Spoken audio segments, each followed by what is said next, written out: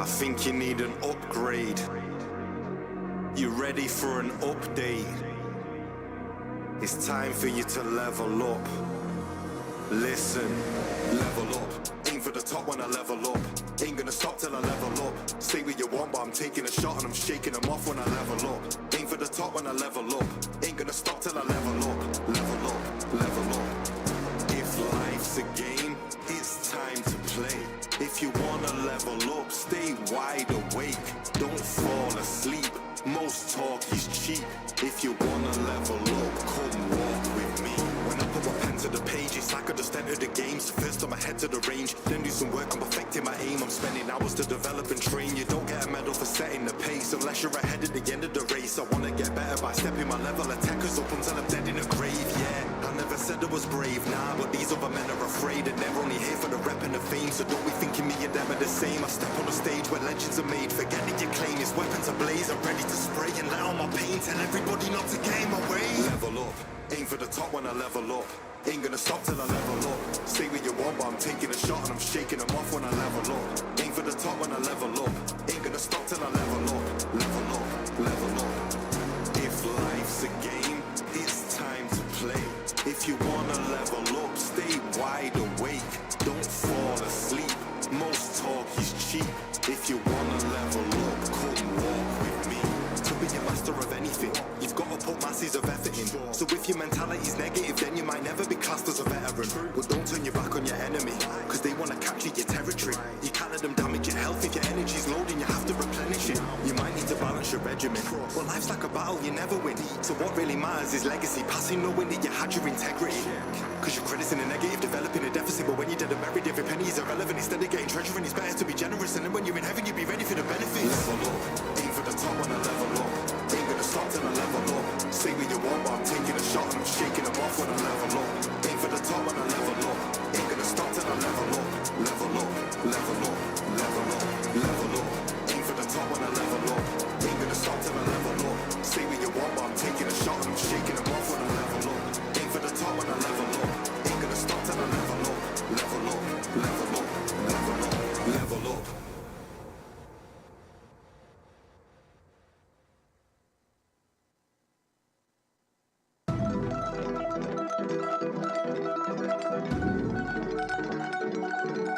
Call me the champion, welcome to my kingdom. Survival is my instinct. Caught up in the system. You better listen. Call me the champion.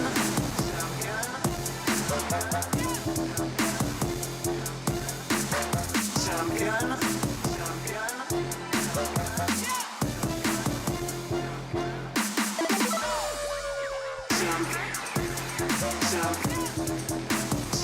Call me the champion. Call me the champion. It's been a long, hard road. Okay, I took a couple blows, but I'm still standing on my toes. It's been an uphill struggle, but my spirit never buckled. Now I'm back and I'm gonna reap just what I sowed. It's been a long, hard road. Okay, I took a couple blows, but I'm still standing on my toes. It's been an uphill struggle, but my spirit never buckled. Now I'm back and I'm gonna reap just what I sowed. Call me the champion, welcome to my kingdom. Predators been stalking, but survival is my instinct. And certain men get harms done, caught up in the system. But I'ma tell my own truth, yeah, I'ma make them listen. You better listen. Call me the champion.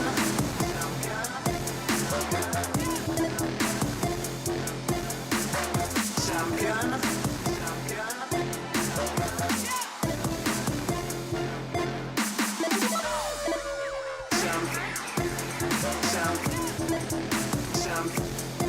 Call me the champion.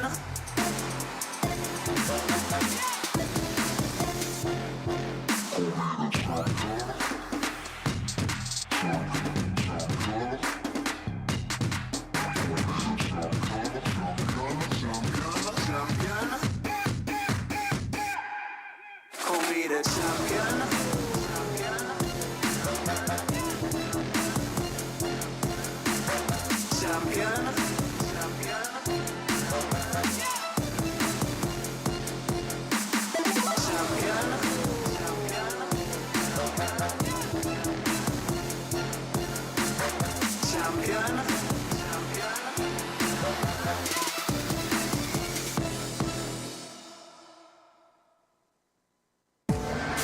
Benz like a G-Wagon.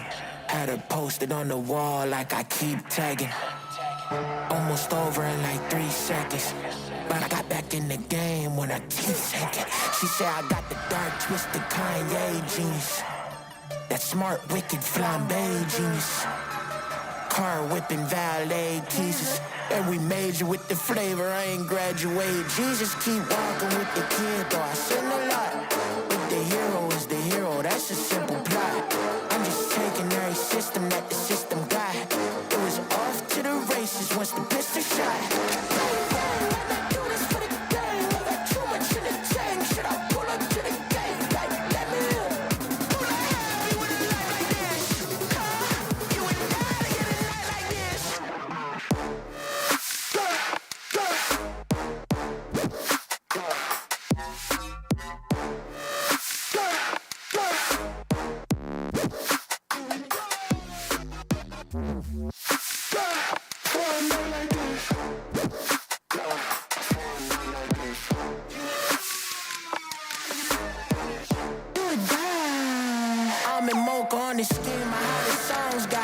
Vibes. All my side pieces live entree lives. Pass through the rocky statue during lunch break time. Hit the drive, Kelly rolling like Beyonce live. I've been Destiny's child since the blessing we got. Before the wound, they auto-tune the hysterectomy out. I've been what these bitches barking and the kittens me out. No concentration on locations, they be pinning me down. White shorty, but she tanning like a heavy cab. The mic lordy keep the branding like the pelicans. Use my own songs against me with her petty cash. But her pearls always jamming like Eddie Vag. You ready?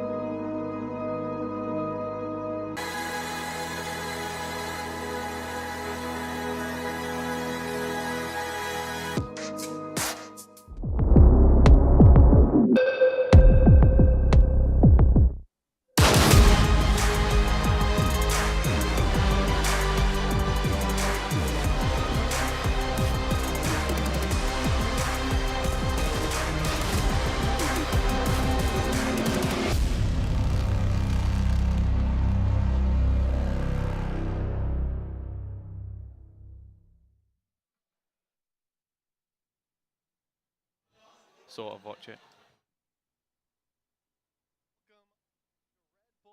Ground qualifiers here in Istanbul. It's time to kick things off and get our matches underway and figure out who that last team going all the way to Tokyo is, Tom. I'm super excited to get this one done. We're seeing some shots from the arena earlier on. Of course, it's filling out now with some of the crowd as more and more come along to watch today's spectacular action. Which match are you most excited for right off the rip? The thing is, we're starting off with an absolute banger. We've got FUT Team Heretics to like get off our very first game of the day, so I'm kind of looking forward to that one. Obviously, it's a brand new roster other than like kind of Benji and Boo, and then obviously on the other side of things, you've got the side of FUT who look great, but I think going all the way through as well, like G2 Gozen obviously coming in as the only complete roster, I think it's going to be really fun, and then obviously Fokus. I'm always excited to see Fokus. I feel like there's one of those teams that, like, I said it when we were chatting earlier in the week, that I think they're the gatekeeper of Ascension this year. I think that doesn't necessarily mean they will ascend, but I think they're going to stop a lot of other people from ascending. But even last year when they came here, they did some damage. I think they took down Cloud9 at the actual home ground event. So there's a very real chance with them coming in that they could win it. Absolutely, yeah. I mean, I think that's fair to say for all of our teams here. And we're going to get into the structure, the format of this event a little bit later. But just to say, BO1s the whole way through today, that even adds that extra element of randomness to it. You know, I think as well, talking about the veto, we got Sunset in here. We could see some teams being forced to ban Breeze. And Breeze, you know, I'm just not too keen on You that don't like one. Breeze. No, I'm not a huge fan. I'm really not a huge fan. But yeah, I'm super excited to see because, you know, the reality is when you go through BO1s. Wait, you got 1 second of schedule. That's Did what you catch get. it? Did you pause it in time? Were you there? If There you did, we you go. can't hear me. Okay, it's back. So this is our schedule for today. We've got 6 BO1s guaranteed and a potential extra 3 to make the tiebreakers if we end up neck and neck at the end. And Tom, just looking at this schedule, like I said, we're starting out with a banger for sure. But of the other matches, which one is your eye drawn to? I do think that like Fokus Heretics could be really interesting. Like 2 new rosters. Almost in a similar case as well, where they're keeping a couple of players like your boy Lewis Lime sticking around for Fokus, and then on Heretics you also have Boo who's sticking around, and also they've had Benji. They've had him a while, even though he's only played 1 match and he talked quite a lot before the match and then lost. But we'll ignore that point, even though I've already said it. But yeah, I think that match could actually be an absolute banger because it seems like both teams have. One team's coming in with like very, very young talent. Like I put it on Twitter. Like if you look at the champions teams, the average youngest team was 20, and Heretics are younger than that. 19.4. I don't want to be rude. Most of that is Boo. Yeah, he's like, dragging it up. If you remove him, the average is 18. Yeah. So it's kind of insane. Benji Fishy is the second oldest player on that team at 19 years old. I'm 29 years old, Mitch. I don't like this anymore. Up there. No, I know. Getting up there. We're getting towards like Rocket League when they got like 13-year-old professional players. I'm not enjoying it. Look, at the end of the day, this is how it goes. This is a circle of life, Tom. You can't be up there competing anymore. Making it sound like I'm dying. It's the circle of life, and you're at the end. You're coming towards the end, Tom. You know, you got a couple more years in you, but I'm not too sure. You know, the reality is something we're going to be discussing a lot about these teams is the experience on the rosters, because some of them are coming in with cores, and some of them are completely rebuilding, and some of them, like you're saying, with the likes of Heretics, they've got Boo to look up to. And, well, there's going to be some struggles. Let's send it down to Karahan to bring in some of these newer teams. Bu takımlar biliyorsunuz ki birazdan bu sahne değerlerinde alacaklar. Öncelikle tabii ki Grand Prix'e gelen herkese ve ekranların başındaki herkese hoş geldiniz diyoruz. What's he Güzel saying, bir Mitch? etkinlik olmasını diliyoruz. So give it up for the competing squads, of course. Okay. We got the teams coming out, and of course the first matchup, FUT versus Heretics. We're expecting FUT to be mounting the stage first, seeing their roster. A couple of changes, but the core remains. Yeah, that's the thing. I think this, for me, comes in as one of the favorite teams. I think the hometown hero as well. Like they did so much last year, managing to make it to champions. I think everybody's going to be quite hyped up about this roster, especially within this particular building. I know that FUT filled out much bigger arenas than this with relative ease. So I think that there's going to be a few biased fans in the house. We'll try not to be biased cast as well, because we do love the guys over at FUT. But Their team looks nasty. Yeah, like I said, I'm honestly a fan of every team that's turned up here. I think we've seen them, whether it's the history or whether it's the future that we're looking at. With this FUT squad, they certainly seem to have a bright future. You saw the roster up there on the stage, and CNET joining the team. And this is a man that for a long time was looked at as the #1 in the world. He's looking to reclaim that title, and with a full Turkish squad, it might be his best chance yet. Yeah, I mean, we've seen him around. He seems very happy. Absolutely. Like but he always does. He's always got a big smile on his face. So I always like seeing CNET, but I respect the fact that FUT, what they've decided to do here is basically go, okay, we had a top 8 roster. Now, I'll be honest, I think if we went to Sinan, the owner, and went, you get top 8 champions this year, he would have like given us a big hug, probably cried. Like, he would have been so over the moon. And then I'd gone, and you're going to make changes, he would have gone, you're crazy. But the thing is, they had sort of like opportunities to pick up players that you kind of couldn't miss. Like Yetajay, very young player, someone who I think is just about going to be able to play in the league. He's going to be, I think he actually turns 18 in November. So he's just about getting to that point of being able to play within the VCT. Incredible player. Him and Woot were like, for me, the up-and-coming Turkish talent. We've got a couple of others in there as well. So I think that that's like really, really exciting to see. And the other guy is CNED, who I'm a big fan of Kiwi. I think he's a great player. I think he's versatile. I think he fit really well within FUT's system. For sure. But CNED has that skill ceiling, as you said, of being the best player in the world. Like that's the you're looking at a Champions winner. There's not many of those that you can sign, and there's not no offense, there's not many of those you might even want to sign at this point. So it's at a point where you go, okay, yeah, we have to disrupt the roster that ultimately did incredibly well, exceeded all expectations, even regionally and globally. Like they only lost to what was it? You were saying 3 of the top 4 teams. Yeah. You really can't argue with that. And I mean, you're talking about Fnatic being #4 at that event. It's really somewhere that you could sit back and look at the stats and go, oh, Kiwi underperformed internationally. Of course they dropped him. But the reality is he underperformed versus some of the best in the world. And that's somewhere that you expect him to drop off a little bit. I think he's got a bright future in the game, but obviously not with this squad. Well, it's also, I don't think you drop him for anyone else. Yeah, exactly. I don't think there's a single player, even like within Turkey, that I go, right now, solid. It's definitely a better upgrade. But the only one is CNED, and that's the thing. He's out of Na'Vi.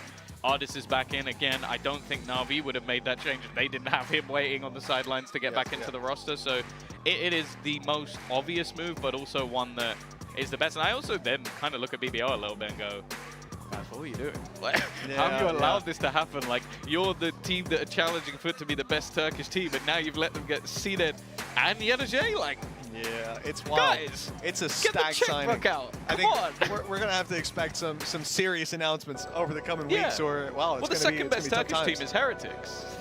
I didn't.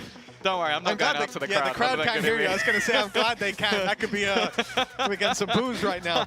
But yeah, this is going to be a super exciting matchup. Obviously, we're talking about FUT, having that core, coming onto the stage. They're no stranger to playing within an arena. Yeah. They're also very much aware, like, that core has had those packed out cinemas, the FUT watch parties at home, the whole country cheering for them. I also think cinema is an nothing understatement. Like, those cinemas are bigger than most. Yeah, they are huge. They filled out didn't they do the Champs Arena, the one that we had last year? Yes, they then filled party. that out for their watch party, which that could fit thousands of people. Yeah. And they filled it out. They have flares, and I hope they don't allow flares in here. This is a very beautiful building. Yeah, those big flags are going to be in trouble. We were talking actually about, I don't know if you guys will see, and you will certainly at some point, there's these beautiful flags hanging around the arena, interchanging between Rebel Homeground logo. That's Alpha, yeah. There he is. Where? Oh, standing up. He was just standing up in the crowd. I see him. He's finding his seat. He's ready to watch the show. He's chilling. There he is. Look at him. Look at him. Grabbing his seat. Wow. That's a professional. Grabbing his seat. Grabbing his seat. Wow. It's a. I was going to say. Are you by any chance a fan of Alpha? I'm a bit of a fan. You know, I just love his technique in crossing the crowd. It was incredible. You see him, the shimmy, no crossing of the legs. Just he didn't do what you did, where you smacked into one of the cup holders. I was a little too wide, unfortunately, for the breadth of these chairs. It was not good, but I've learned go the long way now, just to avoid the obstacles. Well, it's cool. We've got there's a lot of watch parties as well. I know that, like, up top, Kuba from Fokus, he's been the 6th man for Fokus for a long time. I don't think he's going to be playing anytime soon, but there's a lot of people just hanging out, like doing, as I said, different watch parties, all just to see who's going to make it to that final spot of Tokyo. Maybe going to try and get themselves a spot doing a watch party in Tokyo as well. I know that.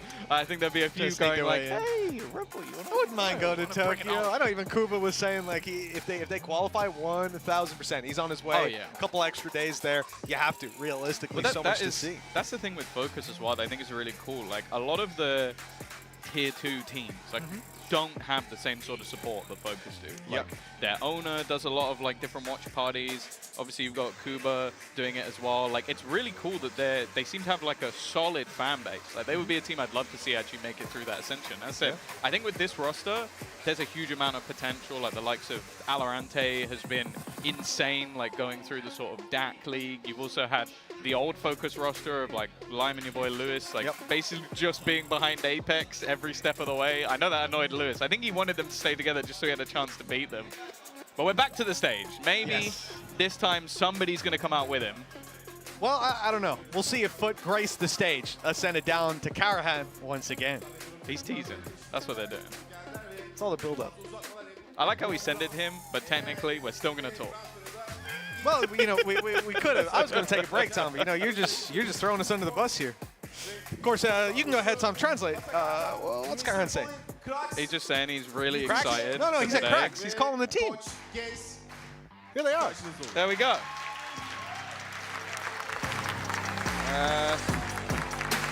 There we go. Come on out, fellas. And here we go.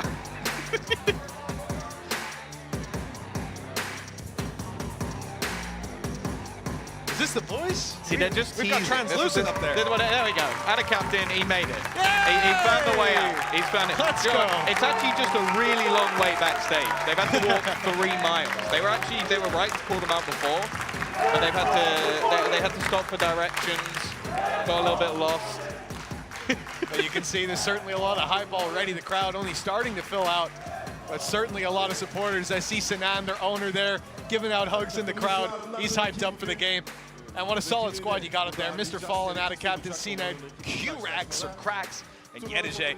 I'm really excited to see what these guys can do. Very promising roster. And on the other side, of course, we've talked a lot about FUT, but as Karahan's about to be bringing us in, you got Team Heretics as well. Now this squad, Boo and his little cousins, even his brother on there. Yeah, I don't know why. I don't know why you called them that, but That was a tweet from Heretics yesterday. ah, okay. I'm Okay. picking references, all right? Where's Here they Grandpa? come. I'm waiting for Grandpa.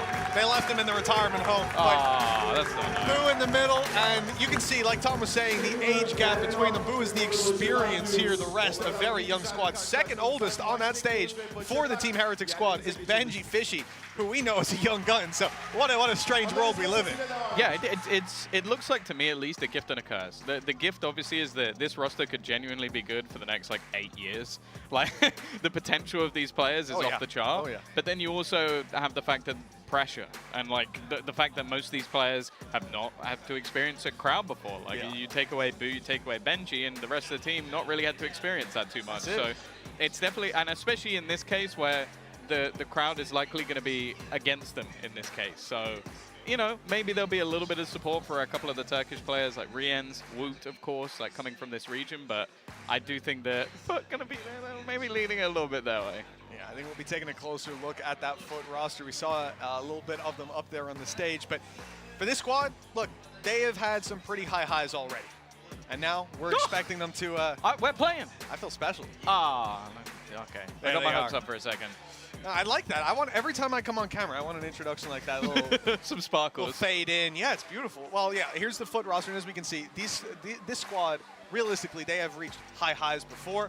You add in some new players. Really, the only question mark on that squad is around Yedije, but he's got so much wealth of experience around him to bounce off of that I feel like he's going to fit in pretty well. I'm not worried at all. Like, he's likely going to be picking up that Sentinel role. It's the one that makes most sense. A lot of the time, that means just having the appropriate setups, which I think if you look at Fireflux, they always had, like, a wealth of knowledge behind them. I think they've always had good coaches, good analysts, like, to teach these kids how to play. And now they get to go out to the big leagues and get the same again. Like, guys as well, fantastic coach. Mr. Fallen, probably the best Turkish IGL. I don't even think that's an argument, really. For sure, I don't know who else you're putting in there. So I think he has everything he could possibly need. And even if he has a bad start, there's there's a genuine chance Zenith going into a Turkish team will just win you the game. Like, it's happened even in, like, Na'Vi, where just like, oh, he's playing Yoru. Is his Yoru good? Not really. Did he get 30 kills? Yes. So it's like, now there's a very good chance, especially with FUT. They played a lot of compositions still revolved around Jet with Kiwi anyway. Yeah. So there's a good chance they'll just go, let's just put him back on Jet. He's going to get to just farm. And now on the other side, Heretics. I'm super excited to see what this roster's got, because I think Miniboo was one of the shining lights when you look at the Spanish league. Now, he is obviously Lithuanian, but he was playing for Kase last season. He was fantastic. Boo, I think, is a good IGL, but we didn't get to see much of it in the old Heretics because it was there were some issues there. We're not going to go into that. It's already happened. Been, passed. We'll move on. Woot, for me, is the future of Turkish Valorant. Which is definitely weird when Alfie has just walked past me, considering he is still incredibly young. Hi, Sanan. He didn't hear me. He ignored me. I think Woot, 17 years of age, literally too young to play in the league when it starts, which is going to be really interesting. This might be one of the first times and last times for a little while that you're going to see him.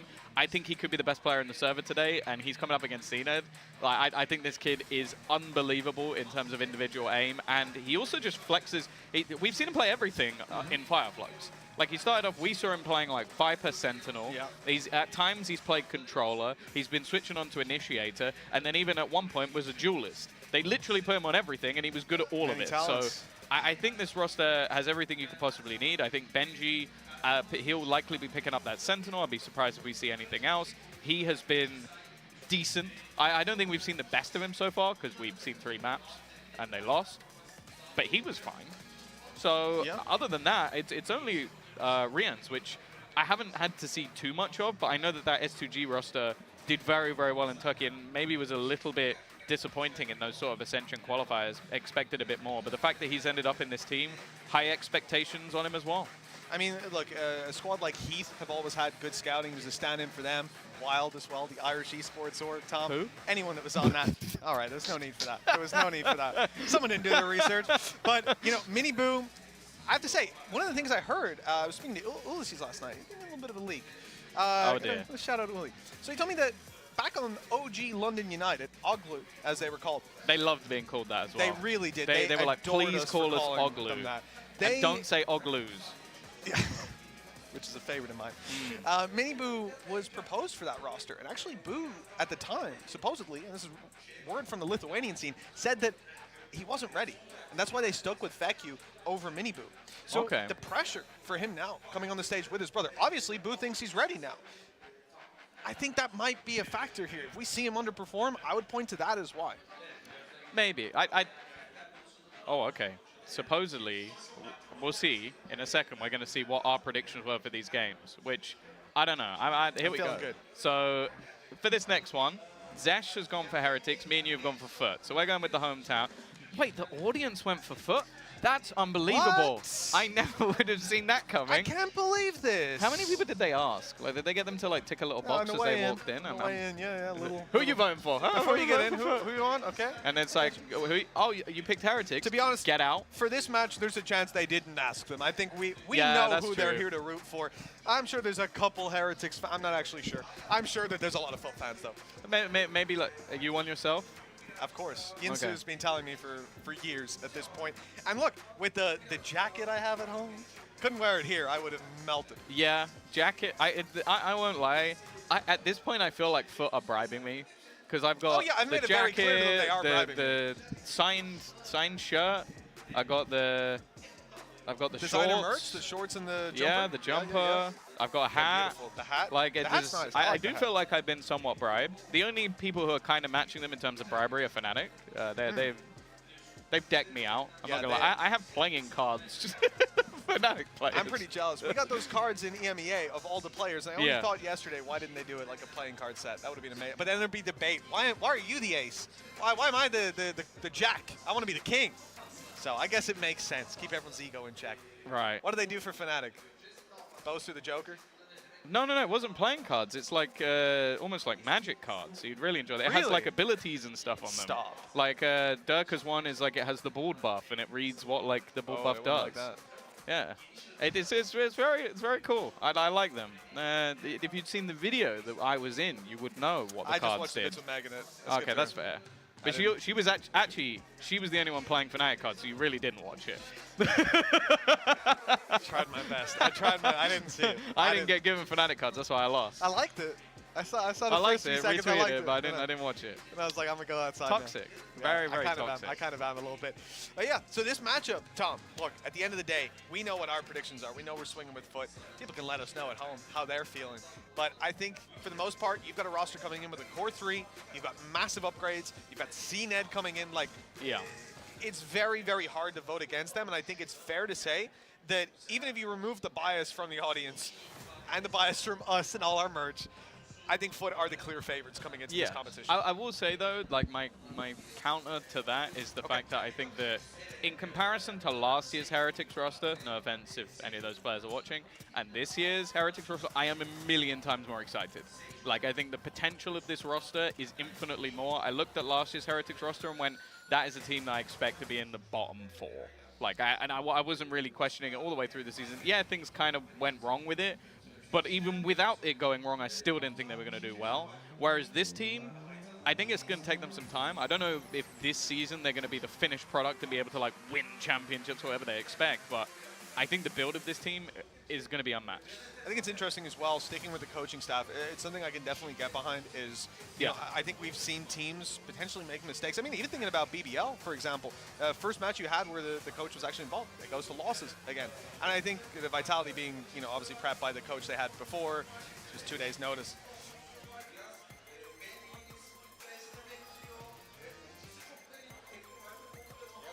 So yeah, I think that this roster has a ton of promise to it. The side of Heretics, we've discussed that obviously already. But the reality is, what they're up against in the side of FUT, they need a solid map to fall back on, or it's going to be a really uphill battle for them. That is going to be one of the more exciting things about this, though, is that we've already mentioned, obviously, you've got Breeze coming back into the pool. I don't know if, like, how comps are going to change, like, massively on that map.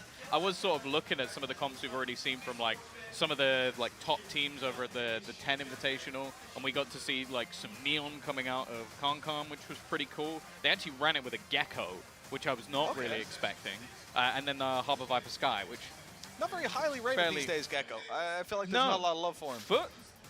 Well, one of the teams actually ran it, Haven. They ran it quite regularly when they were actually doing it. So maybe we'll see it from them. I think they're the only team I could see in this tournament running Gecko. I don't think anybody else.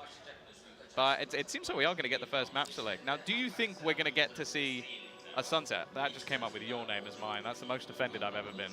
Yeah, it happens a lot, though. It does. No, I don't. I'm going to go ahead and say we're not going to see Sunset. My favorite of all of the maps that always has lots of innovation. So I assume here we were going top left across that row, and then bottom left and across that row. So who banned? Bind first, Breeze, Sunset, Haven, Heretics. Lotus, Split, and then. So this is a smart move as well, leaving Sunset until the end potentially. You know, it's what we're going to see a lot of, I think, in these BO1 betos, where if a team is comfortable with it, they're just going to force you to ban it later on. Yeah. At the end of the day, though, we expect to come down to maps like Haven, like Ascent, maybe even a Split in there as well, the cores that have been there for a long time. I will say, like, if I'm Heretics, yeah. I understand that this is a map that I feel like as a newer team is going to be very easy to play. But playing against FUT in your first best of one. On Ascent. And the thing is, right, not only are you playing against FUT, who are already decent at it, FUT with CNED. So this is going to be the easiest map for him to just go straight back to Jet and just pound you. In my opinion, this is the worst map they could have played. I actually cannot think of anything worse. A Turkish team, in a sense, already a problem. Add those extra conditions. Now we're in a bit of a disaster. I think the reality is, I can understand a lot of teams, especially when you're new form, when you haven't got that much time under your belt, you're going to turn around and say, okay, let's play to our comfort. I don't care what they want to play. That is true. In a way, that makes sense. You got to think though, FUT only have. We were talking to CNED 2 weeks of prac, right? They haven't got a ton of preparation. Now, maybe they've got something prepared on Sunset. Maybe they're a little scared, but some of the other maps in the pool have to be more favorable than Ascent. You have to imagine either that or we're about to see one of the greatest performances on Ascent that we've ever seen from the likes of Heretics.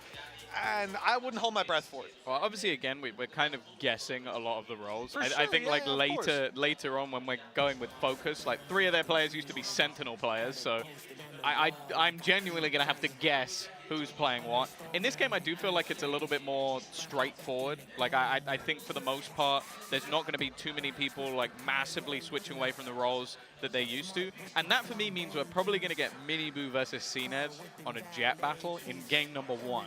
And for Miniboo, this is by far the toughest test he is ever going to have had. In game number 1. That's tough. Game 1. That's very tough, man. I think that, the reality is, if he can overcome this obstacle, Tom, yeah, he there's can do nothing anything. he can't do. Like, Look at it that way. I will say, I do then think that in terms of like calling in a structure, like your setups, like what agents you're going to be playing, unless they've got something wild, I don't think we're going to see anything other than who's that? I just meant the word. Rian's old team? Oh, I like it. Good S2G. reference. Good Yeah, reference. I like that one. Smart. The Turkish team, that was good. But yeah, I do think that like there's not going to be anything too far out of the box that they'll have to get used to. So I think they'll be good as like a baseline of how they're going to do. And ultimately, this is their toughest opponent, likely, for Team Heretics. So even if they were to lose this one, there's still a pretty good chance that they could make it through. Yep. So I would say it's not the worst like baseline. If this is a map you're really comfortable on, you've got all your setups ready, it's agents that you're comfortable on, etc. Yeah. But I do think it's going to be far more difficult than potentially having a bit of a pocket pick or something a little bit surprising, which I've chatted quite a bit with the guys at Fokus, and supposedly they have a 6-map pool already, which I will say, impressive. Whenever I talk to a team and they tell me they have a 6-map pool before they played an official game, I don't believe them. Sometimes because it's very easy to have a 6-map pool in scrims, and then having a 6-map pool in officials, it's a very different thing. Now, I will say Pal, who's their coach, he's a very confident man. A very confident speaker. I was saying earlier, I think he has a better voice for commentary than both of us. Absolutely. Which is quite funny, really. So nobody tell him that, please. Yeah, I don't want to be replaced yet.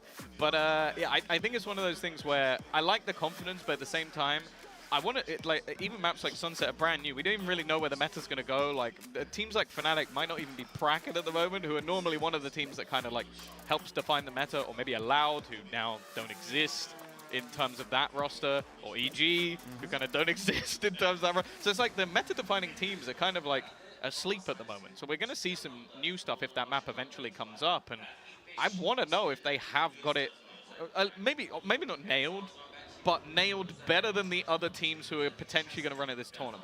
Yeah, I think there's a lot of unknowns. Like you said, we're going to be figuring out as the day goes on, even down to compositions. I think we've seen a lot of these players have to flex into different roles because of team-dependent things, or maybe they wanted to run particular compositions on a particular map, and so someone has to go out of comfort zone on their previous teams. So now, coming into this event overall, I think there's a lot of surprises just around the corner. That's the fun thing, because I realize we haven't spoken much about G2 Gozen, which the next game afterwards, of course, which is obviously coming up in the next game. But I think the thing that's very exciting from speaking to them is they're the team coming into this event that should be the relative known. We have just watched them play an entire season of Game Changers. We know all of the roles of their team. We know all of the maps they like to play. And then I spoke to Petra on the first night I was here, and she went, oh yeah, we're trialing a load of new stuff. We've changed basically everything. And I went, oh cool, so any sort of, like, all the stuff I've just watched, like us being on the desk and all, is completely worthless. Useless. She even mentioned, oh, maybe I'll play a bit of Raze. And I was like, oh, okay, cool. So that's really not where I expected to see this going. I was speaking to Karkas, and he said that, they need some new stuff ahead of Champs. So for them, this is a really good testing ground as well to try out new strategies. Like you say, it's easy to have a 6-map pool in scrims. It's easy to try new comps in scrims, go, damn, this works. I'm nuts. And then you go to an official, get 2 kills, it's over. So a great opportunity for them to be testing things out. Obviously, scrimming in Turkey as well, it's a different ballgame. It's a different beast. One ping Turkey. I've seen some, I think it was Fizzy showing they had one ping here. So I think, they probably had some filthy scrims. I wouldn't have liked to come up against that. But yeah, as you said, I think it's a great opportunity for Gozen. I think obviously they come in as the team with the best synergy, but also, it's so weird to say this because they finished 4th, but they're kind of in some of their worst form we've seen from G2 Gozen, which is mental because, as I said, they literally only finished 4th. But we saw them lost 3 games in a row in the group stage of this EMEA Game Changers, which doesn't happen. We've seen them go out not within the top 2, which hasn't happened in 2 years, including champions, or like Game Changers champions. So it really is a chance, as you said, for them to test some new things, fix some new things, try out against top-tier opposition. Like, these are going to be the teams facing off against each other in the VCT next year. And also, I think for a lot of sort of like women in gaming, this is an opportunity to say, okay, how will the best ever team in Game Changers, definitely from EMEA, it's not even arguable, but they also won champs. How are they going to fare facing up against some of these teams? Because if they give them a run for their money, it's going to be really interesting to see, okay, do now some of these players even get started trialing for maybe VCT teams? Because it's just something that we haven't seen as a real crossover. Like, I know in other FPS titles, there have been qualification matches that sometimes got you into a tournament and it didn't go well. But I'll say this is the best chance. Like, this is a team that if anybody was going to be able to do some real damage at a tournament like this, it is G2 Gozen. You have to think about the state of the scene, right? Realistically, when you're talking about CS, you would have a situation where the top 5 players play a tournament and then go on holiday. They can come back together, couple days practice, and they're already better than everybody else because there was no consistency. There was no reason for there to be 10 teams that stuck together all year. It was more so just the breaks. Like, it was like a 4-month, 5-month break between events. 3 games, 3 tournaments a year, pardon me. And so it was the sort of thing that you could just go do what you wanted, stream, do whatever. Well, even organizational support. Like, there definitely wasn't longevity like Petra and Mimi have had throughout G2 Gozen. Like, they've been on this team now for a couple of years. You could look at it and see, oh, well, actually, I'm looking at the CS female event. There were a load of organizations, but in terms of what you were getting for participating in those, the budget just wasn't there. It was also consistent now. The good thing is, I do feel like Game Changers has helped level up over there as well. Like, we've seen growth in both sides, so it's fantastic. But yeah, it's a whole new era, and I think this is where there's a serious test for, the infrastructure is there, the support is there. It might take more time, or it might not. It's a good litmus test of where we're at. Exactly. The other thing I'll say is, last time we saw you talked about G2's underperformance, and obviously it was still top 2 last time around in stage 3 last year. Yeah. But they went on to win champs almost flawlessly. Now this time they've had a worse placement. That fire is going to be lit under them more so than ever. Because yes, they are the most consistent and most successful female team, without a doubt. But that might change coming into champs, and then afterwards the next stage. You might have a new challenger for that title who starts to be active. We know that realistically in esports, people's minds don't extend back that far. I mean, Ye's already gone by the wayside. Oh, it looks like server. We've gone for a stealth start of the game. Never mind your agent select. Here's your agents. Let's get the game kicked off with FUT versus Team Heretics. And you can see here, compositionally, I am not too shocked to see our duelists are Mini Boo and CNET.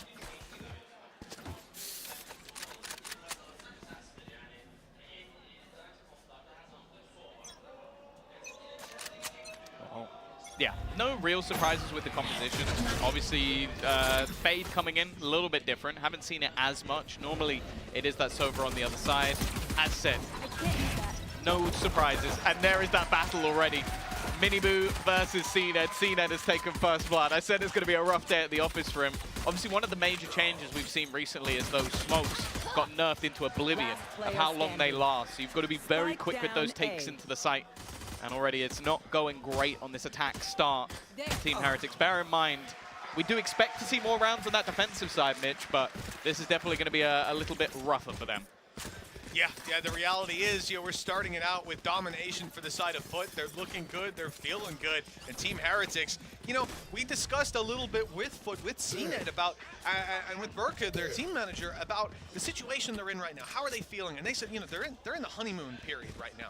Everything's good, all the scrims are hitting, it's just a whole new world for them. Now I imagine Heretics are in a similar position, but that honeymoon can end very quickly with a disaster of an opening map. I do agree this is their strongest opponent, but it can get in your head if things don't go at least according to plan in some way starting it out. Now Heretics have avoided the knife early on. They're sneaking up on A.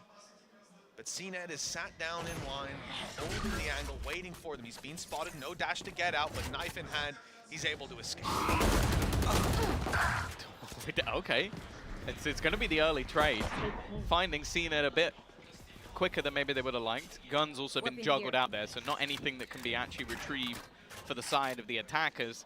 But it is something potentially, well, I was going to say that could go into the hands of Yeta maybe. He's on the other side of the map. Benji, in the meantime, has started to put some pressure on there, but you can see the rest of the team almost just slowly gathering up some space in mid. And I think they actually just got the info onto Boo, still waiting outside A as well. This could be a solid crunch. But FUT have a little bit of a read. Smoke not online for Ada Captain to help out, to block them out on short. It's just come back though. We'll see where this is going to be spent. 30 seconds left. A real battle on the hands of Cracks. He gets one, the smoke is up, the flash is in, and it's beautiful. Clinical play by the likes of Cracks, who's just picking up every single opponent. 3 already, 1 left to go, and Benji, well, he ain't going to get anything done this time around. 2-0. And that solid start continued. And the main thing here, Tom, they've lost barely anyone. Just one player down.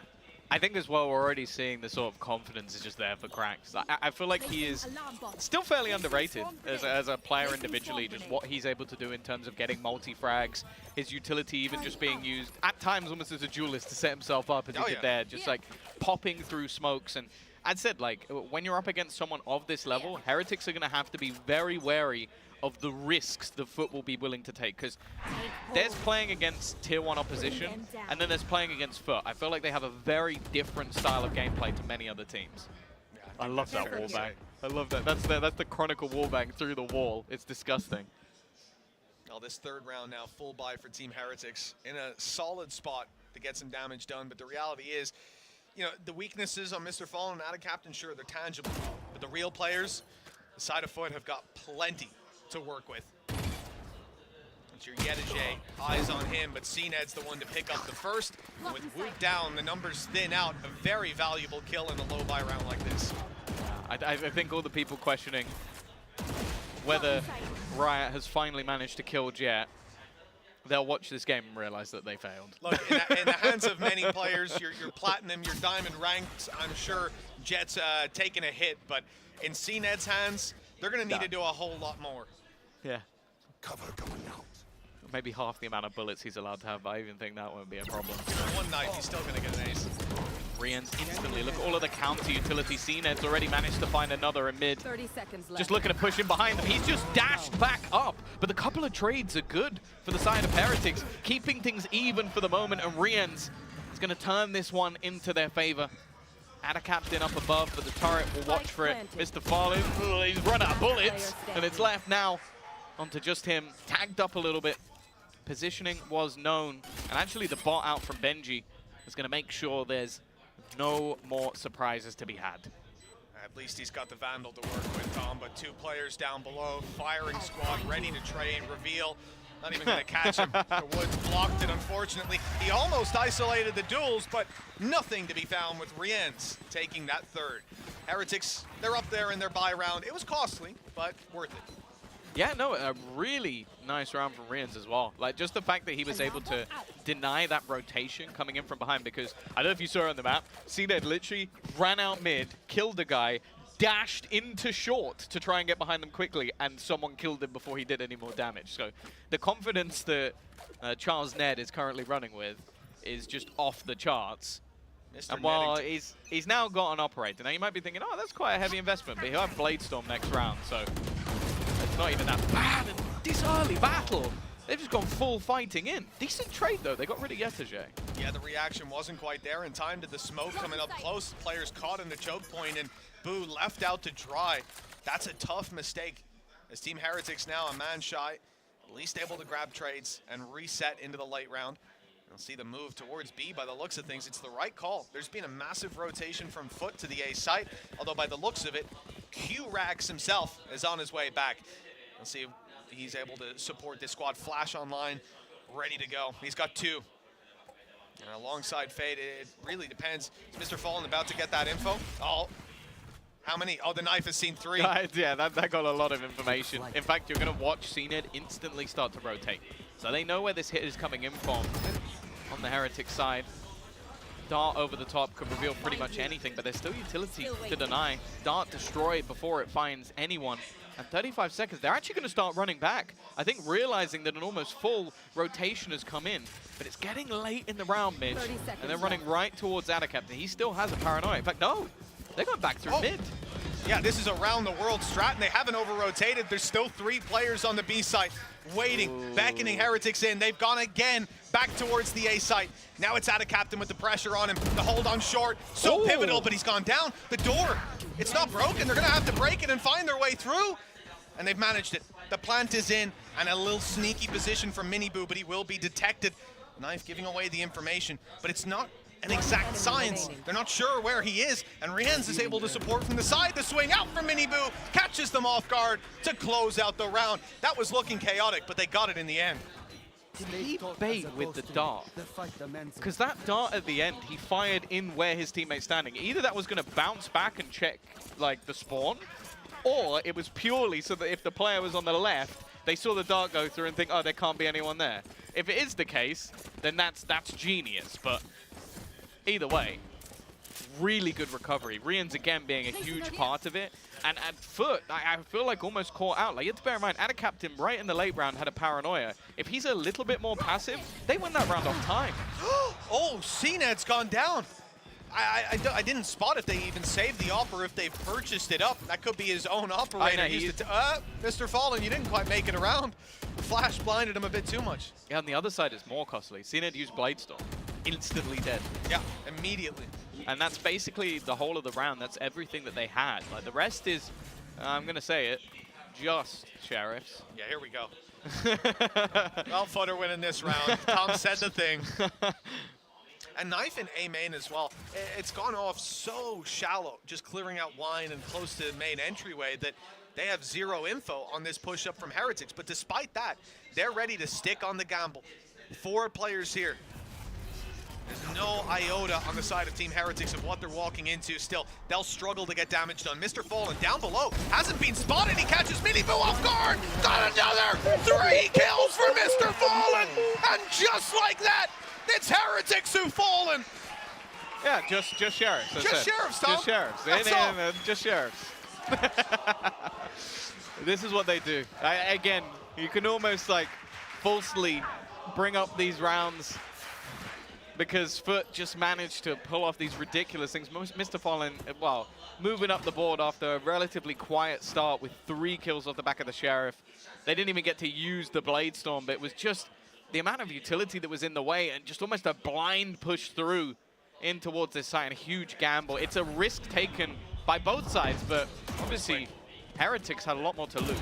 Much, much quicker take, bypassing that smoke completely. Paranoia used to push them off the angle, and Heretics have successfully found the A side. It's theirs, but Rienz goes down through the smoke as Mr. Fallen grabs a frag, looks for more with the broken door, but Woot fires back. Yeah, they didn't close the door initially before they planted. Definitely a risk, and now Benji caught rotating. They're locked into the site. There's nowhere for them to go. They have to try and take a little bit of space back because fighting from this position is going to be nigh on impossible. Woot will be the first to fall, and a Captain finding another. This is looking clean as it gets. Miniboo the only one, he can't do anything. The spike is not planted for his position. They didn't have any ground. They were very reliant on the rotation coming in from Benji to give them an avenue to fall back, and Ada Captain shut that down. If he's just a couple seconds later on that, Tom, it might have worked out perfectly, but the timing here really played them like a fiddle, and we're getting a timeout. And I'm not too shocked. Things haven't gone according to plan for Heretics. Even the round that they won with the rotations back and forth, you saw them scrambling for information. They got there in the end, but I think this is somewhere they're going to be happy to touch base with the coaching staff and figure it out. Remember, playing those scrims at home, it's a different ballgame. When you're on the stage, everything is different. And I think it's very healthy to see a squad take a breather, let's say.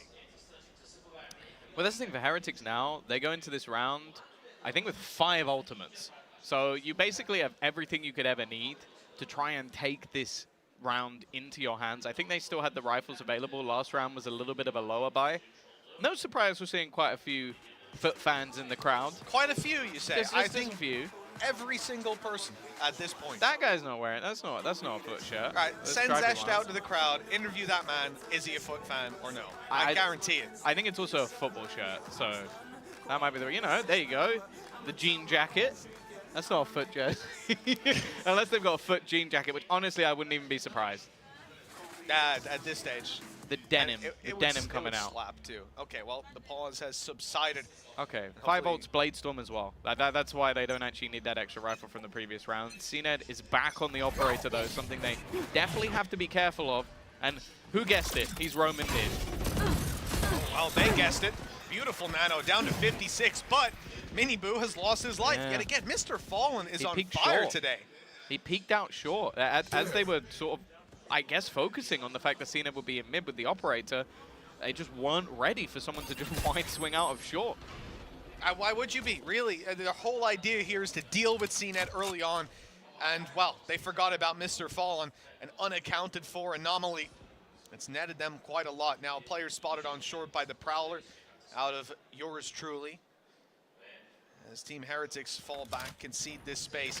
But wherever they go, it's going to be a gamble, and it will be covered by FUT. They have the manpower now to hold down the whole map. The surprise for me is that we've just seen the rotation from Yedijay, so mid is completely open right now. But the other thing as well is with a lockdown available, these players could get stuck at the back of the B side because they both pushed very deep in towards this.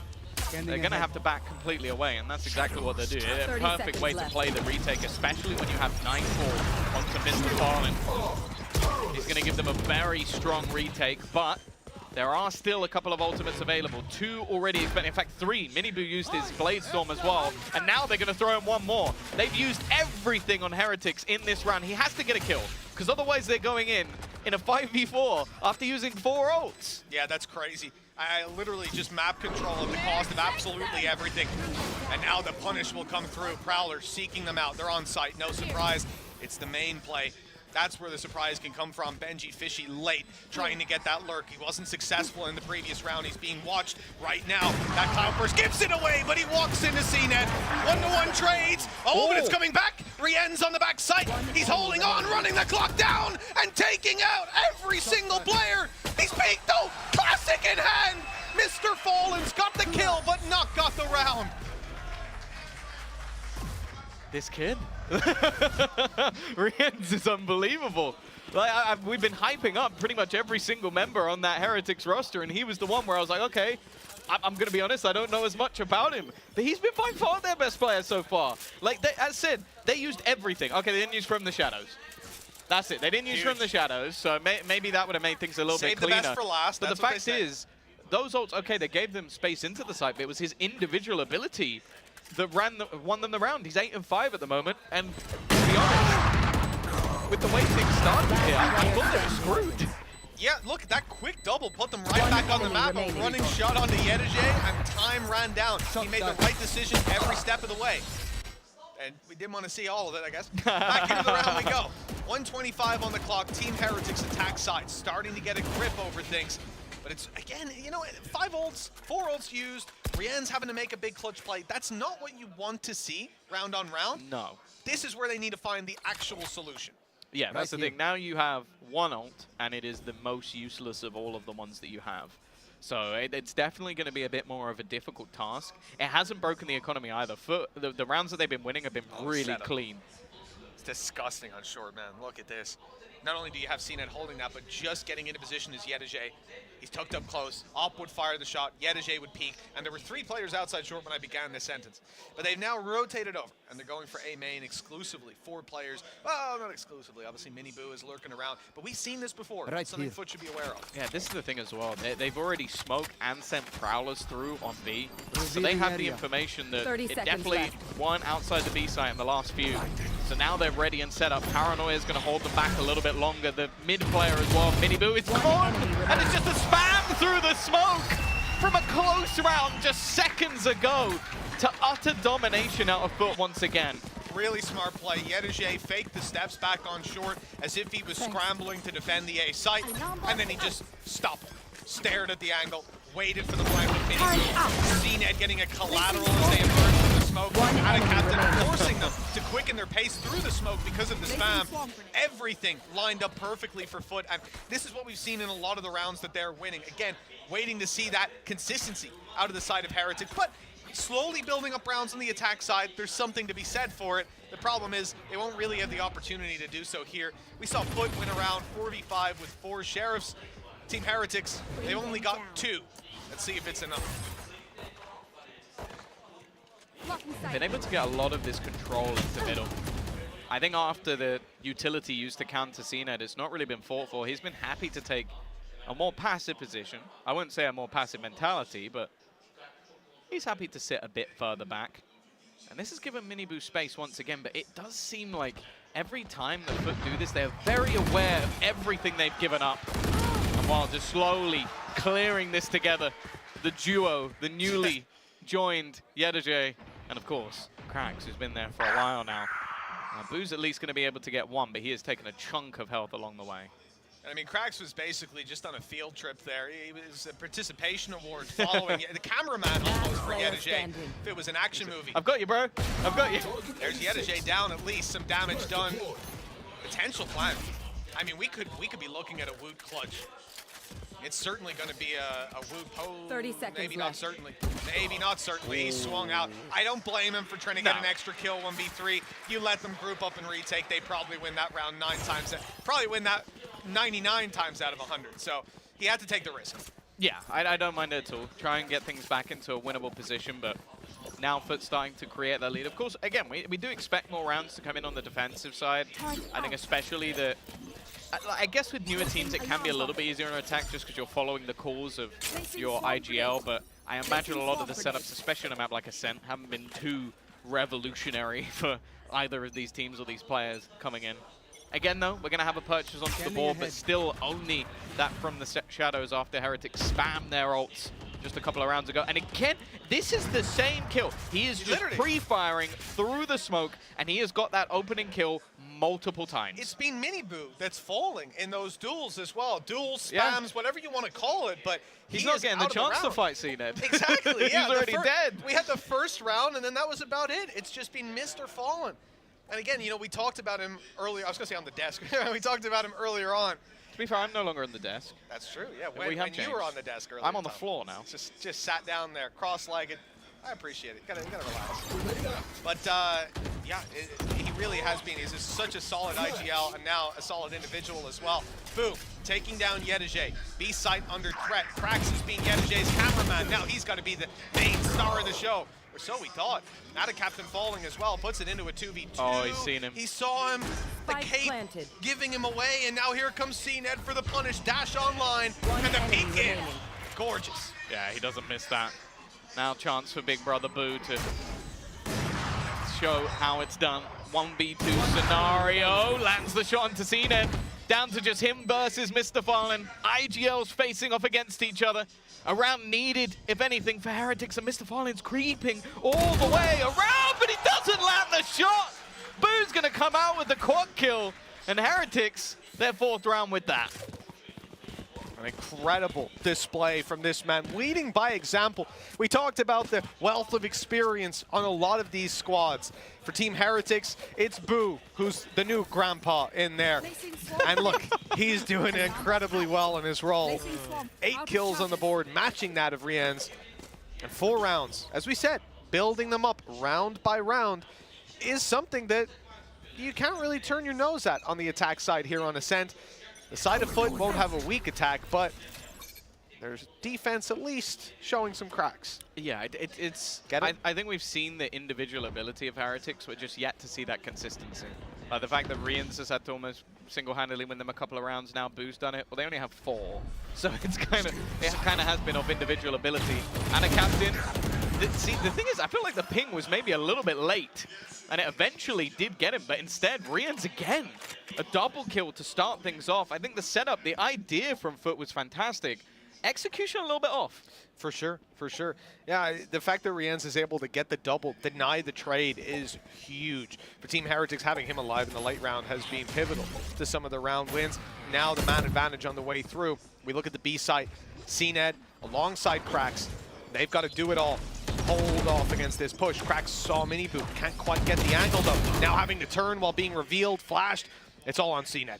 He's got to hold on strong. A close range operator. Suboptimal to say the least. He'll grab the first Blade Storm though. That's certainly going to help out. Low HP on Benji. Fishy, but a beautiful shot from the man himself. Mr. Fallen.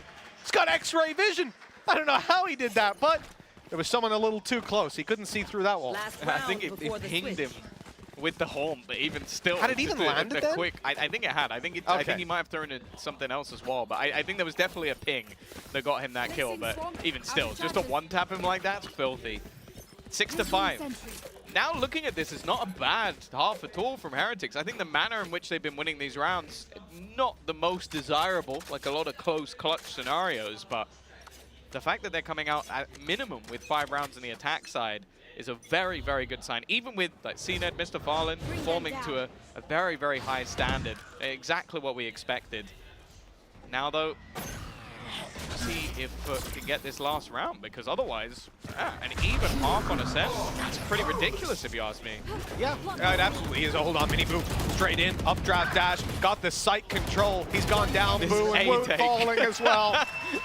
And it's a deja vu moment for this squad, as time and time again, they've had the same result on the A main play. Maybe we get a fast A again. But they did avoid, because I think the problem is they solved A main. They solved the issues they had there, but actually breaching that choke point on the site, unless they have quick pace with Paranoia, it's only worked one time. And each time, I think every time, it's like Ada Captain just has some piece of utility to deny them, be it their smoke, be it Paranoia, and then the crossfires are just too strong. So, well, we get the 7-5 in the end. Good position for Heretics still, I think, going into this defensive half, but you're going to want that pistol to get you that little bit of an extra boost. It's definitely been a quieter start for play. Like Mini-Boo especially had a troublesome attack, but this is where we expect him to do a little bit more. I think the attack on this map in particular is basically just him diving into smokes and getting shot in the face. What? Oh, no, he's out in the open. No chance for Boo there. He is hung out to dry. And the kills coming in for FUT, left, right, and center. Mini-Boo, Benji, Fishy, and Woot, the final members of the defensive squad. And to be fair, the push is coming towards 2 of them. Spams in, gonna catch 1 for Woot. Mr. Fallen feeling the other side of the coin when it comes to lucky spams. A little bit of revenge. Mini-Boo's still standing as well. He'll probably be quite happy to see him fall. And he's gonna be the player in position as they go rotating back towards this site. Shot landed, but just doing a little bit to CNED. Still healthy enough as he's just trying to delay, firing off some warning shots. Woot has been blocked in from behind. He doesn't check, doesn't clear the angle properly. And a lot of chip damage now coming in. A single bullet should do the rest. One more would be perfect for Mini-Boo. He's trying to take over this one. Him versus CNED. He's got his support, but he's gone down. Left with a second to reload as they go back into this 1v1, and CNED, he might actually just be backing out of it. I don't know how either of these players are still alive at this point. Got ridiculously chaotic, and CNED decides, you know what, let's just reset this one. Probably the right call. He can have the positional advantage, and you imagine for Mini-Boo, with no cloudburst as well, he steps out into the open to get that defuse. The punish is there immediately, and with such low HP, it should be an easy punish. He's got to try to find CNED. The game of hide and seek is afoot. Maybe an angle that won't be expected in main, but CNED is staring at it. He's got one angle to watch from down below. Yeah, that's the thing. Everything else will seemingly give him some sort of sound cue. He's watching the wrong position, but again, it's a miss shot. Neither of these players can land that final blow. It's just a single bullet either side, but somehow it's just miss after miss after miss. Can CNED finally close it? And he will. Not the prettiest of pistol rounds, to say the least, but it will be the full Turkish squad who gets it over the line. I think the spray says it all there, Tom. That's how we're all feeling. The round's over, FUT won, but was there a real winner? Yes, it's the team with the extra round on the board. I don't think it was me. But this was nice. And then we cut the clip here, here, here, here, here. There we go. Thank you. Wonderful. Perfect. Perfect. We didn't need to see any more. Don't want to see the whiff shots. Hey, these things happen to the best of us.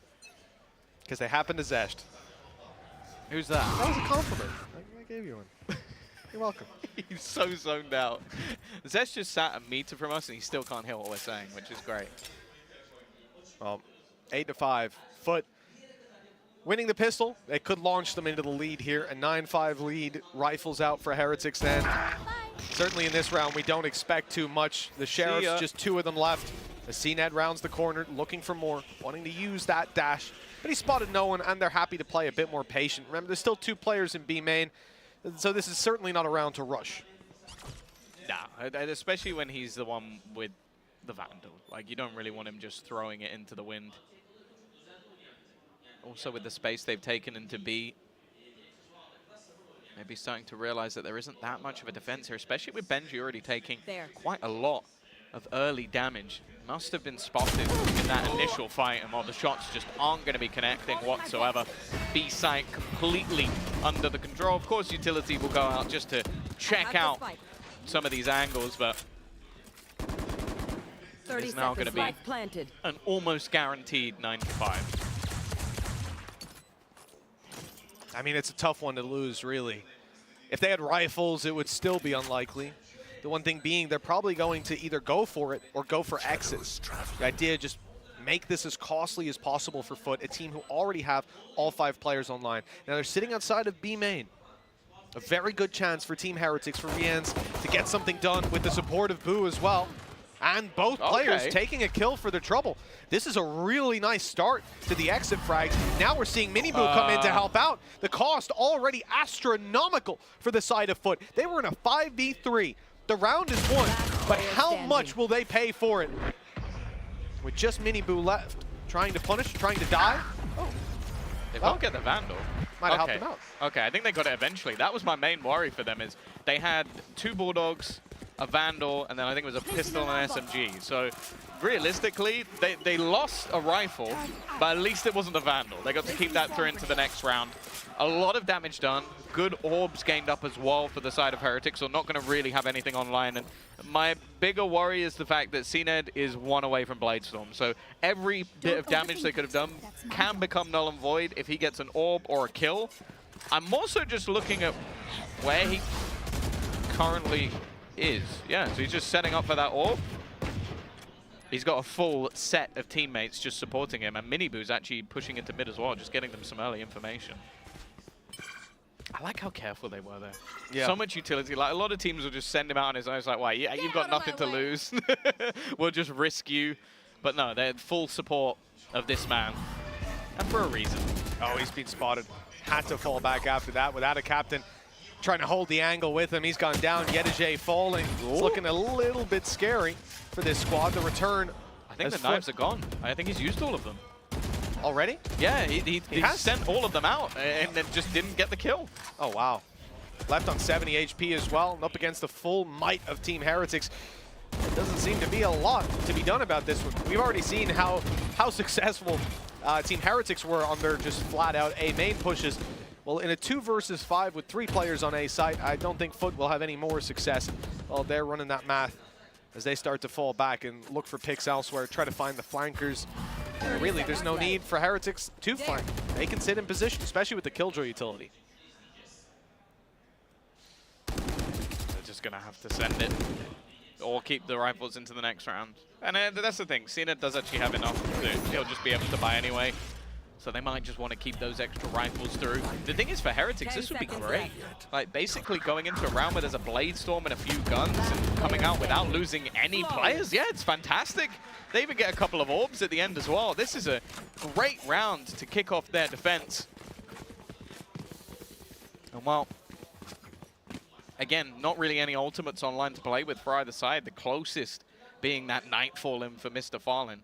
Now, they are, of course, again, with the light shields available, going to be able to go back in on rifles. So it is going to be that first rifle versus rifle over on this attack for FUT. And if Heretics can start to build into this one on their defensive side, this game isn't gone just yet. No, there's most certainly a way back in for Heretics. That door is open.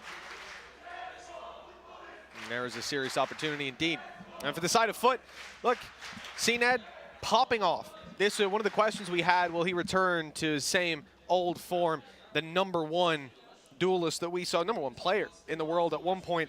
And we're seeing why we speak so much about him, why his ceiling is considered to be so high. 20 kills and 10 deaths on the board right now.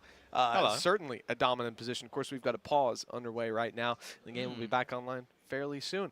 In the meantime, though, I'm sure that FUT are going to be, well, thinking quite hard, if not communicating, about this upcoming round, because it could swing things right back in the favor of Heretics. Thinking quite hard because they're not allowed to talk during tech forces. Exactly, exactly. Okay. But it seems like we might be going straight back into the game. So I had to get up off the floor for nothing, you know? I had to sit back. And this chair's really high up. Neither of us can touch the floor. Well, for you, that's normal. I can touch the floor, Tom. If you're standing. No, I'm sitting. I'm sitting and I'm touching the floor. Okay, sit like that for the rest of the game. No problem. That looks so unbearably uncomfortable. If this isn't 13-6, I'm going to be in pain. You look like you're already in pain. Yep. Well, initial fight for Woot done a lot of early damage. And a captain down to just 3 HP. And Paranoia looking to go through. It's already been sent by the defensive side. Maybe a little bit early, expecting there to be an explosive push. And with that already used, maybe the utility being baited out enough that FUT have decided to switch things up. Move back away. No operators in hand just yet. I believe CNED could have had the finances to purchase one if he desired, but I think in this half he's much more going to be the tip of that spear leading the way for the team. They dodged the knife as well. This is huge. Woot, though, has spotted a player out on short. There's the Paranoia. It's caught him. Flash off the wall. Won't do anything for him. Nobody blinded as they round the corner, and nothing but dubs for the side of FUT. Kill after kill going their way, and the A side has a plant coming in. Big pressure on the side of Heretics now. Credits certainly there for the next round. 2 rifles to be saved. They could even give them the op for next. I think that is the call. They're just going to carry these through to the next, not even attempting this 2v5. You know, we almost saw Captain fall in the first couple seconds of this round. He went down to 3 HP. And if you don't have that Paranoia on the way back through, I don't think you deal with Woot quite as easily. So very lucky that he was able to cling on to life. Yeah, it seemed like he was blind, taking a lot of damage as they were falling back, and a great execute to start things off. And this is where now you have to look at Heretics almost just trying to keep up that economy, making sure they're still going to have a purchase into the next round.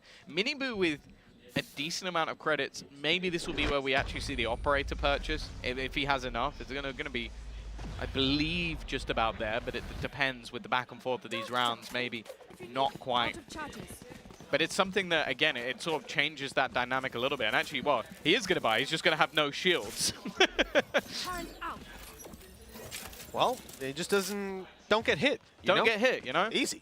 Just easy. don't Simple get solution. hit. You've got a dash, you know? I can see now why you were an analyst, honestly. For such a short time. You can see why I came back to commentary, can't you? Yeah. But we all know ideas. Banks was the real mind behind that team. Of course, the brains and the brawn. And the looks, you know, the height. Well, you know, some people prefer advertisers. Oh, that was close. Out of captain, under pressure again. His HP going to be going down low. He's just about made it out. Shrouded step, keeping him alive on 28 HP. The punish, though, not quite there on the other side. As Miniboo has fallen, and Team Heretics, they're not getting the duels they want to avenge their fallen comrade.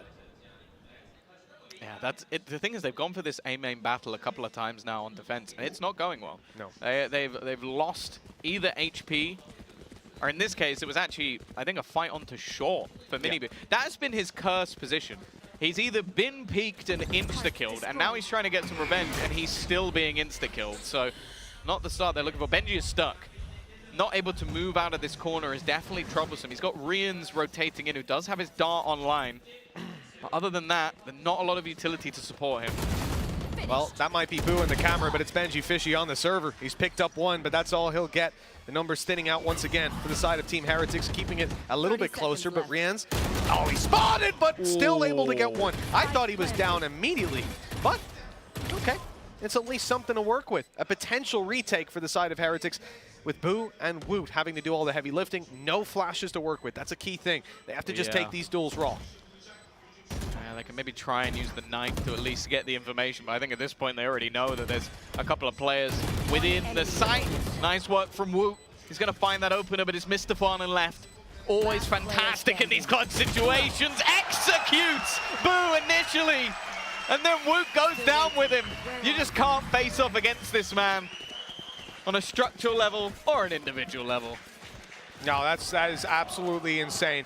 We're talking about CNED all day long as being such an incredible player. In this clutch with CNED and Mr. Fallen Alive, it comes to the IGL to do the damage. He is trailing by 2 kills behind CNED right now, and that is incredibly impressive. KD. Better KD, more assists, and he was the one finding most of the first bloods onto Miniboo in that first half. This has been a stellar series for this man, IGLing a new squad.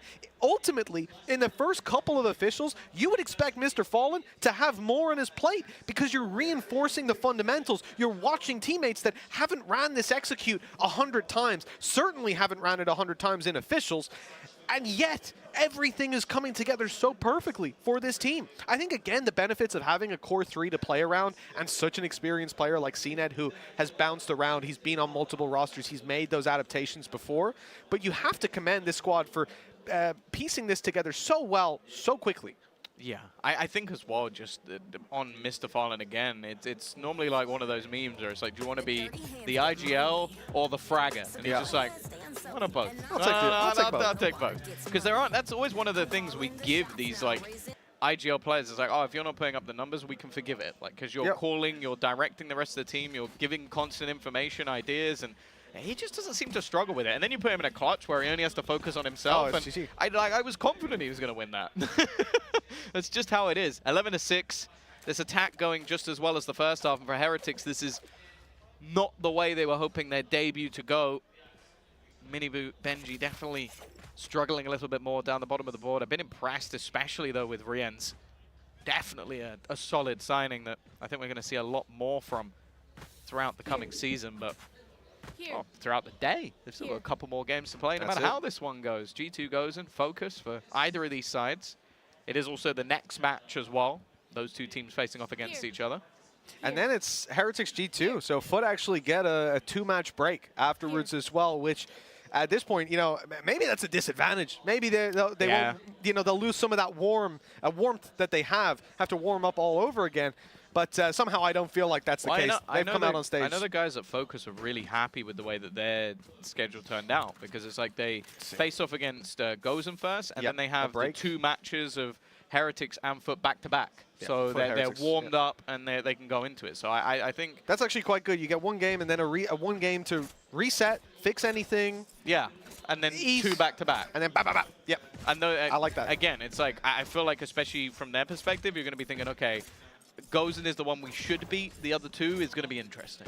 So I think that for them, that's as good as a schedule. But I do think different teams are going to feel different things. Like, of course. I know that for FUT, probably the most confident coming in, like you're in, like literally the FUT house is not far from here. So it's not like you've had to travel particularly far. So coming up against a team that has had to travel, that also is brand new, you go, okay, we get them as the opening game. We're going to come in confident. They're going to come in maybe a little bit shaky. Yep. That's perfect for them. So I do think that perspective from up to different teams is going to be everything. 100%. I was discussing with CNED before as well the idea, or we were, the idea that there's a lot of new players coming to not just EMEA, but also here in this tournament, and playing in front of a crowd that is very much a home crowd for FUT. They're getting loud when FUT win.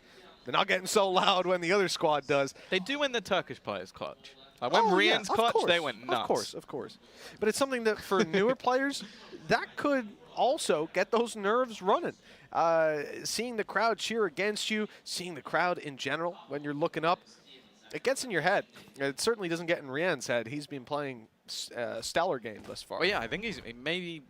I would put half their rounds down to him so far. I think that's fair. Couple of clutches, couple round where he got a double opener as well.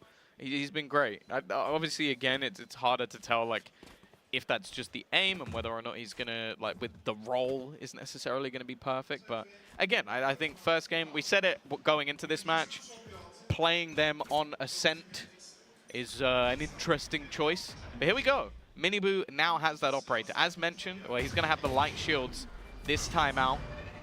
It's not going to be a great purchase for them, but those 2 pieces, plus Rien's being close to his ult, Minibu being close to his ult, there's some potential here. Although CNED has already taken Woot's head off, and there's no one else on this side. Woot's just run through. He just sprinted through the smoke, taking a risk with his pistol. Hey, he took down Mr. Fallen, and that's an accolade that might stand to them in the coming retake. An operator in the hands of Minibu, and Benji Fishy on the rifle. It's Rien's, the player who's been doing a lot of the damage. Only has a Sheriff to work with, but no, we've already been punished for only a Sheriff.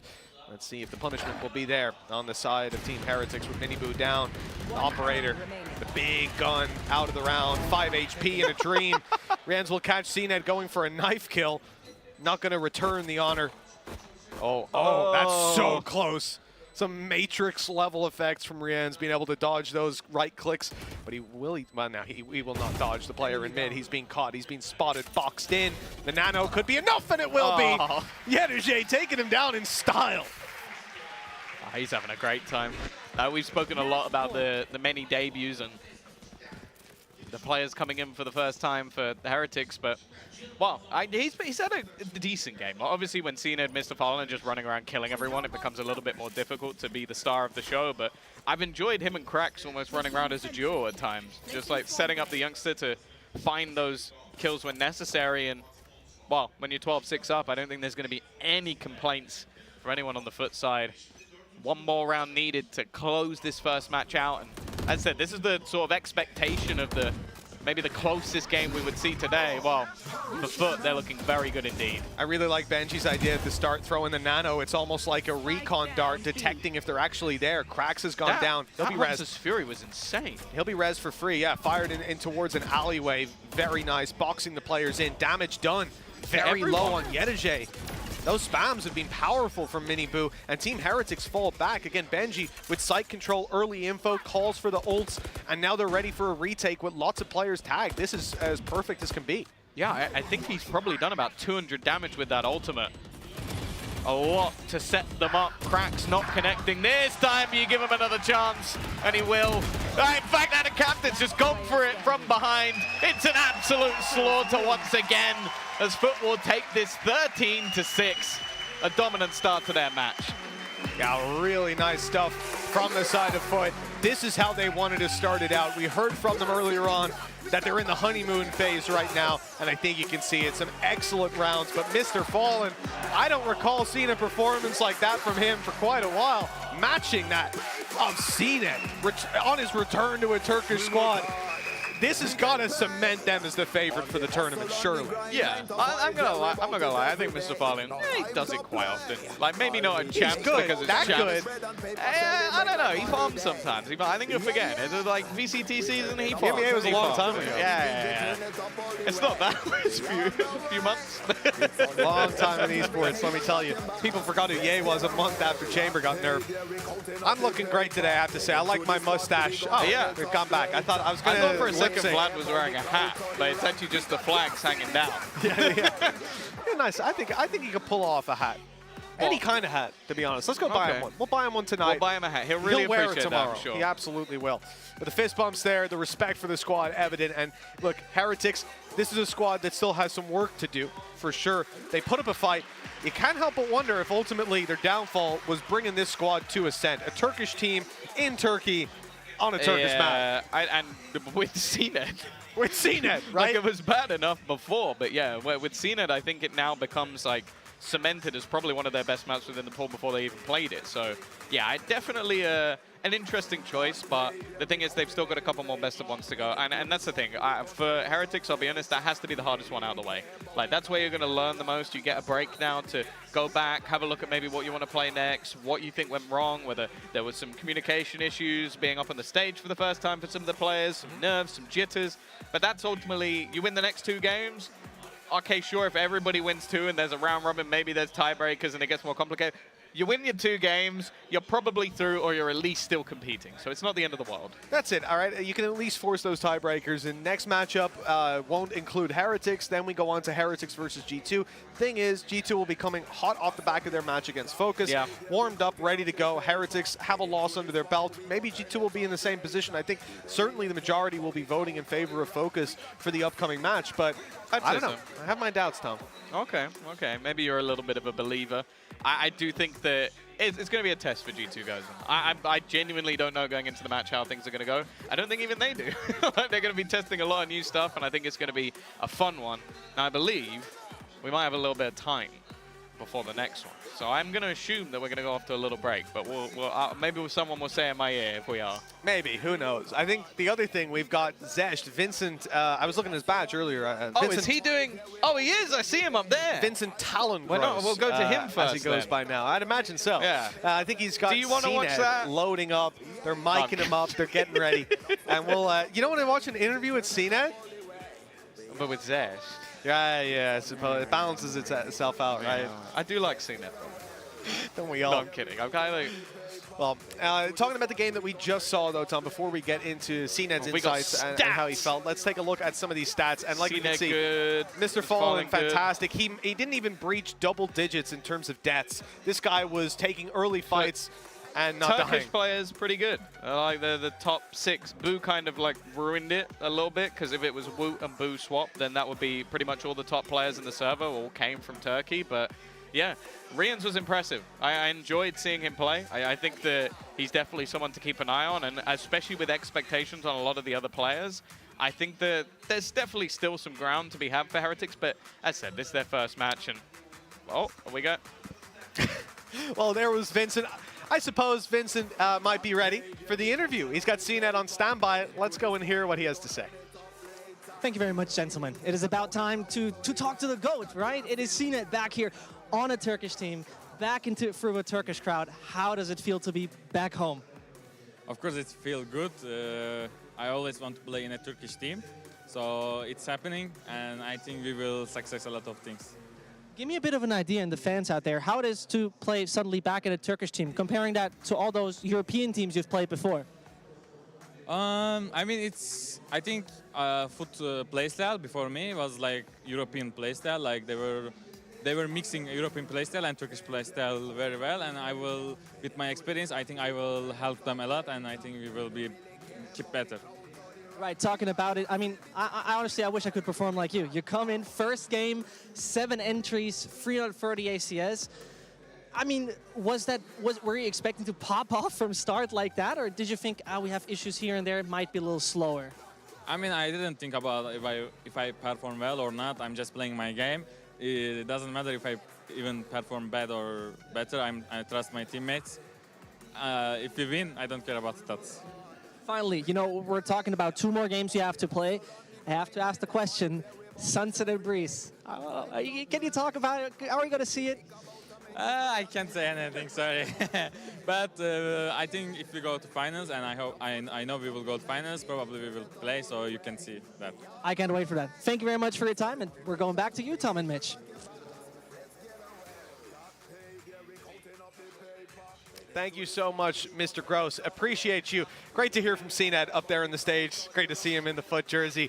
And I'm sure he's got plenty more for us, even though he can't tell us about lots of it. Yeah, hopefully more Jet. I want more Jet. I'm not sure if I want to. I'm hoping no more Yoru. I'm sorry. I know that was probably Angel's idea. I don't mind Yoru. But I don't mind Yoru. I'm not as big a fan of a CNET Yoru. I think his Jet's just going to be better. But yeah, I had a lot more to see even today. A couple more best of ones for them to have, but they look good. They absolutely do. They looked good here in their first matchup. Of course, we won't be seeing from either of those teams for a little bit. The next matchup will be G2 versus Fokus. And that's coming up in just a bit. We'll see you soon.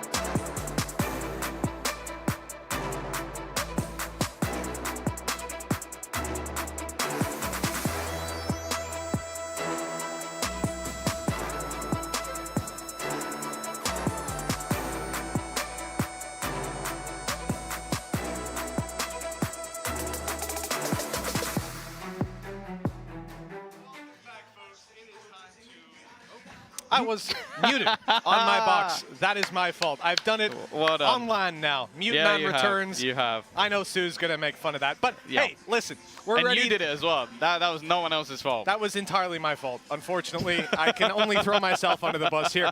But we're ready to dive on into our next matchup. Now, of course, we've just seen a very interesting matchup where FUT managed to win. The favorites of the tournament, I think it's fair to say, dominated. But it was Ascent. This time, we might get a different map. We might get a Sunset. Do you think? I just don't want Ascent. Yeah, I think that's fair. I'm okay with basically anything else. No Breeze as well, and I haven't got to cast New Breeze. That's fine. Maybe Let's keep it that way. Great. You know what? Maybe I'll enjoy it now. I do like mid more. Better save it for later. I will say, I like playing mid more. Sure, yeah. Without the tube, fun. it's a little bit better. Yeah. G2 Fokus, our next matchup. Now, Fokus obviously have rebuilt quite decently. We talked about having your boy Lewis staying in line, but even then, what remains is not the same. Your boy Lewis no longer IGLing, Cider taking over. Of course, you guys will know Cider is a super sub way back in the day. We'll dive into that a little bit later. The other side of G2, no changes in terms of the roster. But as Tom's been saying, we are expecting a little bit of a different look to them. Either I've been absolutely baited. Which is possible. This is Carcass. But also it was Petra. That told Petra you. who told me but, directly. Right, listen, do you think Petra and Carcass are above pulling a little joke like that on us? I don't think so. See, the thing is, I would say that Petra could, but I will say, if she has bamboozled me, I believe her. I believe what she said. I believe they've swapped roles. I think it's also the perfect time to do it as well. And I also don't know who they'd be fooling because I don't think the other teams will be that bothered. I think they have too much of their own stuff to be working on to be like, I wonder what G2 goes. Although I did hear from Pal that because obviously for them coming in as the new coaching staff, this is the one team they actually did look into Counter-Strike because they were like, okay, we want to practice our own Counter-Strike. We want to see if we can, like how we do it, what the protocols are, how we're going to go into our daily routine and go, okay, this is what our counters are, how can we implement these? So they were like, okay, the only team we can do that for here is G2 Gozen. So there will be some aspects of maybe they could have baited everyone, but I don't think it's the case. I think after their 4th place finish at Game Change, which is the worst they have ever finished within EMEA, even including before they were G2, that's the worst they've done. I think they want to test some stuff. They want to see, because for them, this is basically looking towards Game Changers champions. Okay, going to Tokyo would be fantastic, but that's the goal is, okay, can we get to Tokyo and can we learn some stuff along the way? Yeah, look, the reality is there's certainly a big test in front of both of these squads for G2 mixing in with teams like Fokus, like Heretics, and most importantly, like FUT. That's going to be the big challenge for anybody here, especially with the home crowd advantage. I'm curious to see if the home crowd is following CNET around or if they're going to be in watching the next game. Because the reality is when FUT are here, it's a different ball game. We saw it. The crowd was packed. Well, yeah, this will be, the only game that doesn't have a Turkish player in it for the whole day, so... Oh, no, wait. Yeah, no, it is. The other two teams both obviously have Turkish players. So, yeah, this will be Unless the we only get a tiebreaker. If we get a tiebreaker where, Gozen and Fokus are both through into the tiebreaker. So, maybe. But I don't think so. I'd be surprised. But, I think it's going to be one of those matchups. I think especially looking towards Fokus a little bit more, I don't actually know the roles of the team. Because I spoke to Zesh, and he told me Alarente's playing Sentinel. And I was like, I'm not calling you a liar, but why would you get Fizzy and not put him on Sentinel? Because he's such a fantastic Sentinel player. So it's not that I doubt his ability to flex. It's that I would rather Alarente, in the past, he was a great duelist as well. Then you look at Lime, who was also, he was a Yoru/Sentinel, so I'm calling him a Sentinel because I don't want to call him a Yoru. Don't go the other way. He's a decent Yoru. But he played a few other things as well. I'm going to assume that he will move into a more of an initiator role. But then also, someone was saying to me that Lewis is going back to duelist. So now I'm really confused because that means that we're gonna see other players swap. Obviously, I think the only one that should be concrete is Cider playing controller. That's the one that I would be very surprised if we see anything else. But that's sort of the curious thing for me going into this next game of who on the Fokus side is playing what. Because I genuinely think that they could move it so many different ways. I guess the thing I would say is it's an odd scenario for me where the question I have is who's playing duelist. Like everything else is normally like, oh, who's going to pick up the controller or the initiator? With a lot of other teams, I could see that moving around. But the duelist is normally the one where I go, it's that guy. And it's definitely that guy. Yeah. Yeah, I think this is it's an interesting situation. Obviously, we're seeing the highlights here from the FUT Heretics game, and a lot of things here going as expected. I guess maybe some growing pains for Team Heretics, but I don't think this is a squad I want to write any conclusions, even after this event for. Super young team, a ton of work that can be done over the coming weeks to months, and I imagine they'll end up in a very good spot, even if they don't start out with that in their stride. But on the other side, FUT, they delivered as expected. This is a terrifying squad to play against. The reality is as well, playing them on Ascent, it was always a gamble from the get-go, and a gamble that they did not win on the side of Heretics. We've got Game Changers players in the audience. I'm just looking around seeing Ascend players are here. That's dope. They've got, I'm guessing they've come to support G2 Gozen, but that's actually really sick, especially they're like enemies they play against each other. So that's really cool seeing them in the building. I didn't expect that necessarily. I expected some Turkish players, but I didn't expect like players from all over to be coming to watch this. That's dope.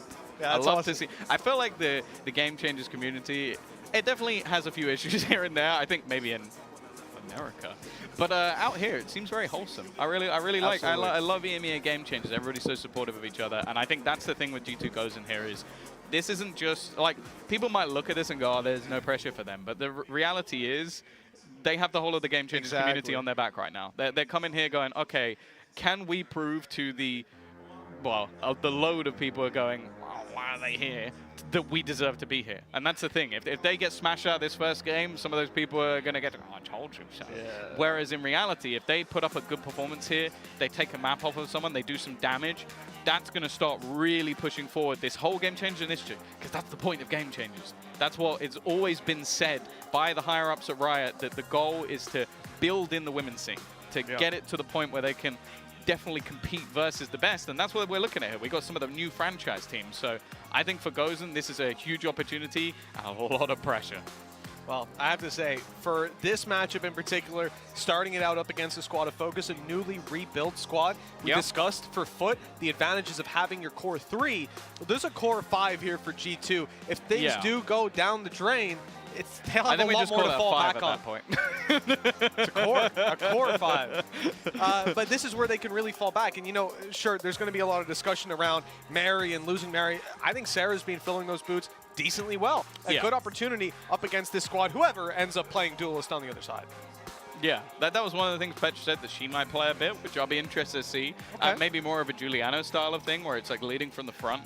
That was what she did, was just almost take a lot of the pressure off of her teammates. But I will say that Petra's a fantastic initiator. So it's like, that's the problem I have is I look at the roles that they've already been playing. Like, would I want Roxy to swap roles? No.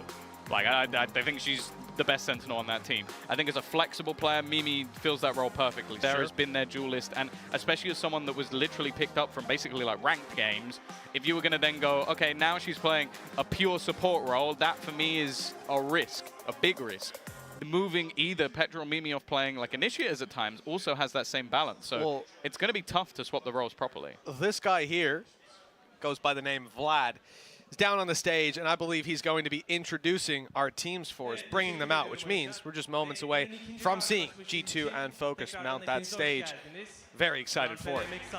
Fokus Clan ve G2 Gozen mücadelesi sizlerle birlikte olacak az sonra. Ve takımlar hazırsa öncelikle G2 Gozen'ı davet edeceğim. Hopefully they're a little bit closer by than last time. yeah, I think someone was getting a snack last time. Quick toilet break, who knows? The G2 Gozen being called to the stage. Call, and they shall answer. Here they come. Yeah, they were ready. Especially Glance. Glance was ahead of everyone. Way out there. She was already out the door. Did someone say Gozen? They did right out. Sprinted it. Ready. That's what you like to see. Eager to play. Carcass, their coach, following them up there as well. You'll see the names on the screen. Mimi, Sarah, Glance, Petra. And of course, Roxy. This is a huge opportunity for this squad. One of the biggest I think they've had, obviously, outside of the Game Changer scene. Yeah, definitely. Oh, yeah, no doubt. Chance to go to Japan, to play a LAN. On the other side, plenty of players here. Maybe we exclude Cider, who has certainly hit the highest of highs playing as a stand-in for FPX over in Masters Copenhagen, an event that FPX won as well. Obviously, he was subbed out, but he played one of the playoff games, upper bracket, I believe. The one they lost. Yeah, I think this is a roster that when I look, because a lot of teams, especially when it comes to building an Ascension, have sort of lost a lot of their like hardcore firepower, lost a lot of those talented players, and I feel like Fokus have done a very good job of sort of, okay, a few players have slipped away, like Yugi has sort of gone on and they were maybe wondering if he was going to join one of those franchise teams, but I think the pieces that they picked up along the way are fantastic. Like, I think Alorente is widely regarded as like the best player coming out of DAC. Like I think he's been like him, and maybe we'd shout out Element, but well, he's sort of an import in DAC, so I don't know how you look at that one, but I think he's someone that you have to keep an eye on. Statistically fantastic. Fizzy on Saw was unbelievable. Like I really enjoyed watching him all the way through their Ascension run, and him and Tomazi, I think, were the two, I guess Davey as well. They had a really good team. It's a shame to see them sort of break up. Yeah. And that's the thing. Again, we're here to almost learn about this roster right now, because I think there's no doubt that the pieces are good. It's just, how are they fitting this together? And even the coaching staff, like we spoke to them, I have a lot of faith in, like, Johnny Boy, obviously, and Pal, like the sort of newer guys coming into this team to sort of build everything together. But it seems like their whole goal is to really build this like hardcore structure with these players. And even like, as you said, like switching your boy Lewis away from leading, that was an active choice based on his personality. It was that he is someone that's super like passionate and hardcore, but also really aggressive. Yeah. And so you don't want that as a leader. You want someone a bit more chill. And Cider is, if you've ever met Cider, firstly, he's 8 foot tall. Like, I'm surprised he can fit through the doors. Like, they probably had to build him a special throne. It's going to look like he's standing when he sits down, but no. Yeah. We'll have to adjust the chair height all the way down. The camera height is going to be way up. Otherwise, you're just going to be looking at his chest. They have definitely like photoshopped that one. He's to make standing at the back for a reason, let's say. He's about 2 miles back right now just to fit him into the frame. But he is definitely someone that, in terms of like just the vibe he brings to the team, is very good. Like very calming, very good at sort of like not letting things get out of control. Whereas I feel like what Lewis brought to the team was when things are going right, he's gonna, like, he literally has talked about wanting to like get up and like try and get in the heads of the crowd. Like that was something Lewis was talking about. Like, I want to get in the crowd's head when playing the Turkish team. So he's so confident that at times that's not what you want as a leader. So I like the fact that the coaching staff have come in, looked at this squad and gone, okay, we're going to mold these pieces. We're going to maneuver them around. We're going to pick up things that we need, which seemingly was 3 Sentinel players. And we're going to try and make a team that the only goal that Fokus have is winning Ascension. That's the goal. Like this, okay, you want to get to Japan. I know every player on that stage wants to go to Japan. There's no doubt about it. But that's why this roster exists. It is an Ascension contender, and I think even just looking at the pieces they have, it is there. Oh, for sure.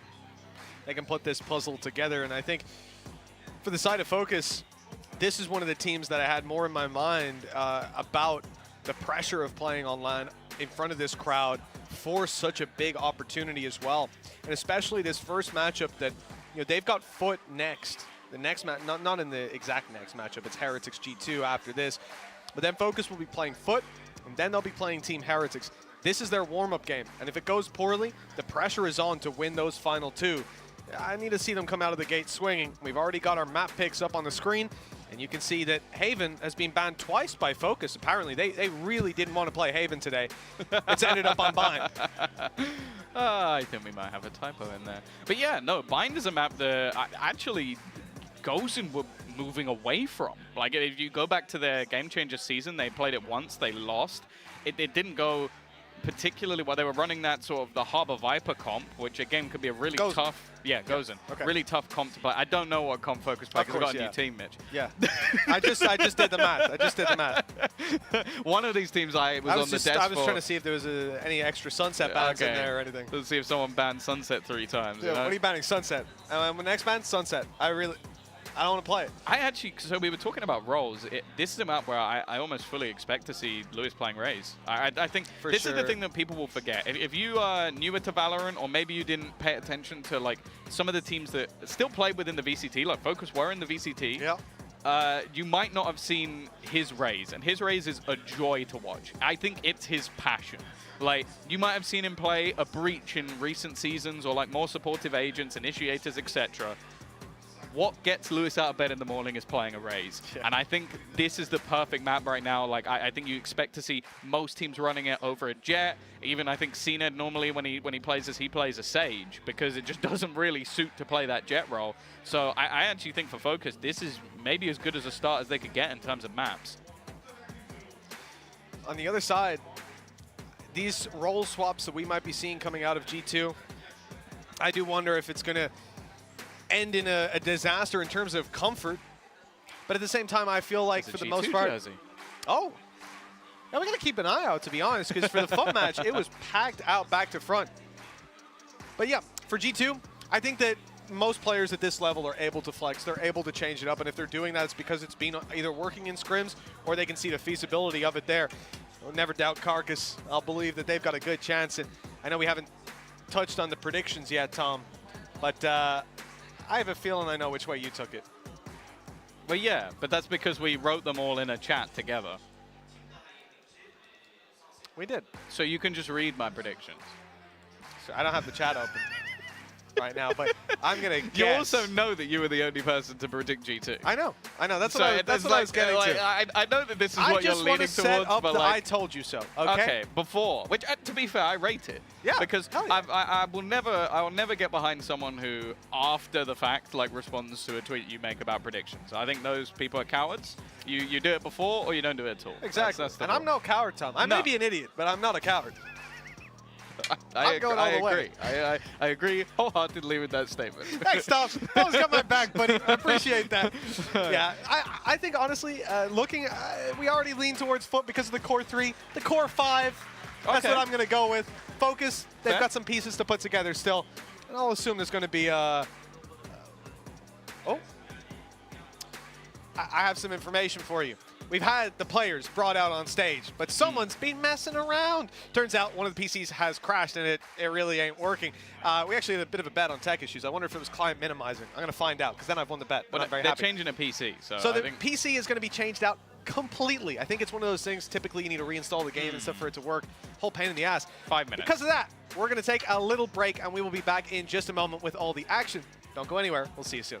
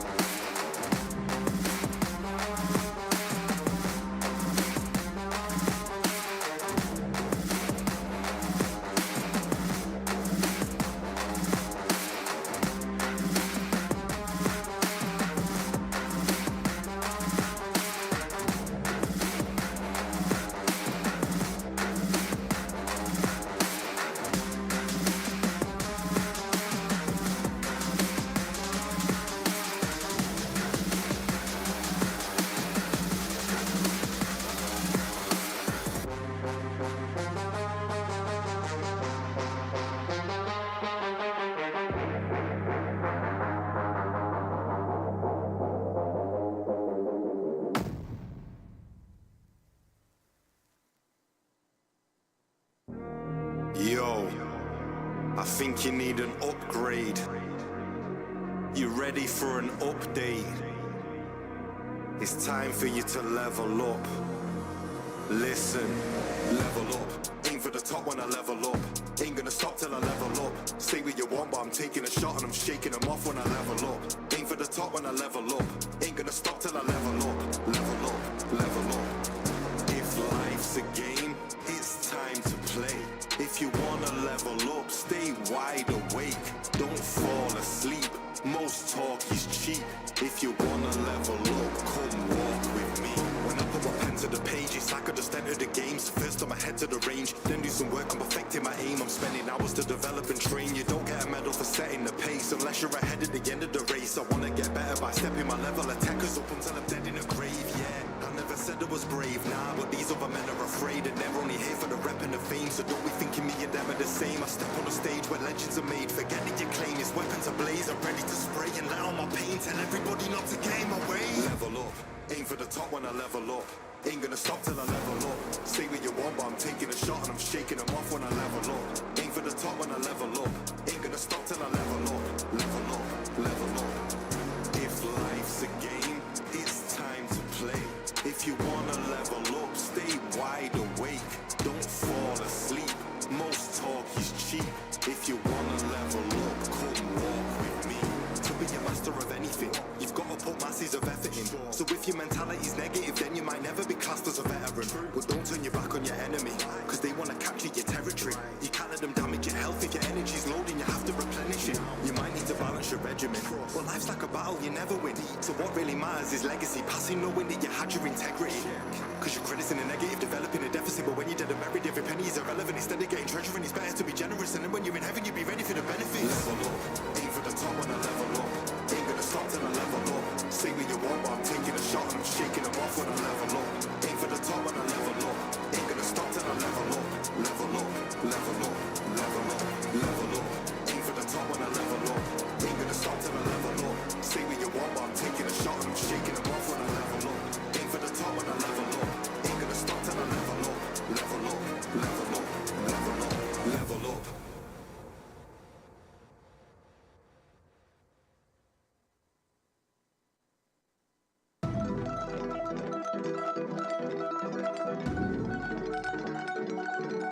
Call me the champion, welcome to my kingdom. Survival is my instinct. Caught up in the system. You better listen. Call me the champion.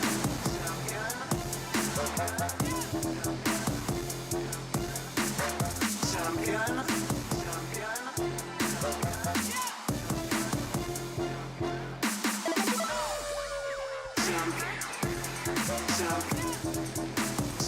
Call me the champion. Call me the champion. It's been a long, hard road. Okay, I took a couple blows, but I'm still standing on my toes. It's been an uphill struggle, but my spirit never buckled. Now I'm back and I'm a rich, just what I sold. It's been a long, hard road. Okay, I took a couple blows, but I'm still standing on my toes. It's been an uphill struggle, but my spirit never buckled. Now I'm back and I'm a reap just what I sowed. Call me the champion, welcome to my kingdom. Predators been stalking, but survival is my instinct. And certain men get house done, caught up in the system. But I'ma tell my own truth, yeah, I'ma make them listen. You better listen. Call me the champion.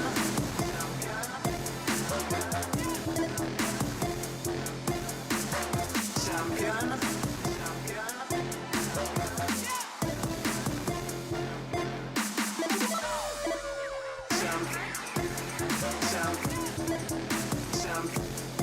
Call me the champion.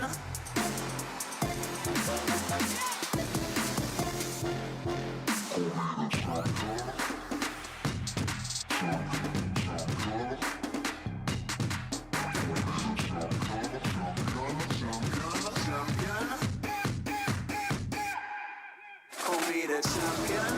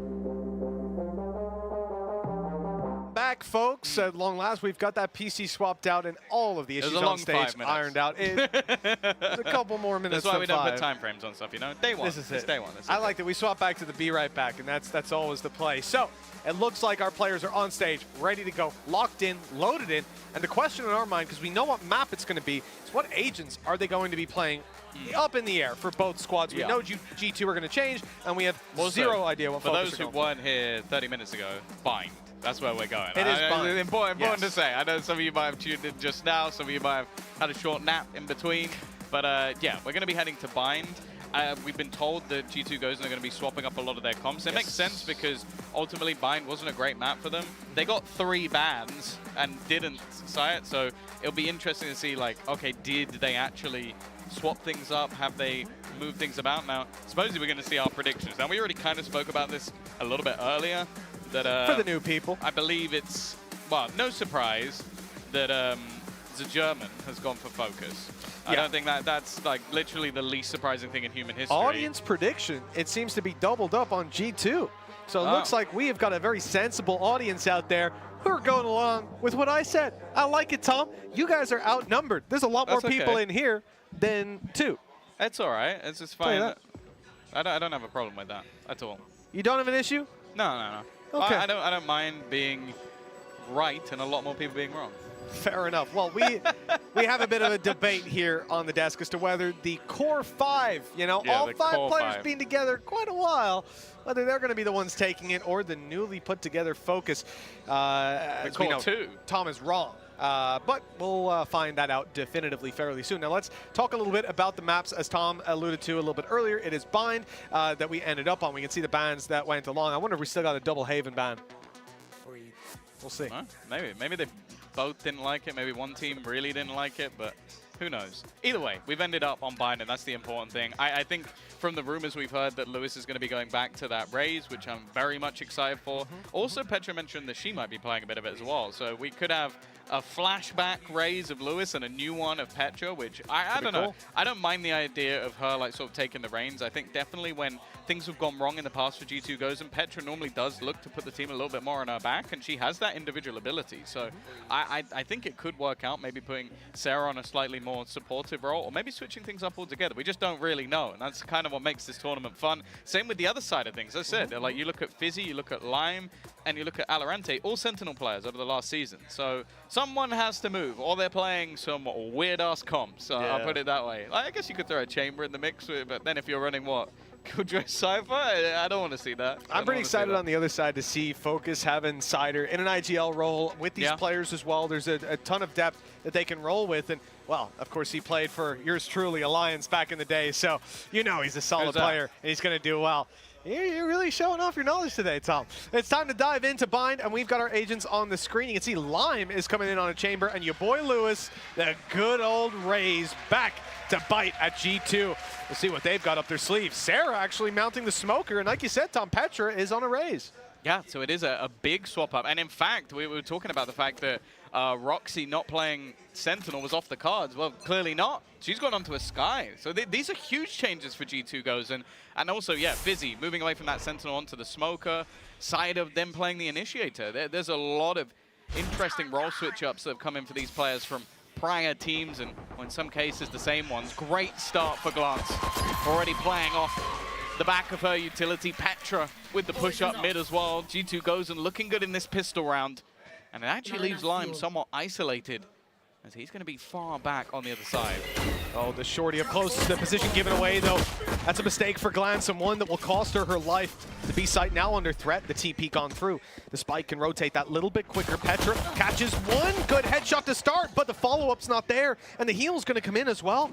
This is going to get very dangerous. With Cider having bought up that regrowth in the start of the round, they're all back up around 100 HP. The two-player advantage diminishing to nothing, and Fokus really slowing things down. Now, the reclaim of Hookah for Mimi, it's going to help out in terms of if they want to play a retake. Maybe she can catch somebody off guard as they look to make their way through 30 on seconds towards left. the site. Flash going to give away that there's no one close, and she's going to hear every single piece of information and call for that rotation from Roxy. I like the smokes as well, covering off every single angle. They put it all on the line here to guarantee the plant. And now Fokus can group up and look to close this. A battle about to ensue on long. You can see Fizzy holding an angle as Mimi rounds the corner. And they've ended up in an awkward battle that leaves Mimi incredibly low, and all of the fights go to Fokus in the late round. G2 falling behind in the pistol. Yeah, it was a good start from them. Being able to find those early couple of kills is definitely, so I like the idea as well. Like you have that shorty up close alongside the utility of the orb coming out for Glance. She has been someone in the recent Game Changer season that did look very good on an individual level. And then also just the push up mid. It seems like G2 definitely have some sort of aggressive ideas for this defensive side. But now going into this round, there's not really going to be a whole lot you can play with. And you have to bear in mind in a lot of these matches, best of ones, pistols become fairly weighty. There isn't a chance to sort of come back on the next map if you lose both of them. So even any damage they can do here to try and reduce the impact going into the next round will be huge. Yeah, it's just take guns out of the hands of Fokus. It's tough to do, though, Tom. You have two players coming in with pistols in hand. A very low buy from Fokus, all things considered. That gives them a wealth of opportunities coming into the next round. Maybe something that G2 can look to bridge the gap in, though, with these weapons being that little bit weaker. Super passive play from the attacking side, and they catch an aggressive stance from Petra. The rest of the squad following up. They're at least able to get a trade. Another player close. Damage done and traded out. Okay, 2 versus 3. Opportunity for damage now huge. Yeah, a little bit messy from Lime, like pulling out that Guardian. One of the rifles that's now gone into the hands of Mimi, and especially when you don't have much to play with. This weapon is about as good as it gets. You need to hit the instant headshot anyway, but you can see Fokus's whole plan is, okay, well, we know that you picked that ranged weapon up. Let's try and make things a little bit more awkward. Mimi actually got the kill on Decider, though. Not bad, but Lewis will be there to clean things up. Only 2 players survived for Fokus, which considering, I think that was what, like a Ghost and mostly Classics? It's not a bad round. Yeah, realistically, it amounts to 1 rifle lost, Bulldog, that's gone by the wayside, but the rest of the squad is able to invest in this round here. I think it's a very smart buy from this team, especially when they play so passive where, okay, Alorente, you know, he goes down and so does Lime. Like, the fights didn't go according to plan, but because they took such little risk in what they invested, they still end up in a very healthy position.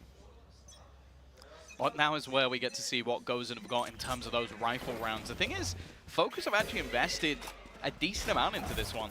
4 rifles still onto the board. Lime also, of course, he's going to be playing that Headhunter. So it's basically 5 rifles, every single bullet with a chance to get those instant kills. But Fokus already just looking to potentially farm up some of those early orbs. We know that Lime is going to want to try and get that tour de force. I bet you're happy that Chamber's coming back into popularity. Oui, oui. Je suis content. But for Glance, looking like she might be the first one under pressure again. I'm liking this re-aggression from G2. They're not just sitting back passively. A little bit of early damage. And actually, it's weird that Lewis, you'd kind of expect him to be the one taking the charge, but he's actually playing quite a passive role where the rest of the team go walking up mid, and the initial battles will go the way of G2 again. Yeah, they've certainly claimed control of this round. The Spike's still in possession of Fokus, and the rest of the players not spotted, but they are just delaying with that utility still in play. In through the orb they go, losing a lot of HP, making it so much easier to finish them off. Fizzy though, good damage done. He's already lit Roxy down to 10 HP. It's a 1 versus 3 clutch, but one that seems somewhat winnable. He's got a smoke to sneak inside him, and the plant will be there, up against the wall, and G2 have no idea. They can't spam him. They would just be rolling the dice, and when the spams eventually come through, Fizzy's already repositioned with another smoke in play. I almost think like they could start the defuse inside of that, but you can see it's making them quite cautious. They're slow in pushing back through, and he's got a molly. An attempt to deny that defuse. It's going to Bloom. Is it hitting Lance? Just about. The shots land. He stopped that defuse. It's halfway down to the 1v1 with Mimi dancing around, but now spotted to not be on the spike, but Fizzy goes for the fight. Tries to win the ring-a-ring-a-rosy, but it's G2 coming ahead. Still way too close for comfort, though. Like, that was Fizzy 1v3 and sneaking his way through with the smite. It could have gone badly wrong, and you have to bear in mind that for Fokus, that was more of a bonus round.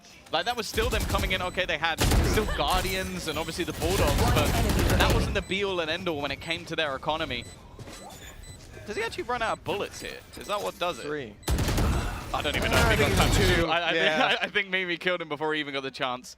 And now for G2, you have to look at their economy. A judge for Petra, not ideal, but workable, especially on a map like Vying. And now they have the Bulldogs, and you already have an orbital strike in position, ready for Focus. This could already be an instant breakback for them. Great utility to clear out at the start. Focus sending Alorante Snakebite up on B long, stopping any of these players on G2 from peeking. They're forced back to the site, and now Focus will look to blitz on top of them. Orbital strike already in, but it's up close. Petra posing some danger. The flash caught her fully, but her teammates are cleaning house.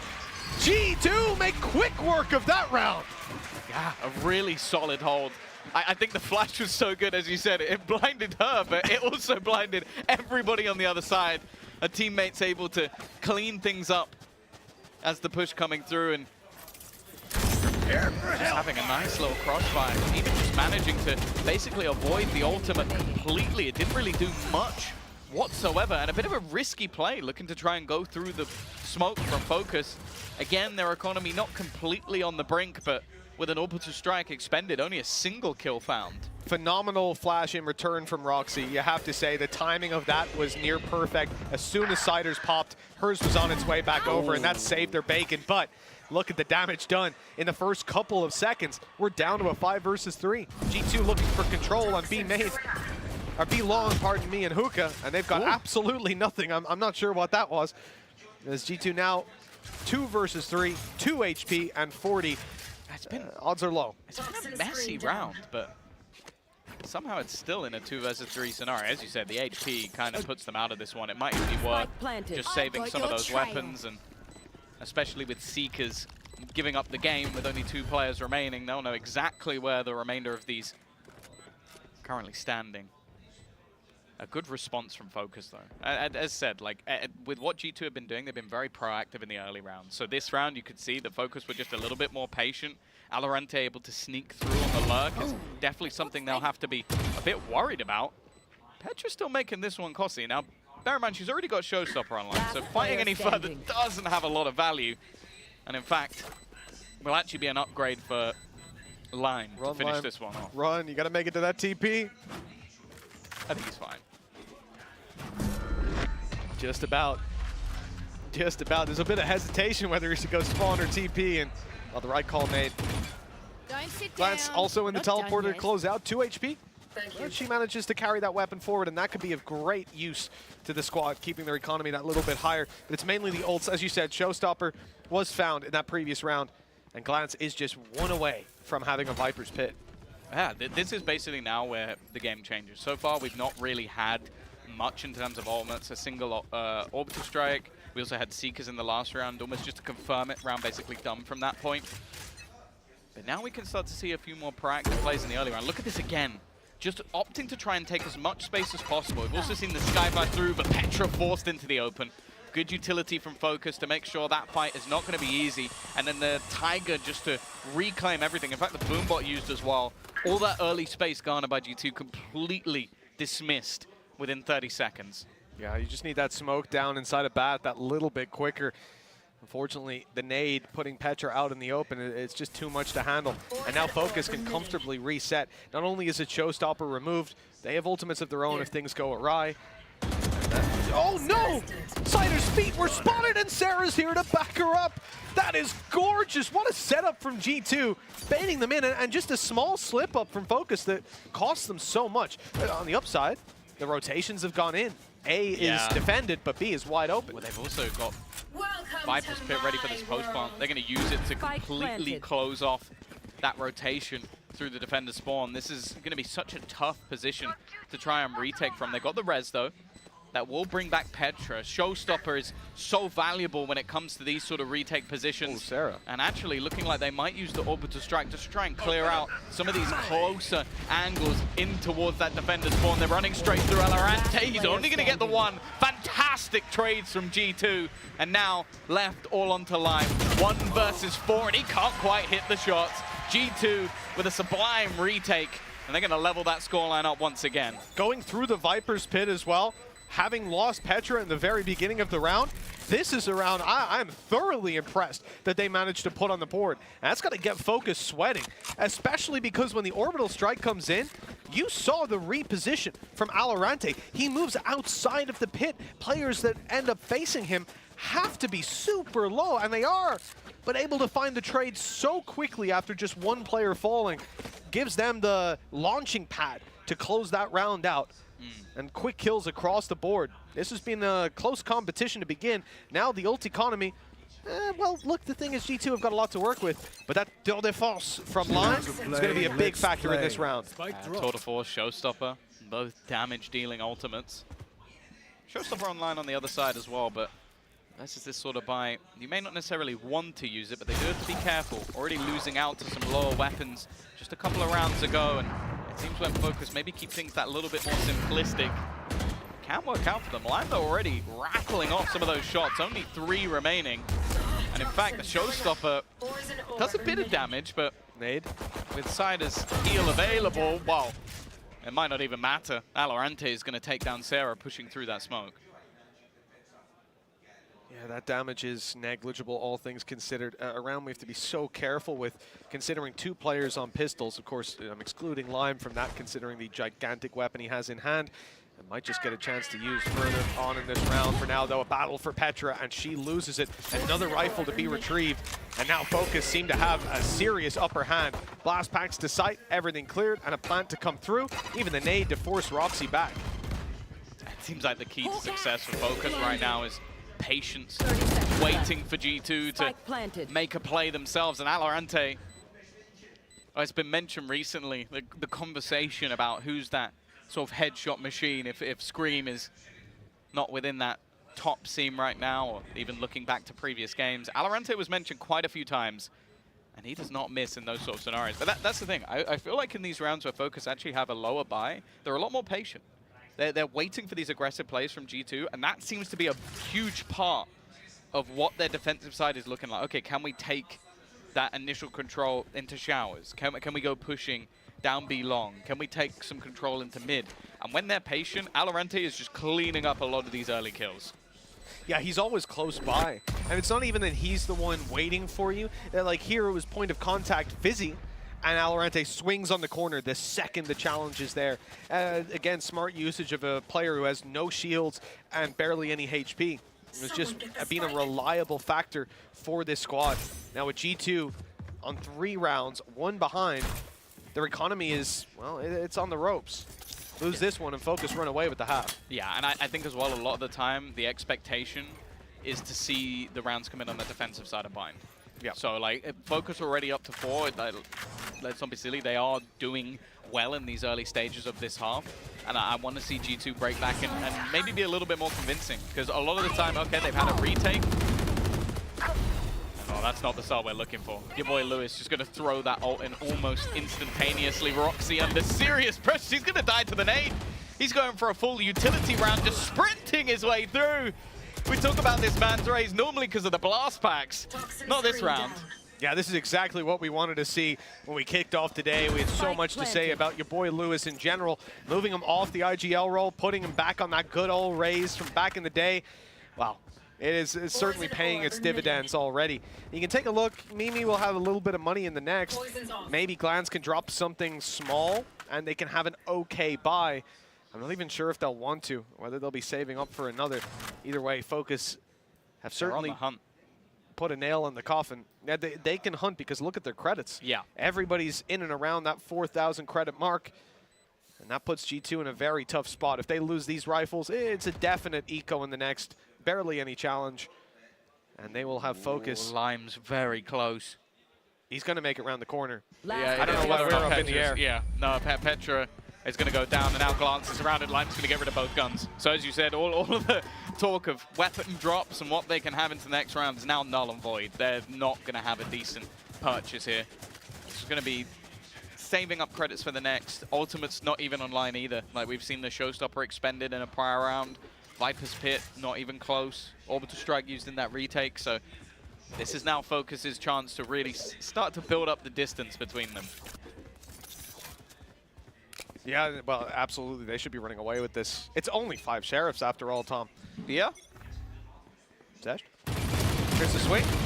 Oh, it was a little awkward to start with. It's given some opportunities for G2 to fight back, but at the end of the day, your boy Lewis is there. He's almost got a showstopper back. 2 away from that ultimate. It's looking a little shaky. Yeah, he used it last round, and since then he's managed to get 6 orbs, so he's in a pretty decent spot. Glance pretty good with this Sheriff, but Alorante is always just waiting around the corner. Wherever you're not checking, that's where Alorante is.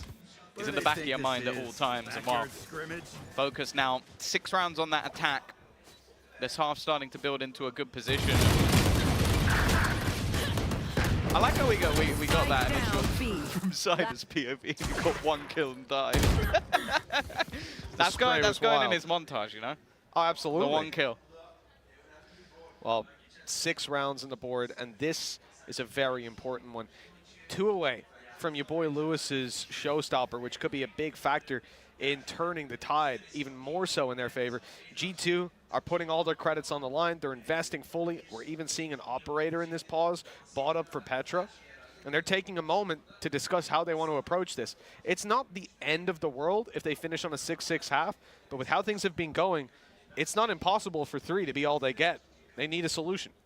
Yeah, I think slowly over time we've started to see Fokus really read that game a little bit better. I think they were caught off guard by some of the initial aggressive pushes that were coming through, but I think once Alorante really got a hold of mid, it's not gone well. Like they were really attempting to put pressure on that part of the map.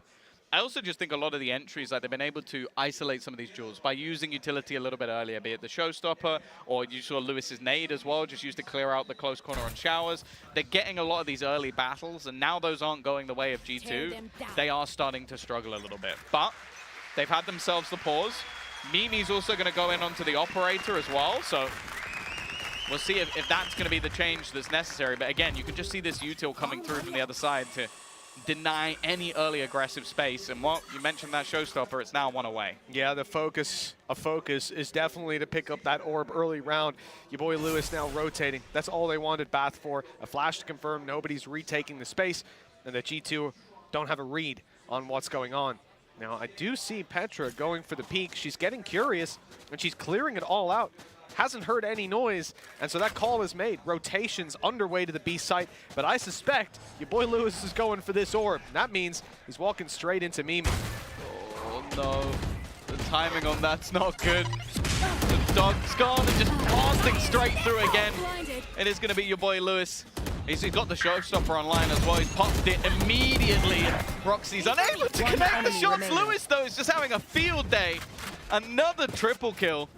I think he's on 12 now for the map so far. And while Petra, a little bit late to that showstopper party, is going to be coming in from behind, just hoping to catch a player or two off guard, but now it's being checked by Lime. It's rare that a round goes so clearly according to plan. Your boy Lewis getting his ult off the kill and getting 4 kills in the round. A phenomenal performance from this man. And now we are in a pretty dire situation for G2. They had put all their credits into that round, and moving on to this one, they won't have a whole lot. We talked a big game about this man's raise. I just can't believe he's delivering so consistently on it. Well, the funny thing as well is so far, I don't actually think we've seen a lot of what made Lewis Lewis. Like, I can't think of like any crazy blast pack things where he's just been flying through and shot someone in the head. Playing a regular it's more regular, but he's, if anything, statistically doing better. 13 and 6. His nades specifically have been very, very good. And the problem as well is, especially that round, I feel like it was a little bit unlucky. Like, the timing of the wall breaking just left Mimi out to dry. And well, now they're looking to really challenge that part of the map. Lewis taking a lot of early damage, but they are just going to fall back off of it. 3 players, I think, have now been spotted in towards long. And, well, with Glance somewhat isolated on the other side of the map, looks like she might be coming under pressure. It's a lot of light shields for the side of G2, but they've just about made it work. Glance locking down Lime is huge, but they will have to concede the site. By the looks of things, we will have a retake underway for G2. Plenty of orbs close by. 1 away from a res, 1 away from a showstopper, but ultimately they will have to do this without the ultimates. The advantages, though, are tangible, with Fokus being 2 players down and all trapped around similar spots. Quickly able to grab those trades though, and your boy Lewis still draws breath, but then finally that nail's put in the coffin. It's down to just Cider having to clutch it out. 1 versus 1 now. Only one last player, but it's Glance to find a triple. Again, getting a little bit close. G2, obviously, again, with these mass agent switches, it seems maybe a bit more disjointed in some of these retake scenarios. I think their setups in the early round, again, have been fantastic. Just been able to find these initial frags. I think the fact that they sort of switch things up to put Glance almost out on an island, but she thrives in those sort of scenarios. It seems like when she's placed around her own utility, she does so well just to find those initial frags. Up at, right near the top of the board at the moment, second highest fragger in the server, 11 and 6. Still though, 7 rounds in the attack is very good on the map of Bind. I think at a minimum G2 need to steal this last one away.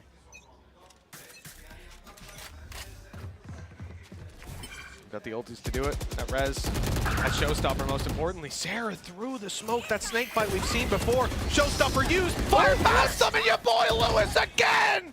How can he keep getting away with this?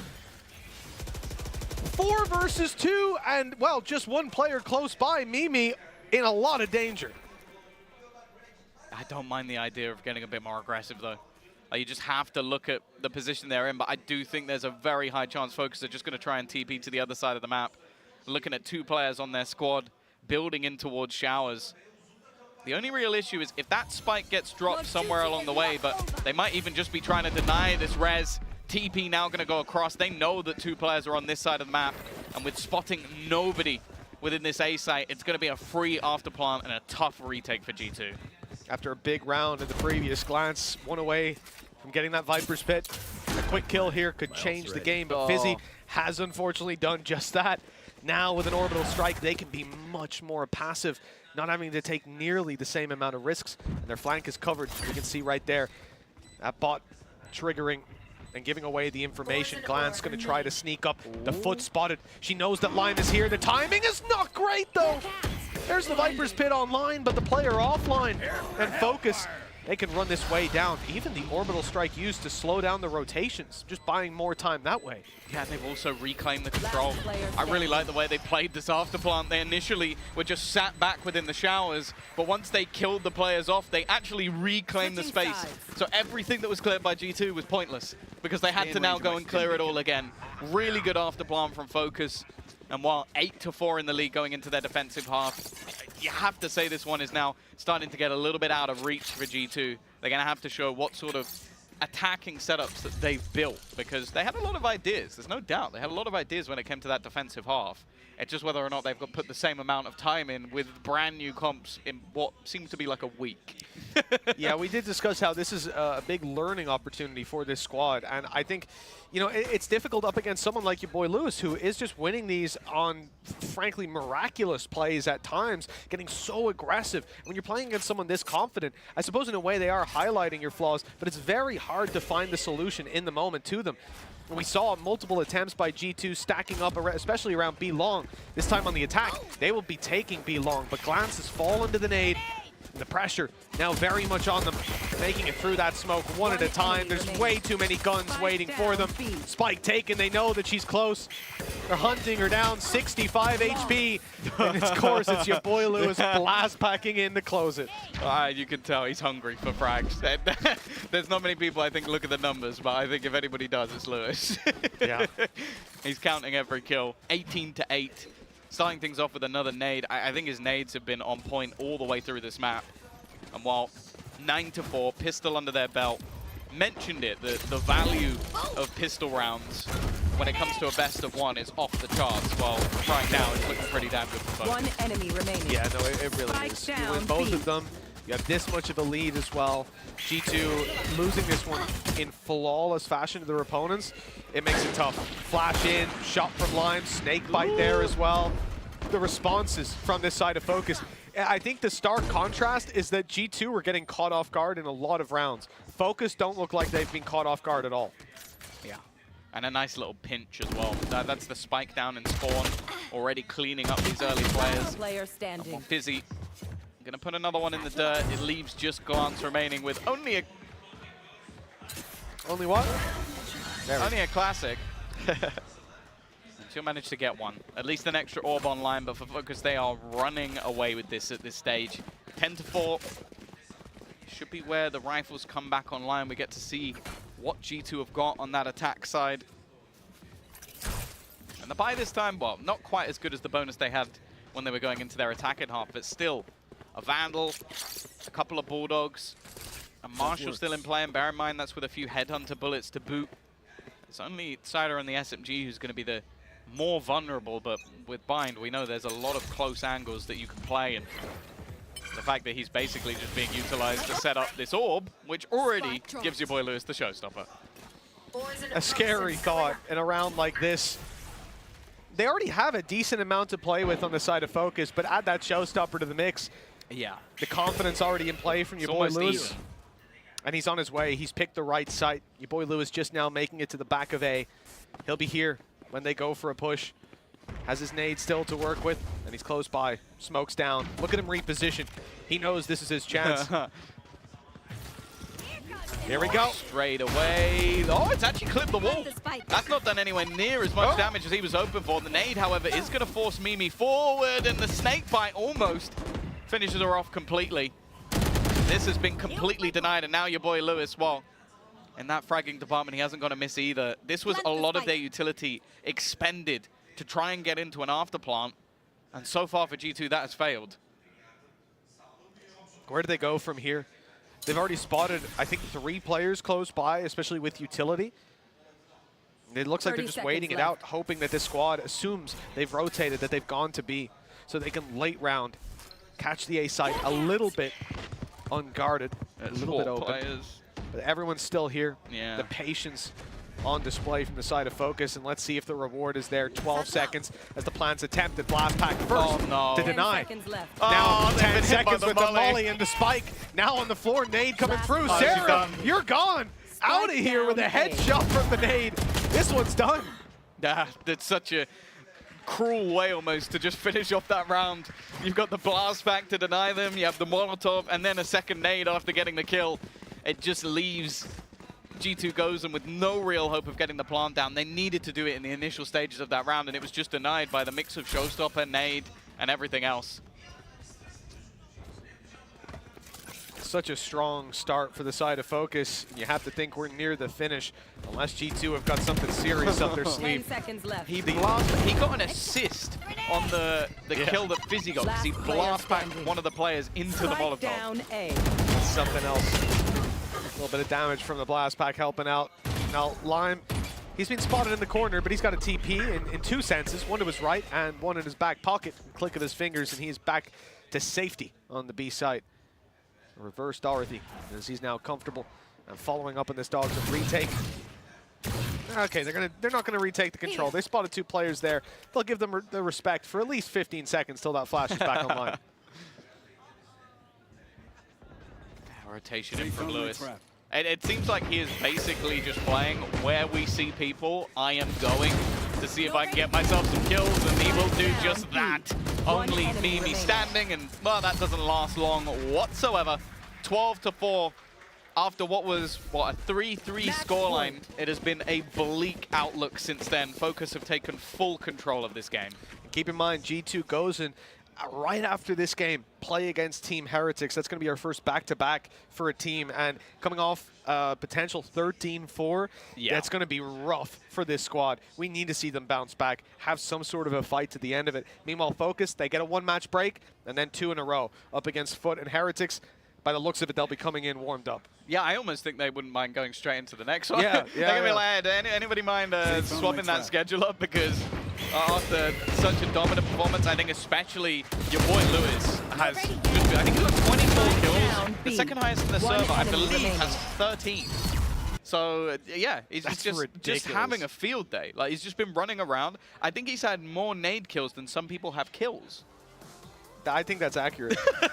His nades have been unreal. And even then, you think about the times like when we saw Petra try to get into the corner in bathroom. The nade didn't kill her. It forced her out in the open and allowed his teammates to. And I think that's a lot of what we're seeing here is good nade usage in that it's making you uncomfortable, and it's only further highlighted by the fact that players are dying to it. Yeah.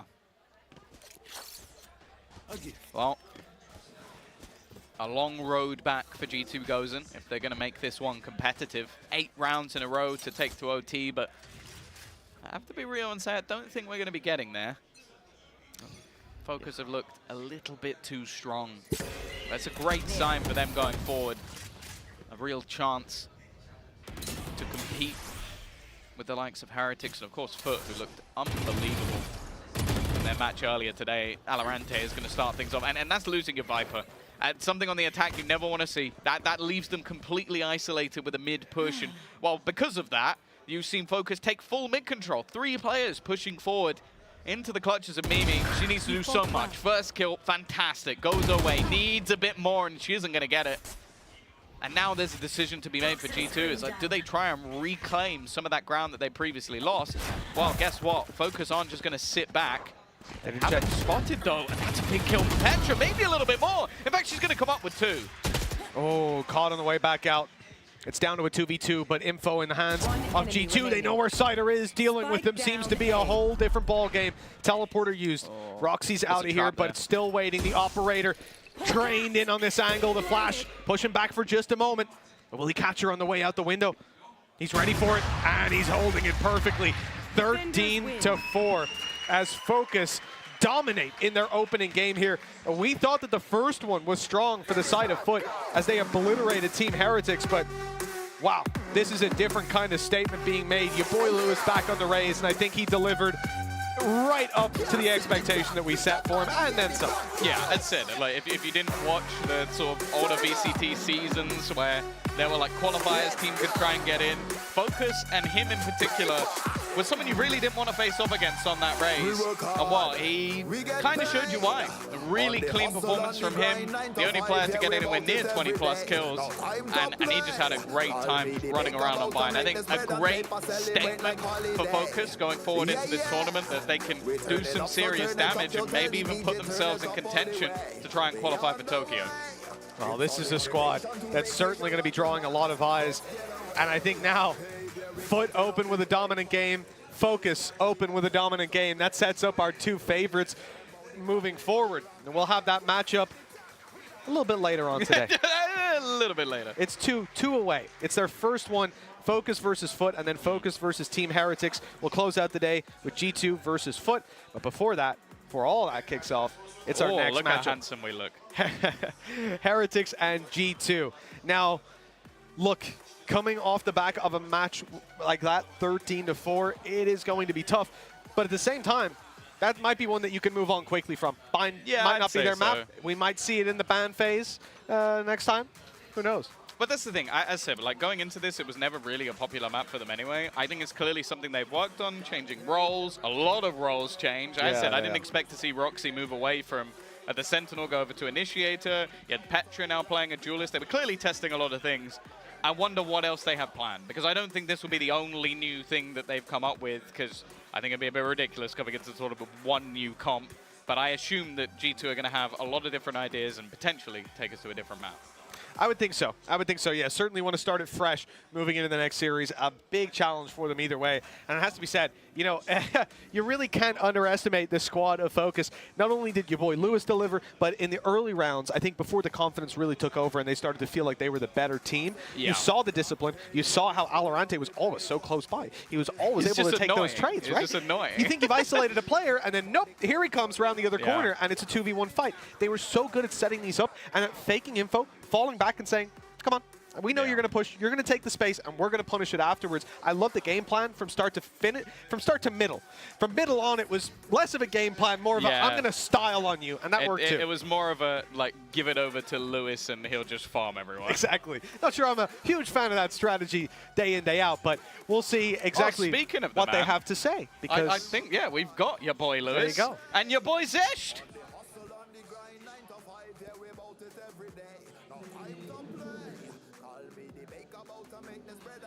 Do you want me to go up? He is talking. I can see him talking. I think he thinks he's live.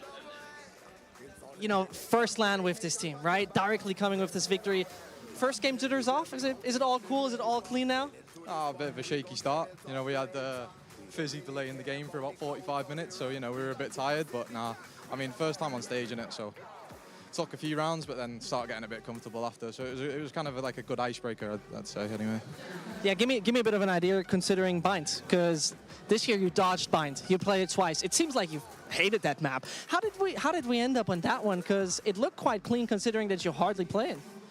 To be fair, a lot of teams ban Bind against us. We've always kind of liked Bind, but obviously with this new team, I think I wasn't expecting the veto because obviously it's an outsider who's IGLing and also Pal doing the veto.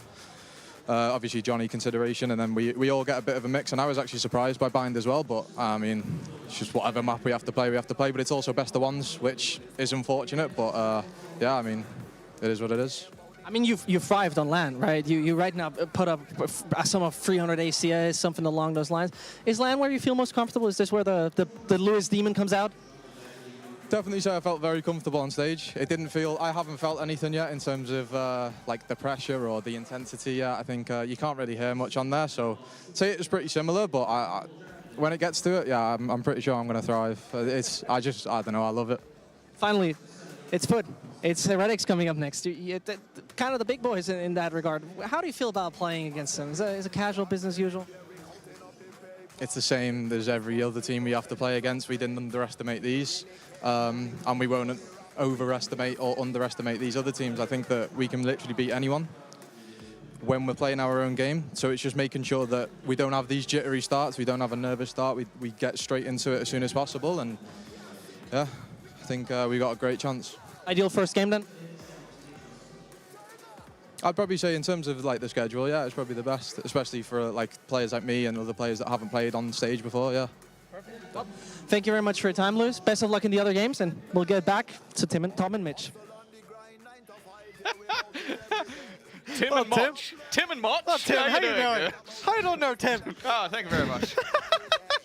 Well, I've always thought you'd make a great Tim if it's any consolation. I think Zesh is doing you a favor there. He's mixed me up with the bold rainbow six right? caster. This is ridiculous. You know, we're not all the same, Zesh. I don't even know. Well, listen, myself and Paperthin really enjoyed that matchup. Let's take a look at some of the highlights that we saw. And I mean, I think a lot of these are going to be your boy Lewis taking center stage, because that guy, he's doing the interview, he was doing all the styling as well. He got a couple blast pack plays, but he's saying, no signature just yet. No, he didn't like fly around the site. I expected, you know what Jorgamo does, where he goes over the truck over on the A site and then lands and goes back to relax. Back around. So yeah. I think that. Never mind, no highlights.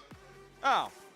No highlights. You'll see them you on can imagine Lewis's them, YouTube channel. Yeah, you'll literally keep an eye on your boy Lewis on Twitter. He's going to be posting a lot of those later on, I'll tell you that. He had 3Ks, 4Ks coming out the wazoo. And I got to say, I'm excited to see what he does, especially up against a team like FUT, who have that other duelist to match up to him and potentially be able to shut down some of those early fights. Do you reckon we have a break now? I believe so. Okay. So, with that, Tom needs to pee, so we're going to throw this one off to a break. We'll be back in just a little bit with the next matchup. Of course, that will be Team Heretics versus G2 Gozen.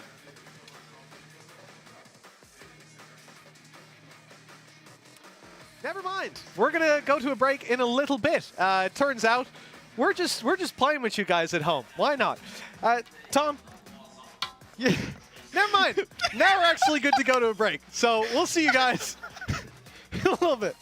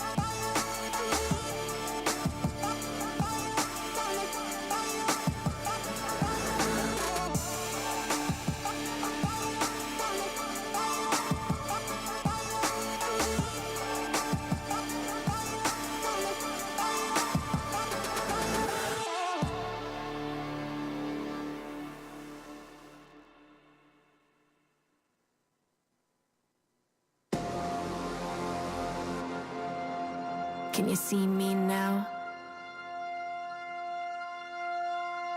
'Cause it's about to get real. Can you see me now? Yeah, you see me. Been a long time coming. Climbed the ladder, no frontin'. Earned my place with blood in. Sweat and tears kept running. Long way to the top. The haters non-stop. Now I'm about to drop. Y'all ain't ready yet. Here's the way it's gonna go. I'ma get what I'm owed. Can't nobody tell me no. Table set. It's about to get real. I ain't playing no games. Can you see?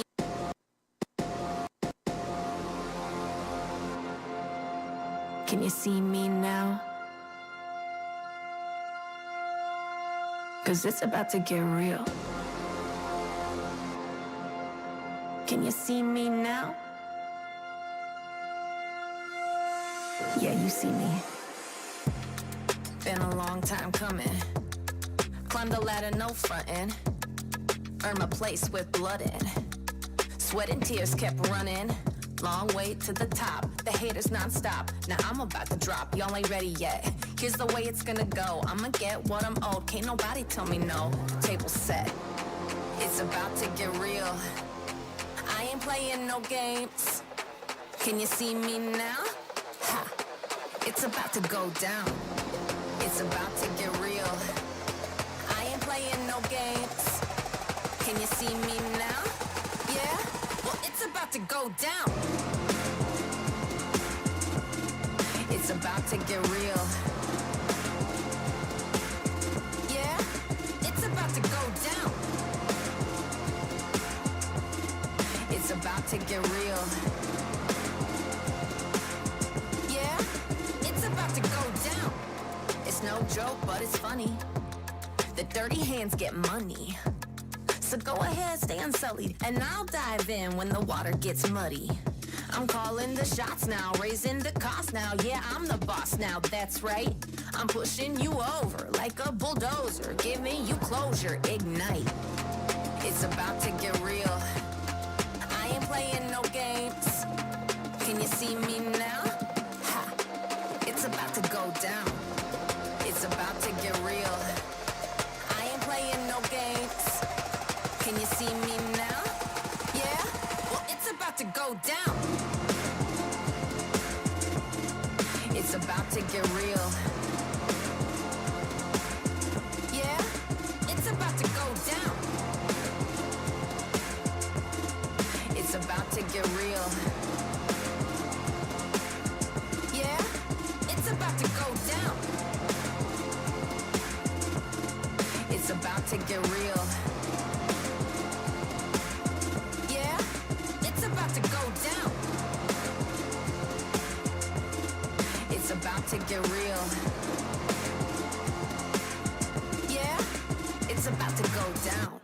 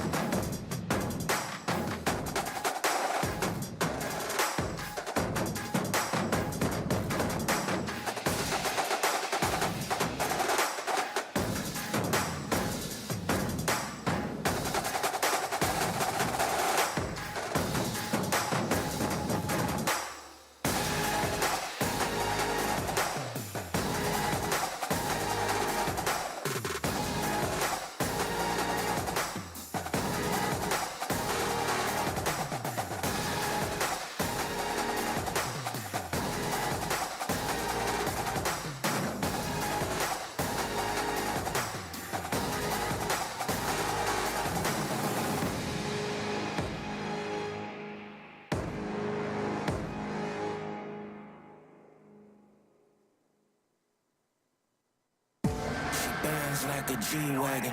Had her posted on the wall like I keep tagging. Almost over in like 3 seconds. But I got back in the game when her teeth sinking. She said I got the dark, twisted Kanye genius. That smart, wicked flambe genius. Car whipping valet teasers. And we major with the flavor, I ain't graduate. Jesus, keep walking with the kid, though I sin a lot. If the hero is the hero, that's a simple plot. I'm just taking every system that the system got. It was off to the races once the pistol shot.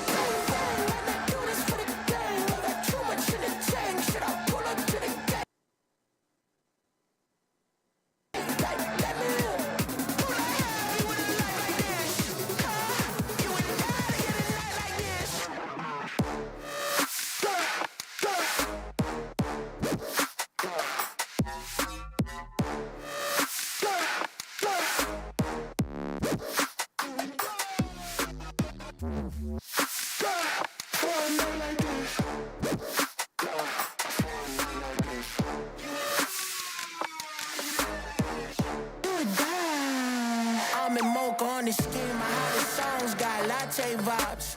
All my side pieces live entree lives. Pass through the rocky statue during lunch break time. Hit the drive, Kelly rolling like Beyonce live. I've been Destiny's Child since the blessing we got. Before the wound, they auto-tune the hysterectomy out. I've been what these is barking and the kittens me out. No concentration on locations, they be pinning me down. White shorty, but she tanning like a heavy cab. The mic lordy keep the branding like the pelicans. Use my own songs against me with her petty cash. But her pearls always jamming like Eddie Vag. You ready?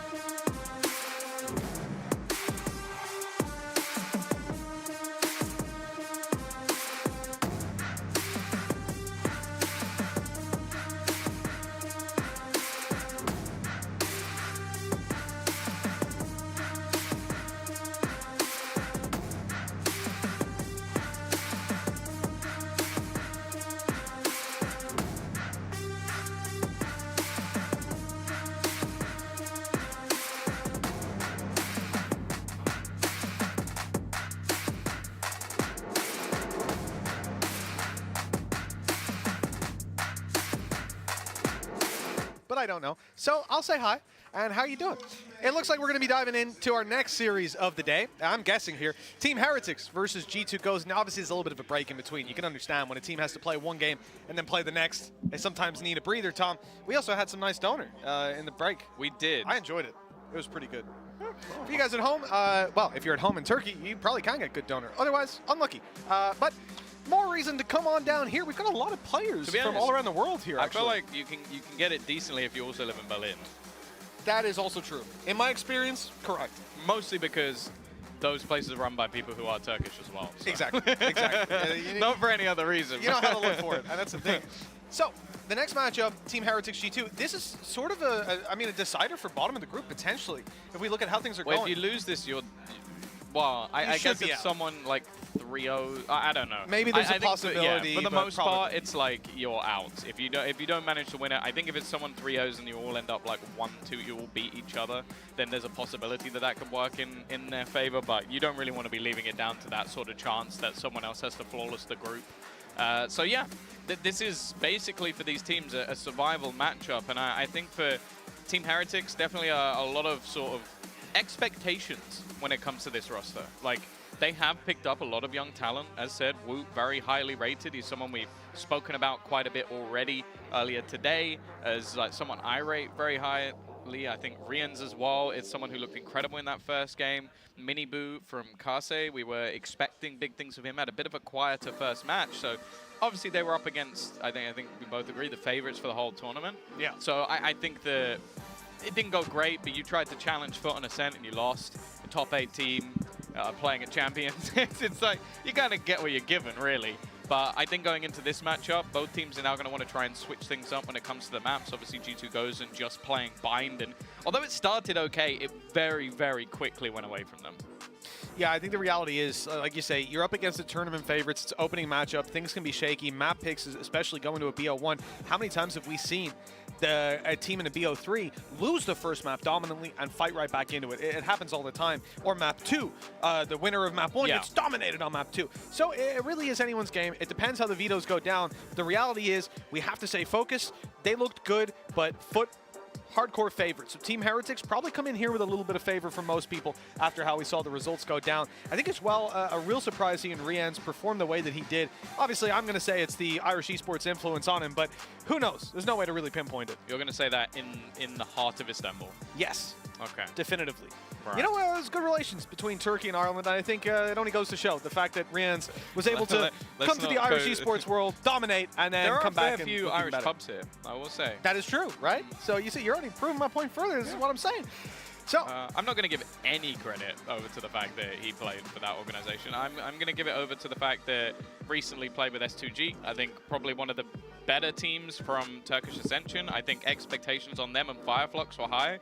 Both actually fell a little bit flat towards the end. Like, I think that was something we were all surprised by. There wasn't one of those two teams. It was Digital Athletics that ended up going and being the representative of Turkey when it came to that tournament. So I think definitely more to prove for pretty much all of the players that we're seeing coming through at the moment. But I think he showed when facing off against FUT that at least on that individual level, like his aim was crispy. Like that was Turkish aim through and through. So I think high expectations, especially coming into this matchup. But as said, the one thing that they really do have missing is going to be that initial team synergy, because they are a brand new 5 pretty much. You can you can argue Benji has been with Boo a little bit longer, and technically Miniboo and Boo have probably played a fair bit together because of them being brothers. But other than that, the synergy really isn't going to be anything too crazy in comparison to G2 Gozen, who have been together, at least the core of it, for a long, long time. Yeah, this is the thing. You know, when I think about G2 Gozen... You've just missed something, and I'm not even sure I want to bring it up. If they were to go back to what Benji is currently doing, I think you'd be very happy right now. He was warming up versus bots with an Odin. Now that's my man. See, we've had plenty of conversations about this obviously being the correct and optimal way to warm up, but... Is there any value of warming up with an Odin? What do you mean? You're just spraying at bots. Well, exactly. You're practicing your spray control, your transfers, spray transfers. With a node. You want to transfer headshot to headshot. Yeah, but it's important. You got to understand the spray. You get your wrist nice and warm. You're moving around so much to counter the left, right pattern that your wrist is going to be hot as that volley that almost took Glance out if it wasn't for the stray shots. It's a great attempt from Fizzy we saw earlier on in these highlights. And this was in the Focus matchup. And obviously, you're going to see G2. Sure, they won that round, but that was only one of 4 that they ended up walking away with successfully against one of the others. It was a great counter flash coming out from Roxy. Yeah, that's the thing. I think after this point, it very quickly became just the your boy Lewis show, as he had a great time playing through this game. But the thing is, I am obviously with G2 Gozen, I think expectations for them coming out of the tournament as victors were relatively low. Like they would have to up their game, especially after what was their performance at the previous game changes. Didn't have the best of times. I like the fact that we're seeing them try a lot of new things though, like complete role switches. Like you had Petra moving over to a duelist. You had the Initiator for Roxy, which was a pretty drastic surprise. So they definitely had some cool ideas. Controller as well for Sarah, something we haven't seen. Like she was a ranked player picked up for this roster. So the fact that she's now having to play the controller, it's a pretty important, impactful role for the team. So I think there's definitely going to be a lot of learning curves, a lot of things need to change. And I don't know if things are going to get any easier going into this matchup, because the thing that, whatever you want to say about this Heretics roster in terms of synergy, in terms of experience, the one thing that they definitely have is hardcore firepower. And I think that's going to be difficult to face off against. Yeah, for sure. I mean, you have to imagine if the game plan doesn't go their way, they still have those individuals to fall back on. The thing is, G2 will have those protocols from time and time again playing together. The difference being on new roles, those protocols can often disintegrate. Yeah, no, so it's going to be a tough one. I don't think there's any doubt about that. I'm hoping we'll be... Oh, there we go. We're getting right into the veto. We've got Breeze, something that Mitch, man, did not want to see today. You were never a fan of the old Breeze. Did you like the changes? I do like the changes. Look, I think it's an improvement on the map. I find it still to be quite a large map. But and maybe one that gets a little bit repetitive. If you watch 1,000 rounds of Breeze, I think it's going to be towards the bottom of the pool in terms of what is what's unique, you know, and the unique comps, the unique takes. But maybe that's going to change. We've got more agents in the game now than we did before, and who knows what we're going to see. Like, I'll be honest, that was a map that I hated playing and hated watching. I don't hate playing it anymore. Like, I don't mind it. I think especially like Cave, now more of a main, I really like. I think that change is great. I think it was too drastic before and too many avenues to fight forward. Now it's like this singular spot to battle for. I think mid especially, I also really like. It gives a little bit more of a defensive opportunity, but also doesn't give just this basic instant fight from the very beginning of the round, which I think was just ridiculous, and also has a few little layers for like boosting up and stuff. And I also think the B-site having different ways to sort of maneuver around it now, like with the jump up possibility. I like all of those changes, so I think it's good. I think the reality is, when you look at the position that we find ourselves in this series, the pressure really does start to mount up, and it's something that one thing I found funny was Focus. Obviously, we heard the interview earlier when your boy Lewis was saying that they didn't really have a lot of pressure on them. He wasn't feeling it. I wonder if that's going to start to mount for the players out there. Again, the predictions on your screen, these were made earlier today, and you can see that Tom and Zesh, alongside the audience, all swinging towards Heretics on this one. Yeah. I'm sticking with my guns. I'm on the G2 Gozen hype train. This is their comeback. They're going to demolish Heretics, and later on, they're playing against FUT. I saw you having a long chat with Carcass earlier. Did that, by any chance, influence your opinion? No idea what you're talking about. I saw some guy in a G2 jersey I was chatting to. May or may not have been Carcass. I can neither confirm nor deny these allegations. No. No merch. You don't know who Carcass is. No merch on the way. I guarantee it. So I'm just out of the goodness of my heart, out of the smartness of my brain. No, like Ralph Lauren, Polo, nothing like that? I wouldn't know anything about it. Okay. And if that did turn up at my door, I would be very appreciative, but surprised, Tom. Very surprised. To be honest, I wouldn't shy away from one of those like Heretics. Have you seen the jackets that they have, like the white ones? Okay. They're nice. So you've been bribed also. I mean, no, I haven't got it yet, been bribed. so I haven't been bribed. Ah, okay. I haven't received anything. I think the promise of a bribe counts. But that's in a court of law. It's not a bribe if I haven't yet been bribed. I didn't sign anything. We'll look further into this. Evidence? The admins are on the case. We've got CCTV footage that we're going to play now of Tom receiving. No, we don't. I'd be like, hey, me, I ain't got it. It's actually just... Tim's got it. It's Tim, exactly. Damn Tim coming in stealing my merch. Your merch. Interesting. Wait, what? So, this matchup, look, it's pretty the definitive. At the end of the day, Heretics seem like the favorites coming in. Some people are going to go for the underdogs, I suppose, in this matchup. Big old Benji's got a big smile on his face after his Odin sprays. Evidently, everything's going according to plan in the range. Let's see if it's the same on the day, because both of these teams are coming off the back of rough openings to this Imagine if it had tournament. gone bad in the range. That would be, yeah. He's got a negative KD. I lost to the bots. Yeah, it's bots over. that don't shoot back. It's absolutely over. Is that what happens, Mitch? Is that why sometimes after your Why are you warm-up looking you're at a me? little bit sad? You're just like, I tried to spray the bot. I got and 3 of them. He moved out of the way. You can make him run. You can make him You run. can make them run, but they can't fight back, so it's...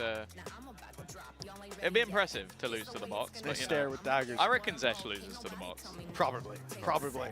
But yeah, I think that Heretics coming in here, you know, Breeze as well as a map that hasn't been played for a long time also tends to, in my mind, help them out a little bit, because all of these protocols we're talking about for G2 probably don't really exist on Breeze. Yeah, but the thing is, I don't think they would have let it get to this if they Also hadn't true.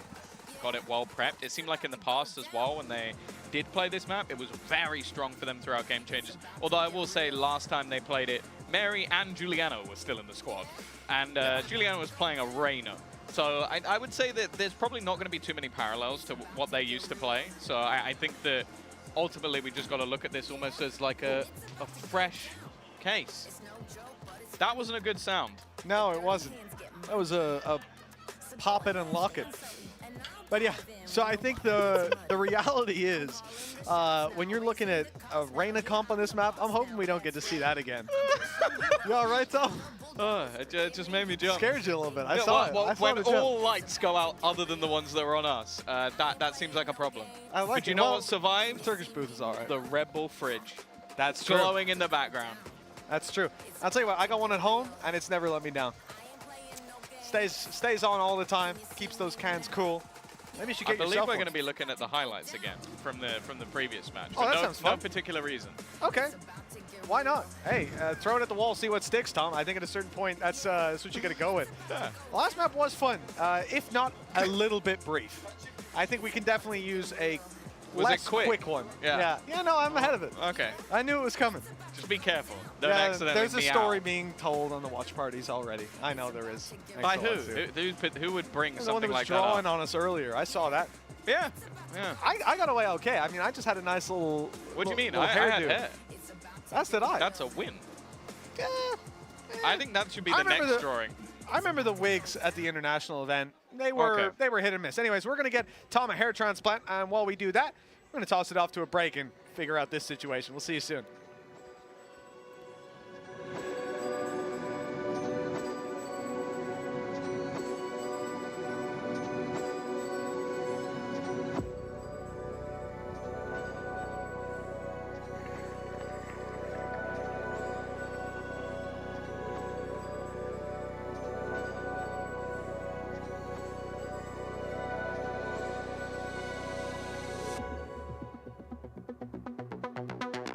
Breathe.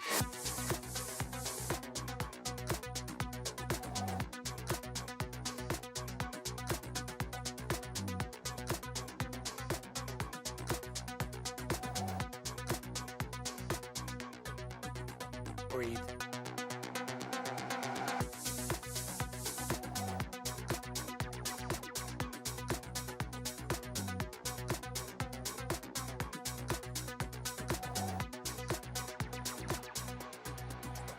Breathe.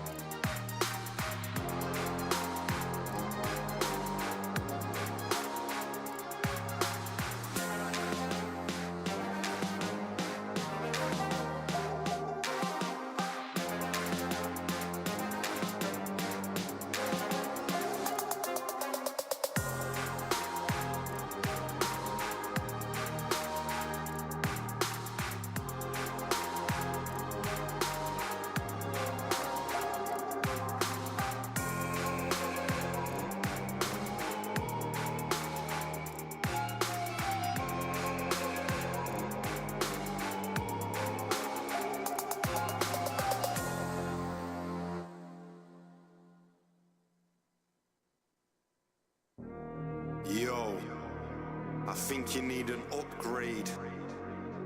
You ready for an update? It's time for you to level up. Listen, level up. Aim for the top when I level up. Ain't gonna stop till I level up. Say what you want, but I'm taking a shot and I'm shaking them off when I level up. Aim for the top when I level up. Ain't gonna stop till I level up. Level up, level up. If life's a game, it's time to play. If you wanna level up, stay wide awake. Don't fall asleep. Most talk is cheap. If you wanna level up, come walk with me. When I put my pen to the page, it's like I just entered the game. So first I'm ahead to the range, then do some work on perfecting my aim. I'm spending hours to develop and train. You don't get a medal for setting the pace unless you're ahead at the end of the race. I wanna get better by stepping my level. Attackers up until I'm dead in a grave. Yeah, I never said I was brave, nah, but these other men are afraid, and they're only here for the rep and the fame. So don't be thinking me and them are the same. I step on the stage where legends are made. Forget that your claim is weapons ablaze. I'm ready to spray and let out my pain. Tell everybody not to get in my way. Level up, aim for the top when I level up. Ain't gonna stop till I level up. Say what you want, but I'm taking a shot and I'm shaking them off when I level up. Aim for the top when I level up. Ain't gonna stop till I level up. Level up, level up. If life's a game, it's time to play. If you wanna level up, stay wide awake. Don't fall asleep. Most talk is cheap. If you wanna level up, come walk with me. To be a master of anything, you've got to put masses of effort in. So if your mentality's negative, then you might never be classed as a veteran. Well, don't turn your back on your enemy, cause they wanna capture your territory. You can't let them damage your health. If your energy's low, then you have to replenish it. You might need to balance your regimen. But life's like a battle, you never win. So what really matters is legacy, passing knowing that you had your integrity. Cause your credit's in a negative, developing a deficit. But when you're dead and buried, every penny is irrelevant. Instead of getting treasure, and it's better to be generous. And then when you're in heaven, you'll be ready for the benefits. Level up, aim for the top when I level up. Ain't gonna stop till I level up. Say what you want, but I'm taking a shot and I'm shaking them off when I level up. Aim for the top when I level up. Ain't gonna stop till. Welcome back, folks. It looks like we're ready to go and dive on into this matchup at long last. Thank you for waiting. Obviously, a couple of tech issues that kept us delayed. But, Tom, now that we're ready to dive on into Team Heretics versus G2 Gozen, are you ready to change your prediction? No. Right. That's unfortunate. I was really hoping your answer would be yes. I thought we could come in on the G2 Gozen hype train and we could will them across the line. Well, you still can. I can, but I thought we would. I thought it would be a team thing together. It's fine. It's okay. Why don't you ask I'll Zesh? get over it. I might. If I could find him, I would. Do you know what I He's an find enigma. a little bit disgraceful? What's that? So, back in the olden days, okay, when Petra won a tournament, it was Copenhagen Games. Okay. She had a coach, and that coach went by the name of Zesht. No way. And he has predicted her to lose every game. That's pretty rough. What a terrible human being. I think... I'm not saying get the pitchforks out and go after him, but I'm not saying that either. So now read I into will that admit, how you both will. he and Petra have stated that he was more of a hype coach at that time.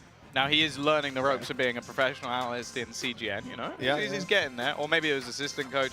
I don't know the titles. All the same thing to me as someone who's supposed to tell you that information. But yeah, I believe we're going to be getting into this game relatively soon. Now for those who might have got a little bit off track, there was a tech issue. There has been a little bit of a while since the last game, so we'll just sort of ramp things up a little bit. We've got G2 Gozen, obviously 13-4 in their last match on Bind. They've now had a bit of an elongated break, which might help them out a little bit in terms of resetting. And they're going up against Heretics, who also lost fairly dominantly to FUT. Yeah, but 13-6. the thing is, we expected FUT to come into this tournament hot. They really have. They played them on Ascent. It was risky. And now we're going to be going into Breeze. It took me a moment to remember what map we're going to. It feels like a lifetime ago. I've eaten an ice cream since then. What flavor? What did you go for? An unbranded cone with ice cream, vanilla ice cream and chocolate on it. Right. Okay. No one can work out what that is. No one will ever be able to tell. No. Well, I hope it was delicious, Tom. I hope it gives you the I had to energy. eat it quite quick.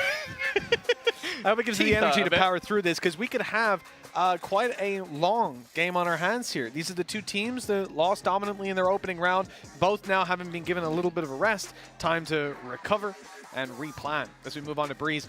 There's going to be a lot of unknowns. Mainly, this map hasn't been played in a while, so even in terms of G2, we won't be talking about them changing their composition, changing their setup, because, well, we don't know what it is Do you want to know what DRX are playing? I wrote it down. Just as a just like, you know, DRX. They've set a few trends in the past. They're when are they playing? pretty decent team. No, I know. Next game? They're not. Well, they're later in the month. Granted. Like they're in the event already. You know, Fair enough. I think it's fairly important to talk about them. In that case, Tom, go ahead. Okay. Take it away. Well, they're playing Jet. Okay. Start off strong. That was Foxy. Then they had Buzz, who was playing a KO. I'm not reading this off the paper, by the way. Stacks on Sky. We love to see that. Okay.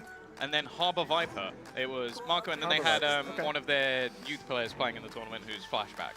Okay. So they look like they're bringing in the Harbor Viper here. I don't think that's even that new, because I think, correct me if I'm wrong, I think it was Vitality with Destrian when the map was just about to be removed. He played a Harbor just as Harbor came out, and then Breeze got swept out of the map pool. I would correct you if I could remember that far back, but I absolutely cannot. Luckily, I don't have to remember much about Breeze because Breeze is on our screens now. It's time to dive on into the game. Yoru. G2 versus Team Heretics. Miniboo on the Yoru. Quite an interesting choice, it has to be said. And just a Viper rocking in on the smokes for the side of Heretics, right? They're not going for anything extra. I guess Miniboo relied to take that extra space, whereas G2 Gozen have got their Viper and the Omen to patch up the gaps. Yeah, from talking to different teams, I feel like the double controller, like having Viper +1 or having Viper Harbor, has become the more common. So I am a little bit surprised to see the solo controller, but I'm also a little bit surprised just to see a Yoru in general. Like, I'll be real. Like I think the Miniboo is someone I don't particularly remember playing Yoru religiously, so this is definitely something they've been cooking up. The only person I remember playing Yoru on this map is Angel. And it was good the first 2 times, and then everyone learned how to play it. That's right, relying on catching you off guard. Well, G2 were caught off guard in their previous match. You have to hope that that's going to change this time around. With a minute 5 on the clock, the push comes in. Team Heretics start to flood the site. Mimi does well to find the first. It looks like it's going convincingly to Team Heretics afterwards. Again, it's the Rian's show. That quick triple that puts them miles ahead in this round. Spike planted. Despite what the hood might be telling you, it is not a 5v5. It is, in fact, just Sarah up against 4. No, it's not, because Rians has got his 4th kill of the round. I think we need to send the technicians down to check on the hood. Other than that, we're looking good. 1-0. We flipped all the fuses, and that was the one we forgot to stand back on. That's fair. That's fair. So it is 1-0 for Heretics, not 0-0. And so, let's do the scoreboard as well. Mimi's just died. So's Boo. There was 4 kills for Rians. Who got the other one? Have a look. Oh, okay. Mimi got 1. Oh, still Rians. Oh, Benji. It was Benji. There you go. Benjamin Fish. I believe we're replaying in the middle of the round, if I'm not mistaken, because they are taking the orbs right now. Yeah. The spike is not planted, and the timer is a little bit further gone than it seems. Yeah, bit of a delay on the HUD, but I wonder if this might even be paused, because they are playing very slowly. It does kind of look like it. This would be well, you see, the thing is, it does look like they're paused in one way, but Mimi's moving around. He ain't spraying, mate. That's the true tactic of just like BMing your opponent, is just spraying to let them know that you're coming. Not sure if there's any information on this pause. That would be cool, but to be honest, they are clear. Like some of the body language is strange because it looks almost like they're playing, but certainly does not feel that way. So Mitch, Rian's holding it with a knife. What have we learned from Love the pistol? Look, flooding B is a strategy. Yeah? And Breeze is a map. Rians is pretty good? Rians is nuts. Rians has been so good today. I honestly, like, I've enjoyed watching him play so much, and I'm surprised because... this is an interesting strat. The stick, the dart on the other team's head strat. Heretics running out of time here, man. Watch out, watch out, watch out! Sorry, I wanted to do that. That's for GB. Yeah. 10 seconds left. As I said, quite clearly paused. I haven't been told anything, so I don't really know what's going on here, Tom, but that's okay. We'll just watch along and have fun. Thrifty. Thrifty. Let's go. 5 suppressed.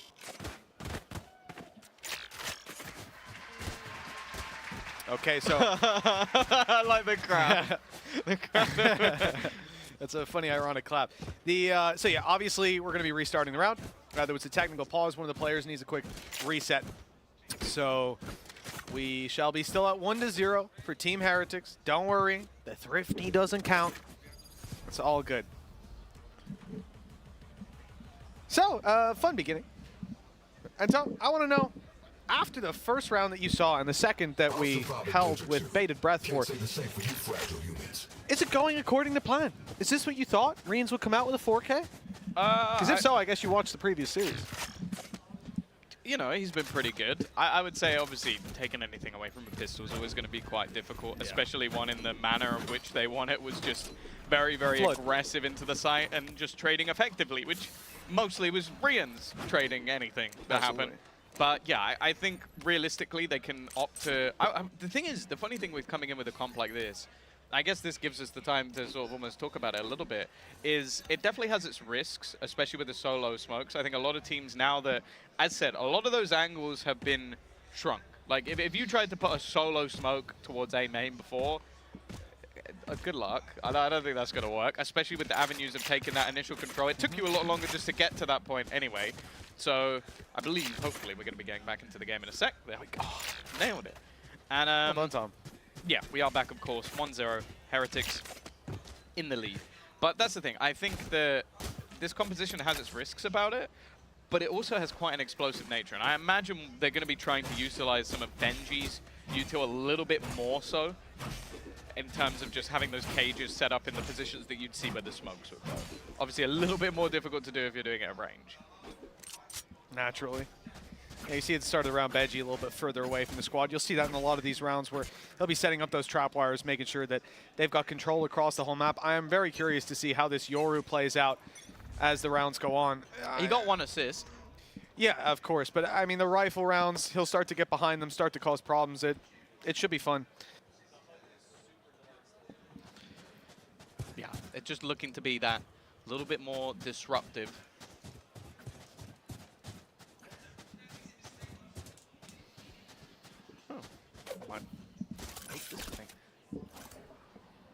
It does look like they're going to be very slow, building in towards an A take eventually.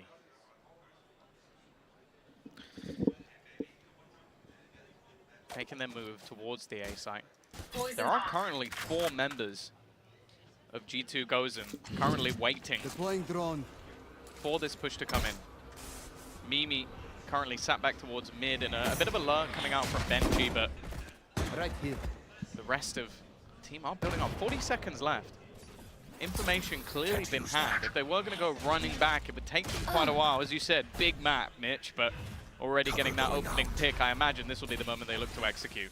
Yeah, you would have to assume 30 so. seconds left. They've got the control, they've got the wall up. They're about waiting for that Viper to have all of her toxin charged back up just inside the smoke. Glance as an opportunity, but look, an ambitious spray, trying to catch them, maybe going for the plant, taking some control, but she's being caught off. And now we look towards the retake. And again, with these pistols, it's not likely to have much effect.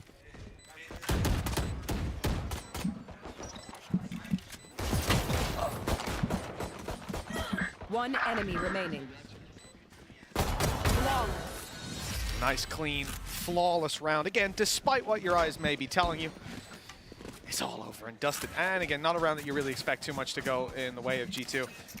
Just the pistols to play with. It's the next that really matters.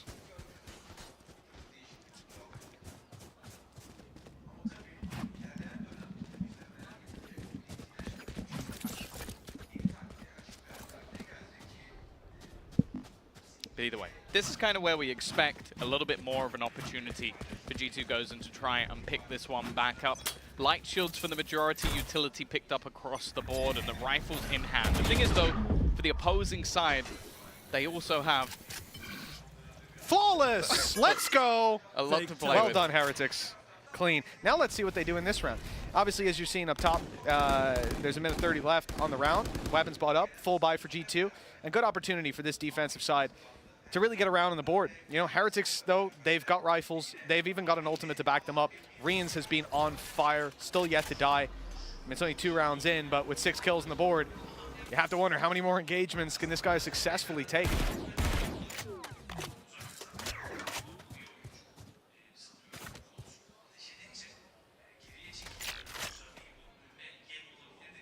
Toxins off.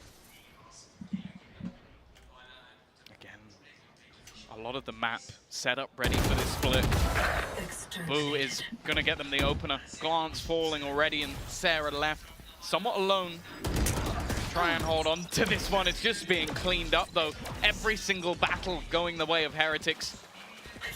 3 players to the good, and while the catch-up as well, Benji's lurks, stopping any form of rotation. It leaves Roxy alone. 1 versus 5, and nowhere near the action.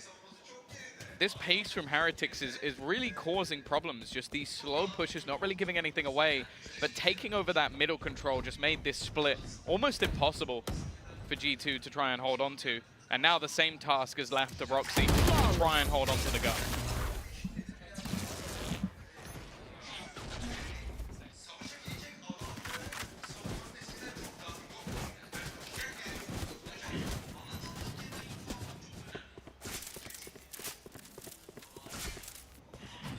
Here. Here.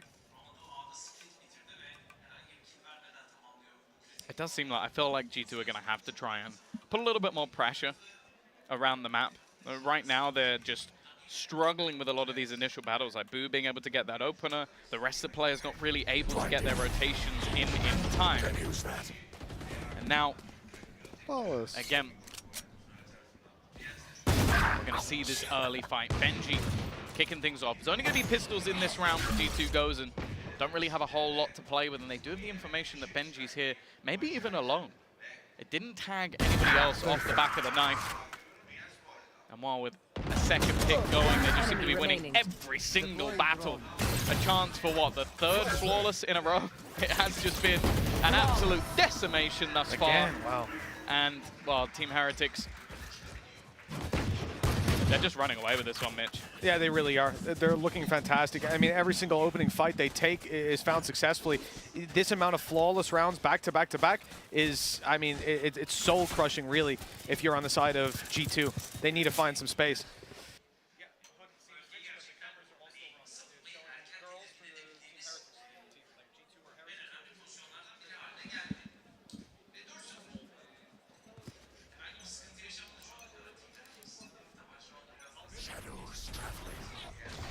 Oh, again, we're going to have that purchase up. Sarah, this is the first time we've seen her have that operator in hand. And already looking to put that pressure onto mid. As I said, it's been one of the avenues that's really worked out thus far for the side of Heretics. They've been able to clear this position without too many problems. And Boo might be about to come under a little bit of pressure, trying to just use his utility to section off some of these angles. But again, Heretics are just so patient. Sat back towards the spawn, an opportunity, and an opportunity not taken. It's Sarah back on the duelist, but this time out, she's not going to get anything. Yeah, that is a tough fight to lose. A pick like that could be so valuable for the squad to be able to at least hold on to the advantages, have a better chance in actually staying on these sites. Boo, ult activated, B site being pursued and fully cleared out, has a TP to fall back to, wants to make sure these players are fully accounted for, and indeed, the whole side has been cleared. Really solid clear from this side. Good use of the Yoru ultimate. Decoy setup as well to be a little bit annoying later on in the round, but it might not be needed. The kills are coming in thick and fast. But hold on, Petra still has some fight in her. 2 quick kills. Sees the decoy, realizes exactly what it is, what's going on. Good read. Yeah, there's always that second where you wonder if the player's just trying to bait you, trying to fool you, but not this time out. The paranoia is good, but it's just the spam coming through. Both Miniboot and Benji finding kills, and now Sarah left with the operator to try and fight back versus 2. The plausibility of a victory there is, well, basically null. And what it is going to be a 5-0 start. Now, this map was actually quite interesting when it came to the sort of, I guess, sidedness of the map. A lot of the time, especially towards the later stages, we saw teams like Mech be able to put quite a bit up in terms of those defensive rounds. Be curious to see if that has flipped. A lot of the time when there are changes or new maps added to the pool, they do become quite attack-sided.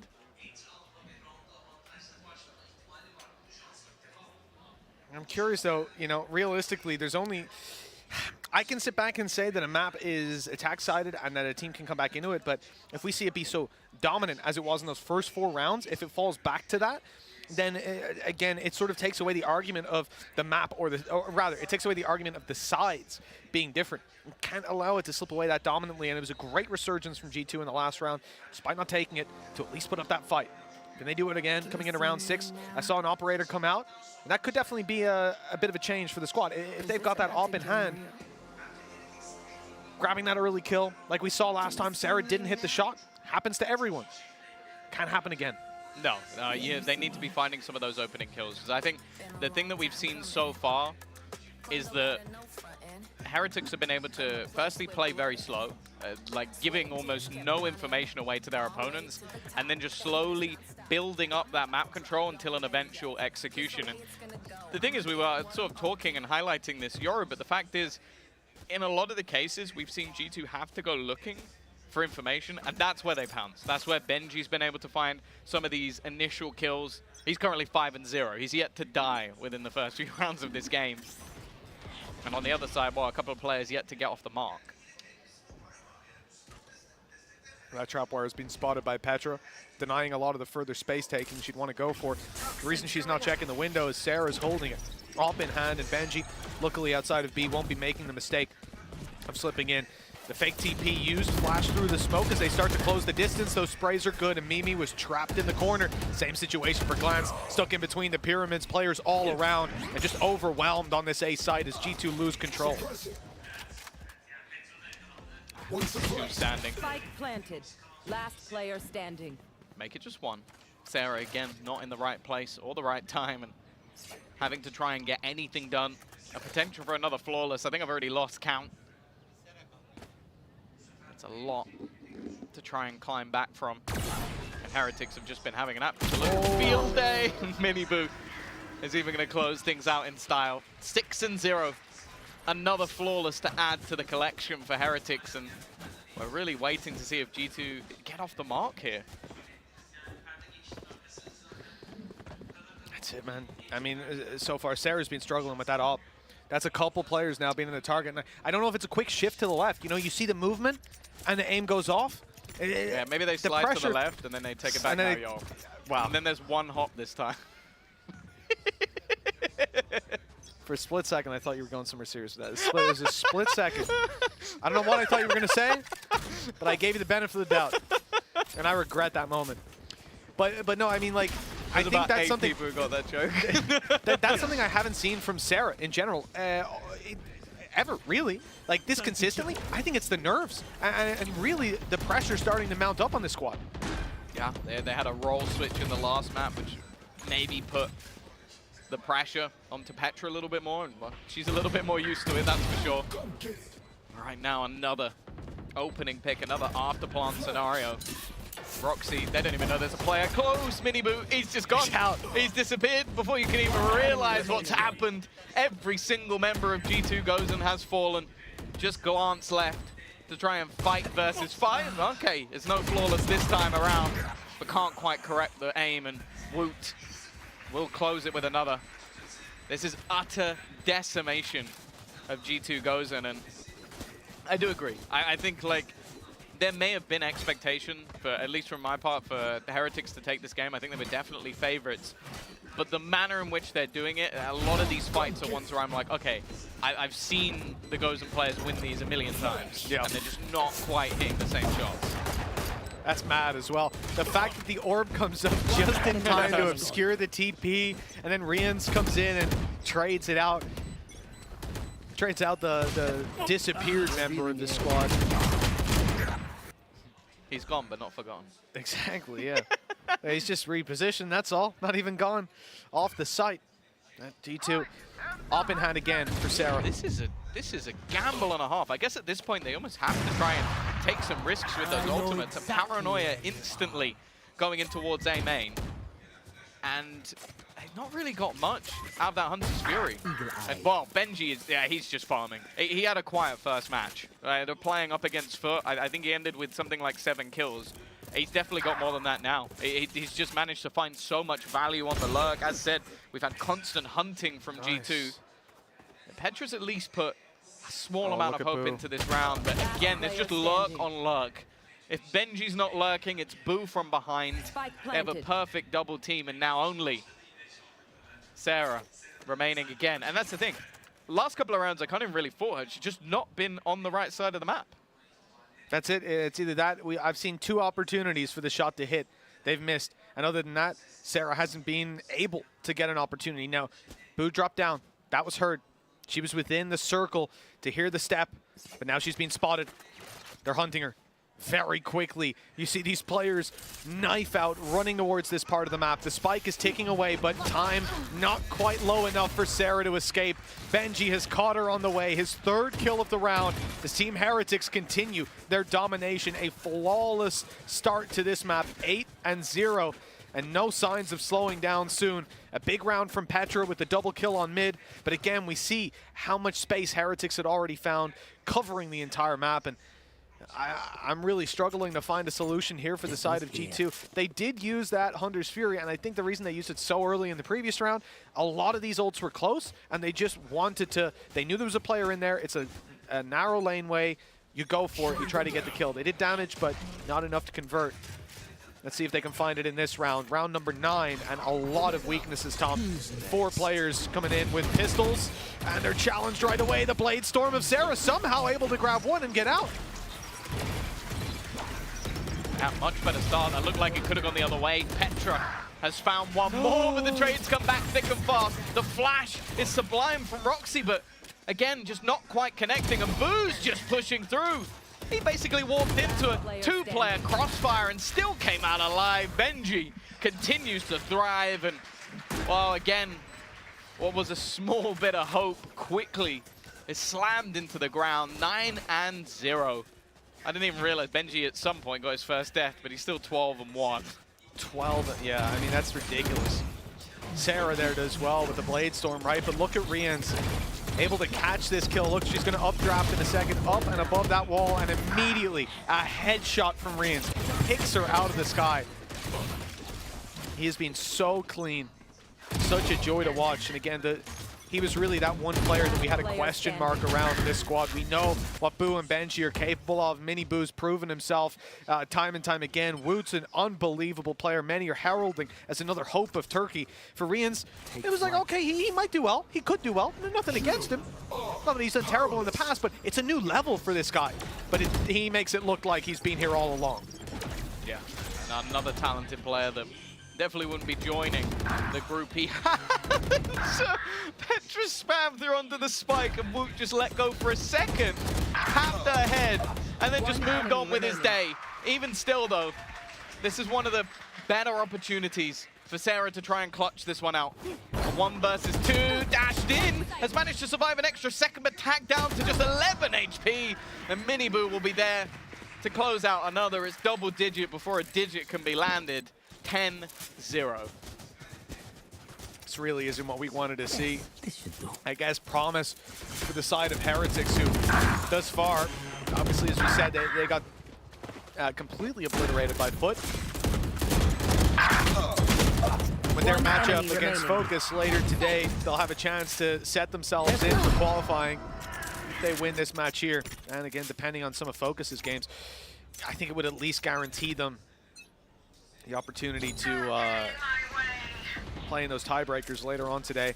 Viper's Pit right away. B site going to be locked down this time by Mimi. Phantom in hand, the rest of the squad with Vandals. Obviously, they're not playing inside the pit.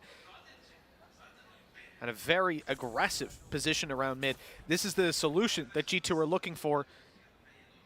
Having 3 players around this area, and most importantly, Sarah pushed way up into the corner, rifle in hand.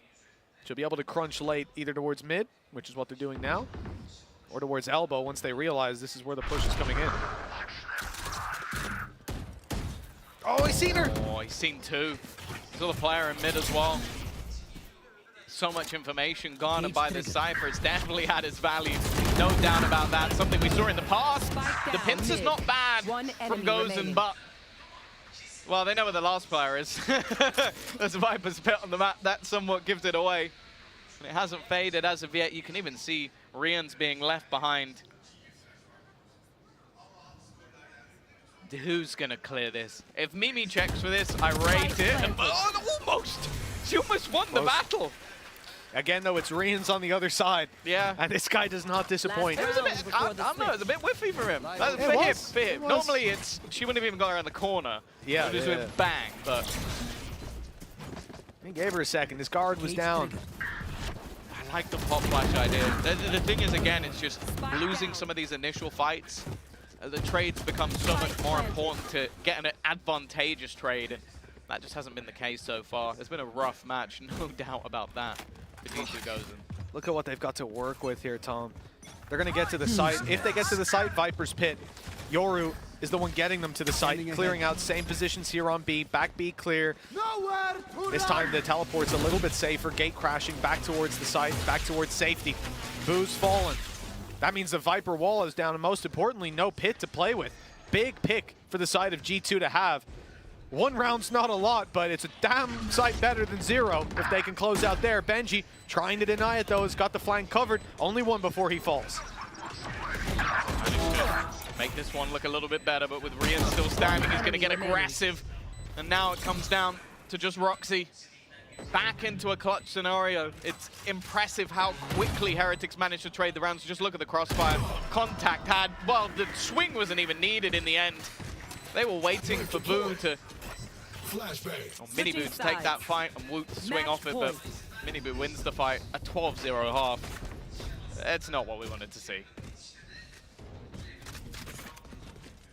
Definitely not. I mean, a potential 13-0 on the cards. After that initial debut from both of these squads, we said maybe we'd have a close matchup on our hands. We hoped that we would. But it's been nothing but success for the side of Team Heretics. Miniboo on the Yoru, 14-2. Benji Fishy accrued a few more deaths, but he's still 13-3. And you can go down through that stat line. Those are ranked games you screenshot and send to your buddies afterwards. That's the thing. I'm pretty sure a lot of this works off of head-to-head. But if it didn't, round difference is improving quite drastically after the 36 loss. Maybe just playing it safe, you know? Trying to get as many as possible.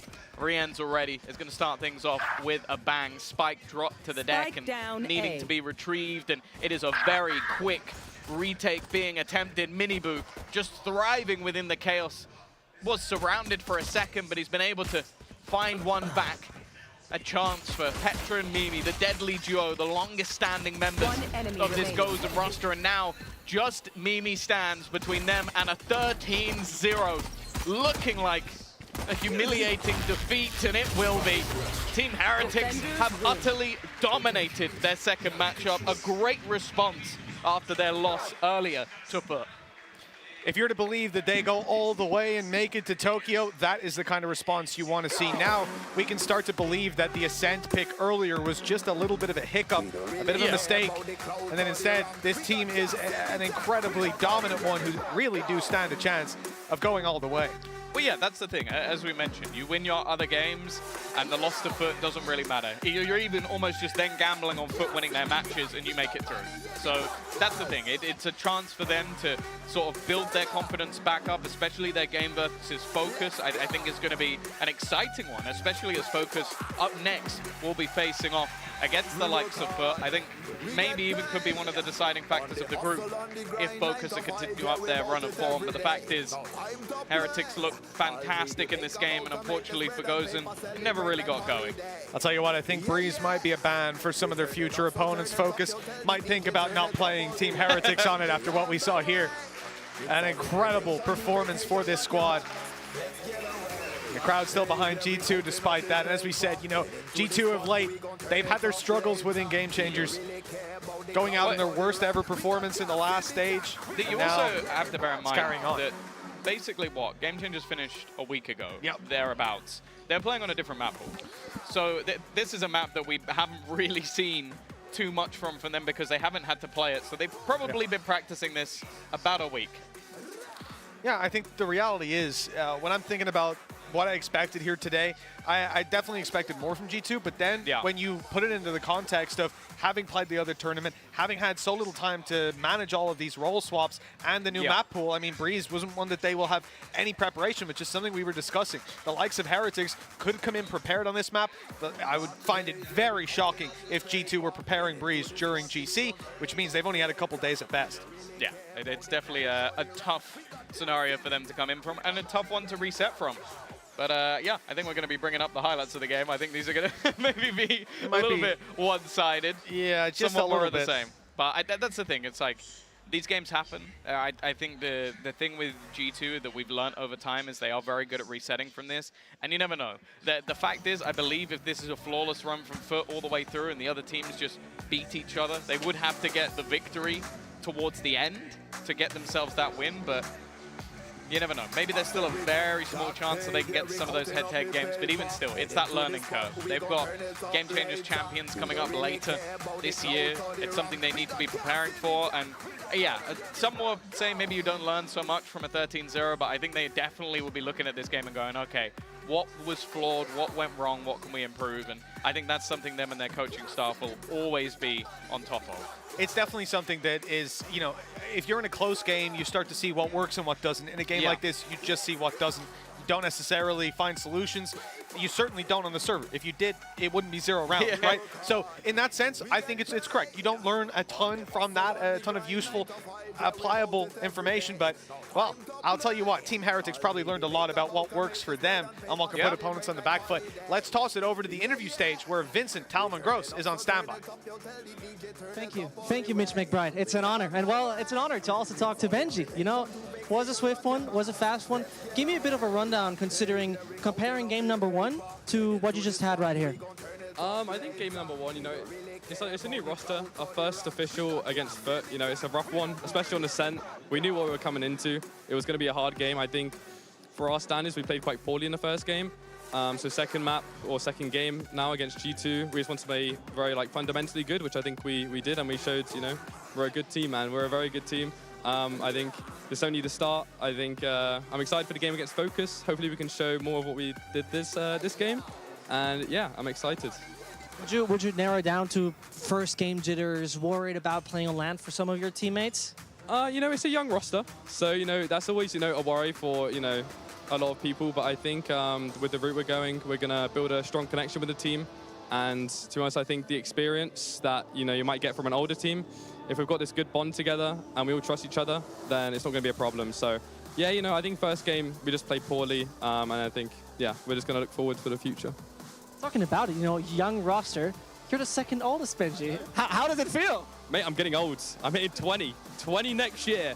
Mate, I might need to look for another career path at this point. Gonna have to retire soon. Or you know, turn into IGL. Who knows, mate? Who knows? It's you know, I'm still young. I'm still, you know, 19 is a good age, I reckon. But yes, being second oldest is a little bit weird because every team I've been on, basically, I've either been the youngest or the second youngest. So yeah, it feels a bit weird, but you know, it's good. I think it's cool, man. Well, first player, then IGL coach, and at the end you end up as talent. Most importantly, though, you mentioned Focus, right? You're playing them. What is your gut feeling about that game? I mean, they showed that they're capable of doing quite some good stuff so far. I think this game gave us a lot of confidence. You know, first map was rough, so this game gave us a lot of confidence. I think going into the next game, we're just going to try and keep the confidence. And I think if we do that and we play fundamentally good, we'll probably beat them. We're going to find that out. Thank you very much for your time. And back to Mitch Miss and Tomman. Thank you so much, Vincent Talman Gross. Appreciate you. Always good to hear from Benji Fishy. 19, he reckons, a good age. Well, don't know that... I'm only 10 years older than him. Yeah, he reckons he's going to have to retire and give up on it all fairly soon. How does that make you feel, Tom? I'm already there. Already there. You already made it to the end of the cycle. Yeah, Talon. yeah, Hey, that's... You know. Goes straight for the end. I think, look, this is a great display for them. The next matchup, it's going to be tough. Focus showed a very, very good game in their opening matchup. But after that, I mean, it couldn't be much more dominant. I mean, at that point, you'd only be looking at speed running. So I think that we have a really tight game coming up in their matchup. But I think before that, we get to see Focus versus FUT. And that matchup, that's the two teams winning their opening games. That will be a banger. Yeah, do we just move straight on then? I'm get tempted, the players out there. Yeah, I'm tempted to just get things going. I believe that we have a break coming. Soon, yes. So is it soon or is it now? I believe it's soon, Tom. How soon is soon? Because we were told that they would tell you when the break is ready. Oh, I didn't hear that. You're just winging it. He's just trying to get out of here, man. There's a Durham calling this guy's name. I don't blame him. It was, again, delicious. And some of the Red Bull drinks as well. We've been messing around. Had the yellow one. That was pretty good. I like the regular. You prefer the yellow? I like the new one. I don't know if you've had it. Oh, let's go work on that. There's a winter one. It's great. You should try it. Well, you guys go get a winter Red Bull, and we'll see you back here in just a little bit. We're going to a break.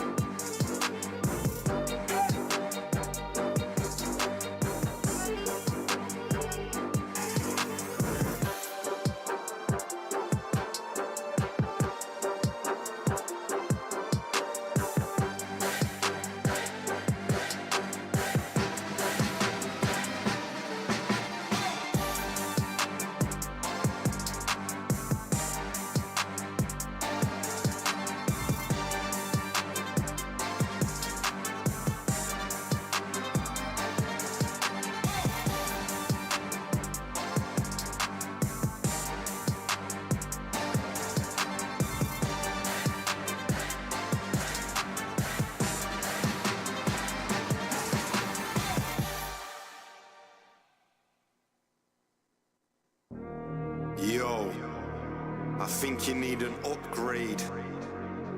You ready for an update? It's time for you to level up. Listen, level up. Aim for the top when I level up. Ain't gonna stop till I level up. Say what you want, but I'm taking a shot and I'm shaking them off when I level up. Aim for the top when I level up.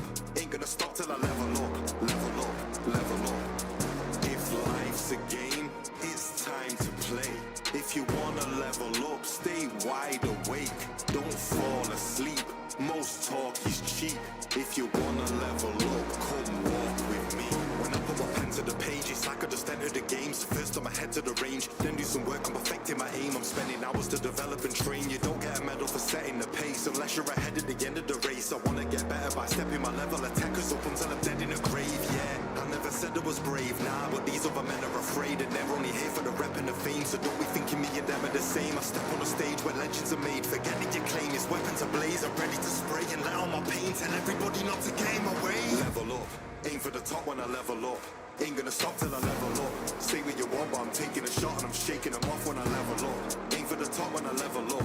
Ain't gonna stop till I level up. Level up, level up. If life's a game, it's time to play. If you wanna level up, stay wide awake.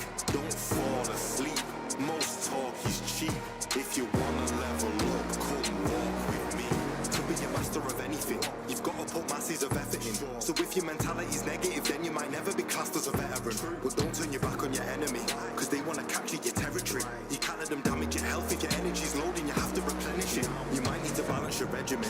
Well, life's like a battle, you never win. So what really matters is legacy, passing knowing that you had your integrity. Cause your credit's in a negative, developing a deficit. But when you did a merit, every penny is irrelevant. Instead of getting treasure, and it's better to be generous. And then when you're in heaven, you'll be ready for the benefits. Level up, aim for the top when I level up. Hello, folks, and welcome back to Red Bull Homeground Qualifiers. We're sending one team to Tokyo. Not today, tomorrow. For now, we're deciding who the top 2 out of 4 are going to be. Tom, what do you mean, oh? That means more Valorant. Yeah, Smile. why not today? Oh, because you want to stay Let's here for just go all BO5 night. afterwards? Let's go all night. I think the teams might disagree with you there. If we end up having all 9 BO1s They and don't then like we go playing BO5, Valorant? I think they do. I think it's something about, you know, not playing for 24 hours straight or something ridiculous. Tomorrow weak. will be fun. BO5 and a show match, but today, 3 more BO1s left. For now, there's an interview, which Zesh has got lined up. He's promised us this is a good one. Let's see what he's got for us. Over to you, Zesh.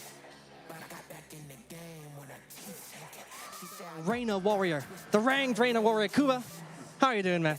I'm actually doing fine. Nice matches here. I'm doing my watch party here for the German community. Yeah, it's nice. I like it. I mean, you love it, right? Focus has already won quite convincingly. Did you expect it to be going that smooth from the beginning on? Yeah, for sure. I think our roster is pretty good, and we have like just individual better players against the first team. So yeah, we're looking forward against FUT now. It's our friend.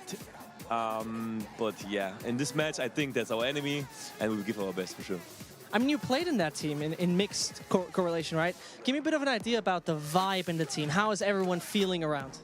I think the vibe right now, we had like a lot of roster changes as well, but right now the team is in the best state. Like everyone is like, even you feel it like privately, they're like really chilling a lot together. They're like friends, you know, and you see it on the server. And yeah, I think it's going to be a nice match. Last but not least, playing against FUT, man. Well, give me your prediction. It's going to be tough, but tell me what it's going to be. I think it's like a pretty, I mean, it's like best of 1, like everything can happen, but I think it's like 13-10 for us. I like that. You know, that confidence is needed. I hope CNET have a bad day. That's it. Oh, wait, you can hope, buddy. We'll see if that's going to happen. You had a brilliant day, but let's get it back down to Mitch and Tom. Well, it looks like Kuba's pretty confident about this one going in their favor. I think he sees another 13-0 around the corner. How do you feel about that, Tom? He said he hopes CNET has a bad day. Like, That's pretty rough. Like I feel like saying that here, it is not wise. It's risky. He is upstairs. He's kept away from the crowd But the at only least, way but to he get has to out of there leave. is to go down the stairs And I through think, everyone. I mean, I'm not encouraging people to wait for him. But if yeah, they did, no, definitely not I'll encouraging film anybody it. to do that. No, to say hi, to shake Of signatures, course. pictures. Of course. What are you talking about? I think there's, yeah, Kuba was great. We were chatting to him the other night. Certainly very confident about Fokus leaving a mark over this squad. But I have to say, realistically, from what we've seen of FUT so far, that is going to be tough to do. The squad's looking good, but as you were saying earlier, Tom, it was on Ascent. You know, Turkish map, maybe a mistake for their opponent's team Heretics to take them there. Now, though, we don't know where it's going to go. Open pool yet again, and to be honest, I would be shocked if Fokus allowed Ascent all the way through. But that's the interesting thing. I think if it goes to like a jet map, I'm all in on FUT. And if it goes like back onto a raise map, I'm all in on Fokus. So I don't know. I think that this is definitely going to be one of those interesting battles where I don't know if there's anybody over on the FUT side that I think has the depth of Raze. Like, it wasn't something that was particularly strong for Cena. It wasn't like massively weak. Like, he could still perform on it, but I just don't think it has the same value. I almost just don't want them to play it at all. I don't see the point. Like, maybe even a chamber would work better for him, although it definitely was a weaker time in his like gameplay life when he was playing on that. I also think that a lot of the maps within the pool, though, do still allow him to go for a jet. Like, you're talking, I think you could definitely pull it off on like a Breeze, as we've sort of seen. I think it's a competent map over on that. Obviously, Ascent, Haven, I think would be fine for the most part. So I don't think it's like, they can easily like direct it, especially in this sort of best of one. And I think if Lewis is in that sort of form again, I think that's going to be a really fun matchup to watch. I think that's fair to say, yeah. With the way he was playing, I spoke to him after the game, and you know, the funny thing for me, I came in, I was like, guys, what a game. Lewis was insane. And Pal and Lewis both independently said the same thing. They were like, yeah, man, I just hope it doesn't take us so long to hit our stride next time, you know, come out the gate swinging, because we were really slow to start there. I was like, are you insane? It was 3-3. Yeah, like it was 3-3, and then you dominated the whole game. And they were saying no, but the problem was it was the comms, it was the reads that they were making were wrong. They weren't putting 2 and 2 together on time. They were being slow and behind the scenes in the communication scene, and that's where they kind of allowed that to happen. And fair enough, you know, I appreciate a team that can walk away from a 13-4 victory and not say, hey, we're the best, we're awesome, this is great, but actually say, you know what, yeah, it was 13-4, it was a good scoreline, but we didn't do it the way we were supposed to. Yeah, I don't think Benji's walking away going 13-0. Guys, we lost an opening duel. Are you aware of that? Don't ever embarrass me like that again. I don't know if they did. it wasn't pistol round, first opening duel. That's true, actually. They did trade it within 0.5 of a second. They did. I mean, actually, I think it was like a 1-for-4 trade, but they did get the opening duel, technically. So there you go, Tom. You got egg on your face, let me tell you. My face is an egg, so that is also kind true. of normal. That's your head more so. Your face is like anyone else's face. It's the rest of the head that's shockingly lacking in the hair department. Yeah, I'm okay with that. That's fair. I can live with that. I think it's a fair assessment. I'm very curious to see what map we end up on between these two teams. Again, I don't think Fokus are going to allow this to go all the way to an Ascent. It's a comfort ground for FUT. At the same time, they looked very good on Bind. Your boy Lewis was on form. I think FUT would do well to steer clear of that. Yeah, I also think Bind is a map where, again, it's not really great for Jet. Yes. I would say, that, like, maybe you'd see Cena go on to something like a Sage, but normally you then had somebody else on the team that would fill in the gap of the Raze, and I don't actually know who that would be. I'm sure there is somebody within the FUT camp that could do that. I don't think that they're all like, oh, we've got to stick to our edges. We've already seen Ada Captain flex between being an initiator in the past, moving over to controller and being fantastic. Mr. Farland seems to just be able to fit whatever the team needs and still frag ridiculously. And that's the thing that I think I enjoyed more about FUT is like, yeah, I was pretty confident that CNEB was going to come in on Jet and be good.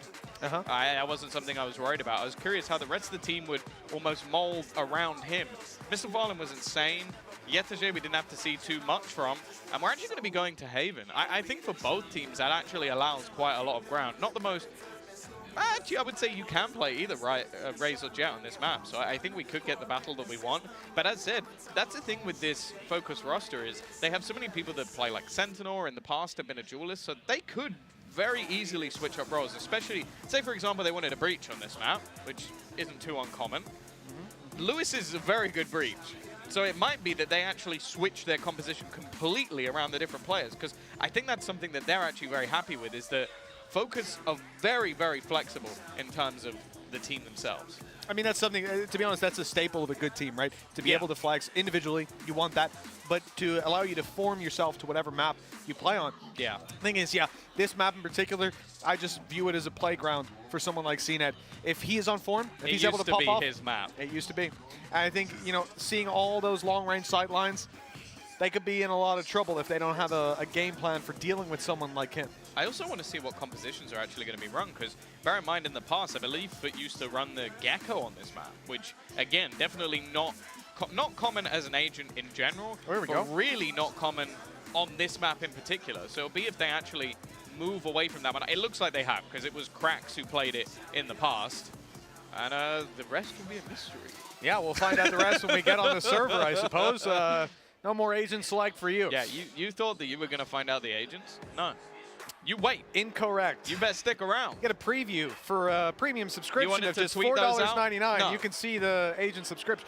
Now, I think that, you know, it will be no surprise to me if we see CNET on Jet. Realistically, I think we already did. I think he's going to dominate. That was one that was locked did he in lock instantly. It? Yeah, I think it was locked. Okay. Because we were talking to him earlier, and you know, he was saying maybe the Neon might come out. Well, I said to him, "Are you playing Jet?" And he said, "Yes." And I said, "Are you playing Neon?" And he went, "Eh." And then he went, "Oh yeah, actually, yeah." He yes, was like, I cannot give it away. I won't give anything away." So it's like, I think he's just playing Jet. I hope so. I hope so. Because it's always been a thing. Taking that man off of a Jet just doesn't make sense most of the time. And maybe the one exception was, look, height of chamber meta. Yeah, you got to give it a shot. You got to roll the dice. But at the end of the day, this is what we know him for. And now on a Turkish team, on home turf, let him shine. I think the only map I'm going to be really curious about is Bind. I want to see what their Bind comp is, because that's a map where Jet really isn't popular at all. I think on everything else, like if he ran it on Split, fine. Runs it on, obviously, like Ascent, Haven, all fine. Breeze, fine. Sunset, maybe not. I've not seen so much Jet so far in that map. A lot of people are leading into a chamber, maybe a Raze. That might be another one that I don't know if it necessarily fits too well. But other than that, I think you can pretty much play it everywhere. Yeah. I mean, that's a strong characteristic for any player to have. The flexibility, the versatility. Of playing one agent anywhere. Anywhere. No, but that's the thing. You don't need another agent then, do you? Because you play that one He's so flexible. anywhere. He just plays Jet. I can do Jet here. I can do Jet there. And if you really want, I could do, you know, he's like the original Ford. You have any color you want. As long as it's Jet. It was Jet Black back in those days. Now it's just Jet CNET. Nice. Thank you. I worked on that. I was up all night. So, this upcoming matchup, look, there's a lot of question marks around Fokus because, yes, that opening matchup versus G2 Gozen looked incredible. But after what we saw from Heretics up against G2 Gozen, then we start to consider, okay, FUT's opening was clearly a strong one. Was Fokus's, though? Yeah. I think it was decent. I think, as they seem to think, maybe there's some stuff they can improve on. But I also think that they might need to in order to face off against FUT. That's the thing. I kind of understand what Palad's looking at there. It's not so much, for this game we needed to improve on those things. It's for the next games we need to improve on those things. Because if we start slow versus FUT, they obliterate you. Like, that's it. It's not going to be a 3-3. It will be a 6-0 that you have to try and come back to. But either way, we are going to be getting into the game. We do have ourselves the comps. It's a little bit more basic on that side. Interestingly, Lime is actually the one picking up the raise here, Mitch, and it is your boy Lewis heading off onto a Sky. So again, it's mass changes. Fizzy now going back to, well, technically a controller, but the most Sentinel controller that we have. And then Alorante on the other side. Viper on Haven as well, alongside the Astra, the double controller. This is going to buy an awful lot of time in terms of delaying, and they are kicking things off over on that defensive side. Well, the FUT fans certainly happy to see their squad back on the stage. Are you? Let's see if they can deliver. Already, we're going to lose Cracks as he goes down. Looks like FUT try to retake space, but the nade, near perfect, is going to be pushing them back out of Garage and sending the squad down through long to try and recover that space and maybe draw the sightlines.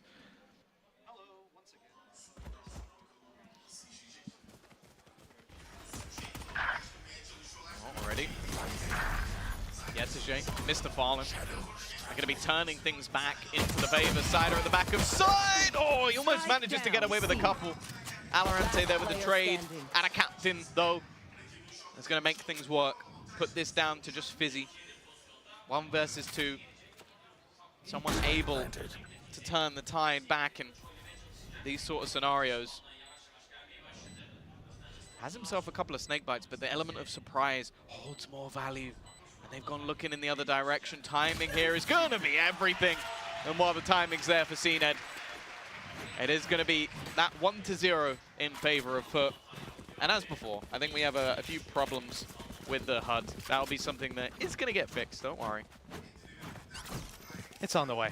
It's on the way. I think it's the same on that one. Checking the patch notes. But yeah, the opening here for FUT, winning a pistol. We talked about it before. You're in a BO1, and when you come through, in a BO1 and you lose both pistols, it's very difficult to get back into it. You don't get that second chance like you often do when it comes to a BO3. You can't have a flat map. The likes of Fokus, I don't think that's going to be a huge issue. Look at this push. A stealthy play coming out of this defender side. That Sky you're seeing is your boy Lewis, as he gets a lot of ground and even the shot off onto Ada Captain. Yeah, the trade actually not quite there. Yedajay isn't able to react quite quickly enough. CNED though looking to lead the charge. He is a force in terms of this entry capability. Yedajay as well just holding on those flanks. That's the thing, they thought that was clear because of the push that's come through, and every single member of this roster, bar Lime, has been cleaned up. And the thing is, he doesn't have anything to play with. It's just the classic available for him here. Yeah, really not the best of opportunities to get damage done. I like this setup as well. Krax has just got the angle, ready to tap the head, and then a player down below, happy for the trade, which was CNED. That's FUT 2-0. And looking good to start this one out. But, you know, there wasn't really that much of a challenge in that round. We're not terribly surprised to see FUT come out ahead. It's this one. Just take a look at what Fokus are working with. 5 rifles, a couple of shields that have to go light to allow utility. But for the most part, we are looking at a strong buy for this defensive side. And this is where we want to see them get that round on the board. The test for Lime. I wonder if Krax is going to buy a rifle here. 6,200 credits and a pistol. You'd assume that he will buy alongside the rest of the team and just make this a fearsome buy, because they'll have enough to purchase into the next round anyway. And well, coming in with 5 rifles versus the same on the other side would be a pretty nasty spot for the side of Fokus to try and face from. And that's the thing, we already saw it in the last map. They felt they got off to a slow start. As we saw mentioned, I think with Gozen, they could get away with that. Well, they did. They won 13-4. But versus FUT, you can't. Like, and it's not even just because of the scoreline, the numbers. It's this team. If you let CNED get off to a flying start, he then starts to disrespect you. We saw that versus Heretics. Like, he would just dash into angles. Like, there was a round they lost, but he ran up mid and dashed behind them in short to try and kill them. If you let this guy get confident, he will destroy you. So someone needs to shut him down. And as I said, it is very odd seeing a raise and it not being Lewis. Yeah, right. It's intriguing. I assume it's based on maybe the fact that I genuinely think Lewis can play most agents. Maybe that I've heard that he doesn't enjoy some of them, but he can play them. That's what I was told by their coach. He can play anything, but there's a few he likes. And so I think that might just be it, is that Lime in the past was more of a Sentinel, so as said, played some duelists like Yoru, still within the old roster. So maybe it's just a comfort thing for him more so. Obviously, Fizzy, I think, alongside Alorante, there's no surprise. Both of them have played this sort of Sentinel role. I think putting them in on the Viper Killjoy, it allows for them to hold a lot of control and information, a lot of delay, and also a lot of utility and powerful ults. Like, that's what this composition really has behind it. It may lack a little bit in that explosive nature, though, at times. And I'm also going to look at Cider, because that's the thing. You look at the fact that they have all of Fizzy's utility, then you have the Astra utility, which is known for that sort of quick smoking, delay tactics, being able to slow with the grav well and everything as well. Then you also have your Killjoy. Like, this composition defensively should be unbelievable. Like, it should be about as good as it gets. So I'm now looking at this half and going, okay, Fokus, you need to put up numbers. And that's going to be difficult versus FUT, because they're very good at the attack. Very, very good at the attack. And this composition also allows for that. They have so much utility to set up CNED as that sort of, like, tip of the spear. You've got the Breach alongside Krax's utility. Also, Krax as a secondary duelist on that KO. He's going to be nasty. He's going to be flashing through smokes. And that's something that Fokus have quite a lot of. Well, we're kicking this back off in round number 3. And we'll see what is to be offered by this defensive side. As we said, a potential challenge for Lime, but his early aggression's only doubled on by CNEDs. He's ran up through B, looked for a fight in A main, didn't find it, but now they come through the smoke, and Yedajay is able to just decimate, picking up 2 quick kills. Any utilities a little bit too late and a little bit too far away. CNED close, grabbing one through the smoke. And even as they try to fall back, they cannot escape this man's ire. One left, Valorant up against 4 of FUT's members, and well, they're about to get the information. And even after that first kill, whoa, hold on, he's isolated a couple of fights. 1v1's being offered and taken. High value for Valorant, and he might even get another out of Captain. Oh, the angle wasn't checked. Good try, though. Yeah, understandable that he is fully focused on A-Link, because that's where the spike is planted for. Instead, it's actually the cross being watched for. But I mentioned, like, in these sort of early rounds, I was like, okay, what is going to be that factor? Like, are they going to be able to deny CNED? What he did this round was full sprinted through B. He had A-Link within the first, like, 10 seconds of the round. Like, that's something that you just can't allow to happen. Like, obviously, B retakes are quite common, but he, alongside Heretics, basically sectioned off the entirety of A-Link and allowed for no rotation. That is so hard to play up against, and Valorant gave it a damn good try, but wasn't enough. Yeah, it's round 3 rather, where often you are just going to take that little bit of a risk, you know, dive in, figure out where you think the weak point is, and crack at it. And it's exactly what CNED did with this team of Fokus wanting to fight A short and A long. Well, they ended up having to fight back from those positions in towards B. This time, there's going to be a player there waiting, keeping presence across the map, and leaving A light. Well, because they've decided not to fight A, and somehow FUT seem to be able to predict these things, they're moving towards A. 4 players here and a bit of a fake being sold, but actually the rotations are coming in just a little bit too late. Yeah, well, all the space is gone. Paranoia for the left side, pop flash for the right. Nice shot. And CNED running straight down the middle. Lewis, definitely a demon with the Sheriff. See if he can get anything else, because that's all they have remaining. Ult's also starting to come online. I believe Mr. Fallen might have got one just off the back of the kill. The stun going through is going to delay the entirety of Fokus as they look to get back into the site. Good blind, good nade out of Captain, having to TP out, and he's right in front of your boy Lewis. CNED on his 3rd of the round, and Yedije doubles up with him, closing that one nice and clean in the 2vx, but it certainly got a little spicy, I think. Great utility on the way back through from Fokus. Yeah, I like the nade into the corner, especially. Also, Lewis, I think, hit 3 headshots. I'm going to give him 2 of those, because this one doesn't count. It's like, there's a few shots in a game where I go, I reckon I can hit that one, but I think I get that one. But you know what's amazing about this is the fact that as he goes to teleport and Shrouded step into the open and inevitably die, CNED swings. Yeah. So even still, there is a trade. In the worst case scenario, CNED's trading you, which, you know, I'll take that. I'll take those odds. I'll sacrifice myself so you can take the king. When I make my move. Well, CNED's put them in check in that round, and it's a mate as 4-0 goes on the board. 5th now to be competed for. FUT up against Rifles. The challenge, yet again, considering the damage done in the last, one thing you definitely don't want to underestimate. Seeker's used here.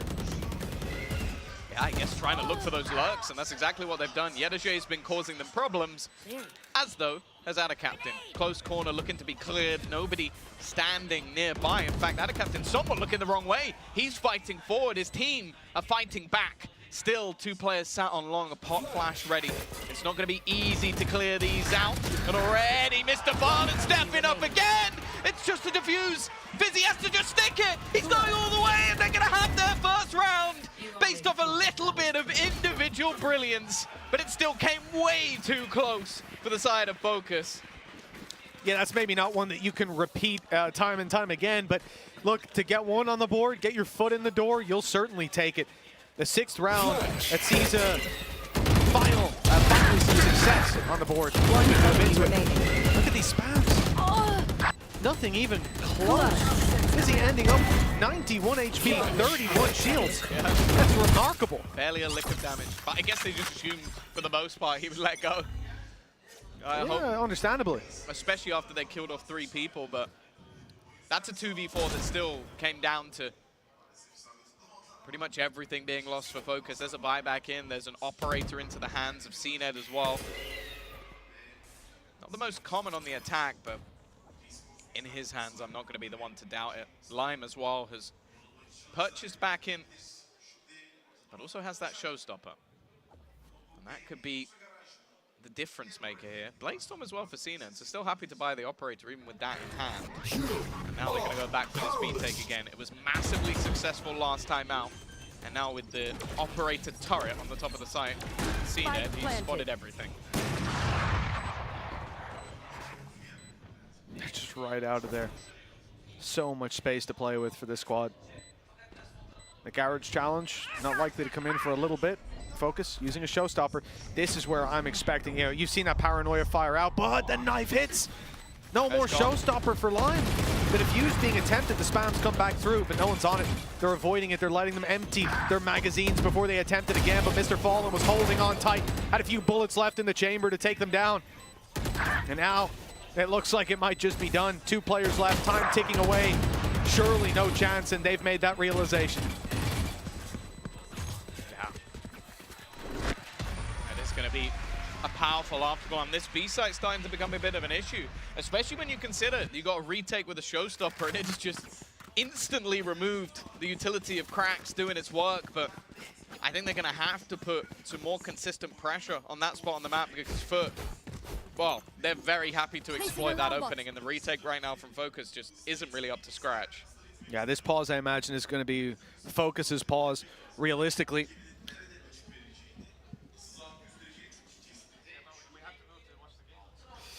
I think realistically, for Fokus, it's a perfect time to call this pause. Try and reassess where they're at and realize, you know, at this point, it's not slipped out of their grasp completely, but it's about to. FUT are starting to run away with this at 5-1. Shadows traveling. I want to see a lot more from this Fokus squad so we can be confident in what we've seen from them earlier. Yeah, that's the thing. I think we realized that for the most part, I don't think Gozen are really going to be competing too much with the remaining 3 teams, especially their last game is obviously going to be against FUT. So it's kind of difficult to tell where Fokus stand thus far. And obviously, again, like having the depth of map pool is not really going to be shown here. It's best of ones. It's brutal, gritty. But thus far, it has been pretty much all FUT, other than the singular round that has managed to go in the other direction. And I think you can see just the sheer confidence from every single player on the other side. CNED, 7-1 at the moment, thriving within the chaos created by his team. And now, with that operator in hand again, it's a weaker purchase and an aggressive push-up from Alorante.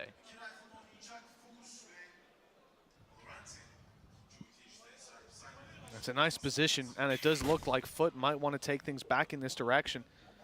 They made a lot of noise early on A. They showed them the cross. They let them hear the steps, but now they faded back. The thing is, Fokus are reading into that. They're realizing that they haven't heard anything for a little while. They've gone walkabouts to try and clear that space. The AWP not landing the shot, a rarity for CNED. And it looks like they're filling back in the space towards A, unaware of the positions taken by their opponents. I'm sure they'll find the first, but they've got to root Cider out of this position. Great flash, gorgeous from Cracks. I honestly think he's one of the best in the world at popping a flash and peeking the split second after it goes off. He's got that timing down to a T. There's no possible way you can react where you hit that shot before he does. And while now with the rifle initially being dropped, it doesn't look like there's much of a way to retrieve this. He had to chase. Okay, Lewis somehow wins that one, and now he's going to go sprinting behind. Can give the information seemingly to his team that they've gone in that direction, but they're going to group up, looking to try and trade out. And actually, bear in mind, they do have themselves a lockdown available. They might throw it in here. Yeah, they are. They're committing it. Now, where's CNED going to go? He's way down on short. Does he just play it out? Try to, he doesn't have his dash even to recover space afterwards. He's going to try to go down towards A, grab a corner there. He's not safe. Is he going to get detained? No, just about made it outside, but he's so far away now that there's no way to deny that defuse. The round's already done and dusted. You hear the thrifty call. Despite the kills from CNED, it will not be enough. I think he did drop the AWP before he ran in, though, so they won't recover it. Yeah, it's not going to be that extra bonus, but still a massive round for Fokus. I think just Lewis, I like the initiative there as well. It's like, I think a lot of players, after picking up that gun, would have gone chasing. Like, try to hold on to long, try and help them into position, but just knowing what ultimates they had online, knowing what was available for them for the retake, so much more value. And they're going to get their second round in one that might not have been expected. 30 seconds left. Maybe this can be the start of a build back into the map, but from what we've seen so far, that hasn't really been the case. And they don't really reap the rewards in terms of the finances because CNED kind of killed everyone. Must be nice. He did well, but a little bit too late. Flash out. Popped far back. CNED still safe. They know there's a player further down who broke that boom bot, but they're not looking close. Paranoia not going to land. No, but CNED lands 2 beautiful shots. Side is 45 HP as well. Wow. That was almost their entire A-site defense gone within a second to one man. Okay, sure, he gets traded in the end, but it's not worth it. They've now got to try and, well, almost hope that FUT are going to go back in the other direction. They have a trap set up in Garage that, I'm not going to lie, I don't think is going to be seen. 45, and he stays this aggressive. Well, maybe it's a mistake. The headshot, though, doesn't really matter about the HP. More importantly, they've taken out a player, allowing them to plant on A and sit in a 2v4 post-plant. Fizzy, Viper's Pit online. You really don't want to let them get back onto this site. Could cause some serious headaches for the squad. That is unlucky. The fact that One Way blooms just as he rounds the corner, and those feet are clearly visible to every member of FUT. I'm also really surprised they actually attempt this one, just because of the it's not like the finances are in a point. Like, if they saved with 3 players in the last round, I don't think it's as much of an issue, but they didn't. CNED managed to wipe out the other 2, and now you're seeing the impact of that. You're looking at Cider with 950, 700 credits for Lime, and well, Fizzy just desperately trying to hold on to the rifle, and that's going to be removed as well. So not saving is definitely going to cost them. And okay, maybe you could argue that some of the lower buy rounds have definitely been the better ones for Fokus, but this is not going to be a pretty buy. Can only imagine had that Paranoia have landed. The devastation that would have reigned, but even still, it wasn't too pretty. CNED certainly earning his paycheck on that one. And now, well, Fokus, again, not down and out, but it's a tough round. They're going to play with pistols and just the 1 rifle on Alorante.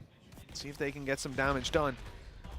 The side of FUT feeling very comfortable. Finances building up and ultimates in case they need to recover. The one thing maybe Fokus can find value at the Viper's Pit, but using it in a round like this, especially when you've got a Sheriff, it's not likely, and with him dead, it's now impossible. Good kill, though, for Alorante. That's the, whoa, that's the 1 rifle! It's picked up a triple kill! Well, a German has just appeared next to us. Maybe that's the good luck charm for Alorante to potentially win the round. You've got that lockdown, which will force them back, but I guess maybe an attempt to try and retrieve the spike. It's going to give a little bit of extra space to add a captain as well, who might be the snake in the grass. That is going to give them an opportunity to try and get back into position. Alorante on for the ace. 3 more needed, but he's gone within a flash. And there is the flash to give that little bit of extra space to add a captain who's just going to take everyone down. Anything you can do, he can do better. But are going to extend their lead even further. Craziest thing about that for me is that they actually had the From the Shadows to use. That lockdown blows my mind. 1 enemy remaining. I guess that's another thing that surprises me. The thing that surprises me is as Zesh is walking over here, Alorante gets 3 kills, he sits down, he instantly dies. That is true. I'm not saying it's his fault, yeah, exactly. but like, you know, it just a coincidence. It seems like it is. A funny coincidence. Claw through them. What was that, Zesh? I didn't hear you. Well, it's time to get back into it. 7-2, but rifles for Fokus. This is where they need to find round success. CNED's already behind them. He's ran it through towards Garage, clearing out this area for his squad. As they plant on B, they've got C-Link. There's going to be a bit of a scrap for it, though, without a captain falling, but they haven't spotted CNED. 1 kill. 2 more opponents on the way, slowed down by the Cloudburst. Hocus pocus. There's CNED flanking Fokus. We'll see if he can get anything more done. Just looking to try and do absolutely everything here. And actually, Cider's going to catch them as they bump into each other. Now it's left all onto Cracks. 1 versus 2 scenario. First goes his way, but the trade is instantaneous. They'll gain a 3rd round. Still, it comes incredibly close, and the problem for Fokus is they're never winning any of these rounds with more than 1 player surviving. They basically have no finances to go back on if they lose a round in return. This is so unfortunate. Look at that. CNED turns and dashes to try and get out of the site. or tries to get onto the side, I suppose, onto C, but just out of dodge, out of the fight. And he's caught on Yedije. Ships in the night, both had their lights off, went straight into each other, and then got open fire upon. Unlucky. But this is exactly what Fokus needed. Sitting now with 3 rounds on the board, 2 in between them. Sorry, 2 left to fight for. Actually, 4 in between them. Quick math. Good opportunity now, catching these players on long. Lime, blast pack out. He'll make it as well. He's around the corner. He's out of here. 1 kill. Showstoppers online. Could be a recovery. And FUT realized they've let him escape. You know who can't escape, though? It's your boy Lewis. He needs support. He's got it. Teammates on their way. Good shot to start. Trade attempt by Lime, and he'll catch them on the way back out. That's worthwhile. 3v3, and he's out. Showstopper online for the later round. Yeah, the Killjoy utility should give up that this gap is taken, and with the smoke and Nano going in, they'll know that this is another B hit. But this has really been where they thrive, and I like this. It might seem like a bit of an overcommitment with this sort of advantage, but I don't really mind. Just putting that lockdown into position to make sure that they're not able to go back towards this B site. The only problem is there is no one on A. So instead of getting the B site after plant, they'll get the A site after plant, where there is no lockdown anymore. The only thing going for them is this man's position, Lime up top. We've seen plenty of good plays from your boy Lewis. And he can use that rocket to try and survive the fall. 45 HP, at least avoid taking more damage more so, and that's what he's going to do. Up top, nice shot, and it's landed. CNET down, big player to eliminate. Unfortunately, the rest ain't so easy with rifles instead of rockets. Yeah, this is the fun thing about this team right now, is that CNET is a huge player to kill, but you've still got to get through, like, out of captain, Mr. Farley, like, it doesn't get any easier from then onwards. FUT's depth looking better than ever, and that was the question I was going to ask with the Showstopper. It's like, do you use it when it's so low on HP? And the fact is, he gets a trade, it's fine, but it means there can be no continuation from that. And he can't jump out the window. That would be the normal play, is use the blast packs, get out, take space. He can't do that because they'll kill him instantly. Yeah, that's the thing. Once he's up in the air like that, unless you are so quick in firing, and you're going to die. Like, it is going to happen. But he was at least going to take the space for his teammates to flood out a spawn and hopefully get the trade. Now, Bladestorm online, we've seen CNET be extremely fast in some of these early fights. It looks like he's going to go for that again. Obviously pumping the brakes just outside of B, hoping to find a victim. Eventually, he'll be making his way in. Whether it's the Bladestorm or the rifle, this man is dangerous. And there's 3 players towards A that are going to be challenged. Very passive challenge. I thought CNET would be the tip of the spear on this, but instead it's Krax that's holding up close, that's taking them all down! One after another. This last round has no hope for Fokus. They will end this half 9-3. I'm confident in that unless Cider can 1 versus 5. With a judge. With a judge. With a judge when they have an after plan. Basically, if FUT loses this round, they're throwing. That's what I'm saying. They're throwing so they get to play more Valorant, because at the moment, this is decimation.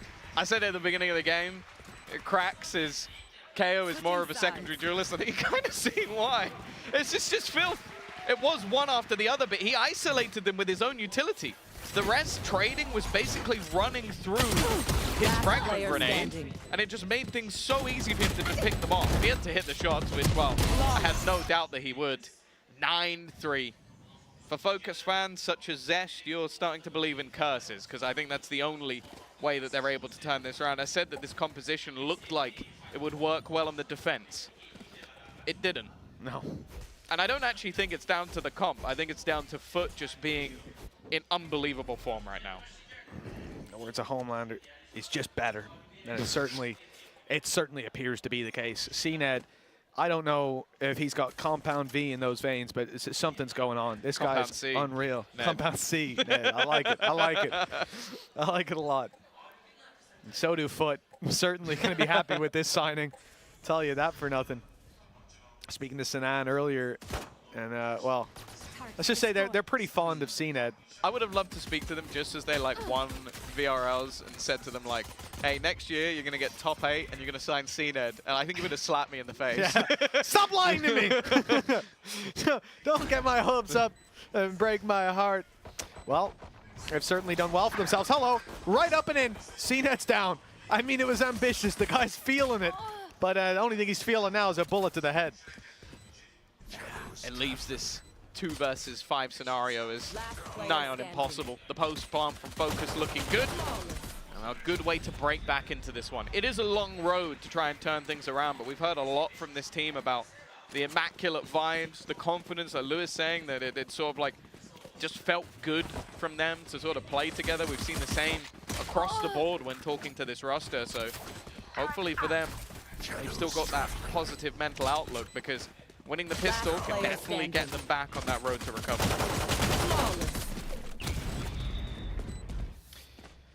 Like we said, you know, at 9-3, especially if you lose that pistol, it is pretty much over. Yeah. Now listen, there's also a follow-up to that. You kind of lose the second round. They decide to force buy it, but it's not a force buy. It's just CNED, just CNED, just with a Marshall. Yeah. Just a scoped weapon in the hands of CNED. It sounds like an easy round to me. Yeah. They made the right call though. Look, they spotted him. They realized what they're up against, and out. Just looking for a C play. We have 2 options, or 3 options. There's 2 sites with no CNED, and 1 site with guaranteed CNED. It's like the cups. Yeah. You spin them around. That's probably what they'll be doing throughout the game. They're gonna try and hide the ball, which is CNED, on one of the sites. And if you run into it, unfortunately, not like the game. If you run into the ball, you lose. You know, imagine it must be like thinking about the guy on CNED's old team now, Artis. Losing to a guy like him, it must be frustrating in some way, but he's a guy you can hate if you're on the other side, right? You can be like, God damn it, he's killing me again. CNED's just such a happy, he's just smiling. Until he like, elbows a table. That's true. That's true. He's like, he's got the WWE skills when it comes to that. But you gotta watch out for bad CNED. That's when things get truly scary. Yeah, it's like the Fallen back in the day. Exactly, exactly. He needs to get his alter ego going. But no, this round is looking as done as the last one. Maybe just trying to hold on to some players on the exit. They walked into CNED. Someone's head got popped. Shocker. The rest are all just going to back out through the defender spawn. And for the rest of the opponents, it's just a death to the spike. Make sure that you get... They died to the spike. No, they're getting ult orbs. No. I've heard that. I've read it recently. I'm watching you guys. All right. Well, that was a bit I'm in the sinister. forums. I see you. Yes. Ult orbs. Come on. They do it because they get more loss burns. Get more economy. Exactly. There you go. And if you didn't know that, how's it playing in silver? No, I'm kidding. Oh my God, Tom, Someone's gonna be like, I don't play in silver. That's just rude. I'm not a silver player. Zesh just gold. Come on, don't be rude to him. He is? Or is that just on a Frankfurt servers? Bro, I'm telling you, if you're gold on Frankfurt servers, you're radiant. Like that's an achievement. I'll tell you that. Frankfurt servers is a fresh version of hell. Well, we're on our way in towards the B site. Looks like Yedije with that skin. I almost thought it was a bookie for a second. Nice nade. Your boy Lewis is dead. 0 chance of getting out of there. It's a rifle to finish him, but utility would have done just as well. Smoke back online, just now coming on. How the captain going to be firing that out? You have to imagine baiting the utility first. You like to see it. Make sure that they're not able to kill you with the Viper util. Then the smoke goes down. Then the deep. Oh, it's a deep smoke. I thought it would be a little closer to allow that diffuse, but they're going for it up close now. Look, the peaks can come through. The battles can commence. They've heard the defuse starting again. They know they've got a little bit more time, but Mr. Fallen's blocking it off. Oh. That's a stun, but it's not a grab well. It won't stop them from defusing. Right under their nose. I don't know what happened there. I don't know if that was miscommunication or what. I don't know if he didn't have the grab wall online and Fizzy thought he did, but Fizzy wasn't fighting. He ran away to go and peek. Yep. I think he also used up both of his snake bites at the same time. I wonder if they even just, you look at the map, you see the star, and you're like, oh, he's got gravel. Yeah. All good. And then he's just screaming like, no, it's a stun! But yeah, Mr. Fallen getting those couple of kills in quick succession and then just having that player stick in that defuse, FUT have stolen around from right under their opponent's noses. You wouldn't know it, though, because you look at the buy they're going in for, they're not risking it. They've got enough of a lead that they're going to play this one with a low purchase. Just a Marshall. Just a Marshall. It's all good. He's already managed to take full A-main control, but unfortunately, Yataje's push has left them with nobody on C. To continue this all the way through. Fizzy has met the Marshall, and actually the trades are going well. This might be some weaponry to be picked up, never mind. Lewis is fighting alongside line. They're tagged low, no gun retrieved yet, still only the stinger for Adder Captain, but if they fall away, he might be able to get himself a gun. Even now, he has managed to reach over and pick one up, but with 60 HP, his chances are low. I like the reposition. Moving through B. Flashing Garage doesn't detect him. They start to worry about C long. The misdirection here clear from his delay in the round, but you know what, Tom? Actually, he's got a smoke, and they're now playing down on long. There's an opportunity for Adicaptain to pull off another nasty round. I think if they lose this, they walk off the stage. Oh, he's going to bait them for a fight. Oh, they've got the Tiger, so that hasn't worked. Now you're going to see the grab well this time. He's a little bit wary of all the players coming in from behind. Just going to try and stick it. A little bit of an obscure angle, but they had a nade as well. There was no way he was escaping that. I think he actually got wallbanged in the end. But hey, Fokus, they bounce back. It's versus, of course, a weaker purchase. Right? It was a bit of a win the round, but still go for something a little bit weaker. Make things at least a little bit more positive. There's not anything that I feel like Fokus has to worry about.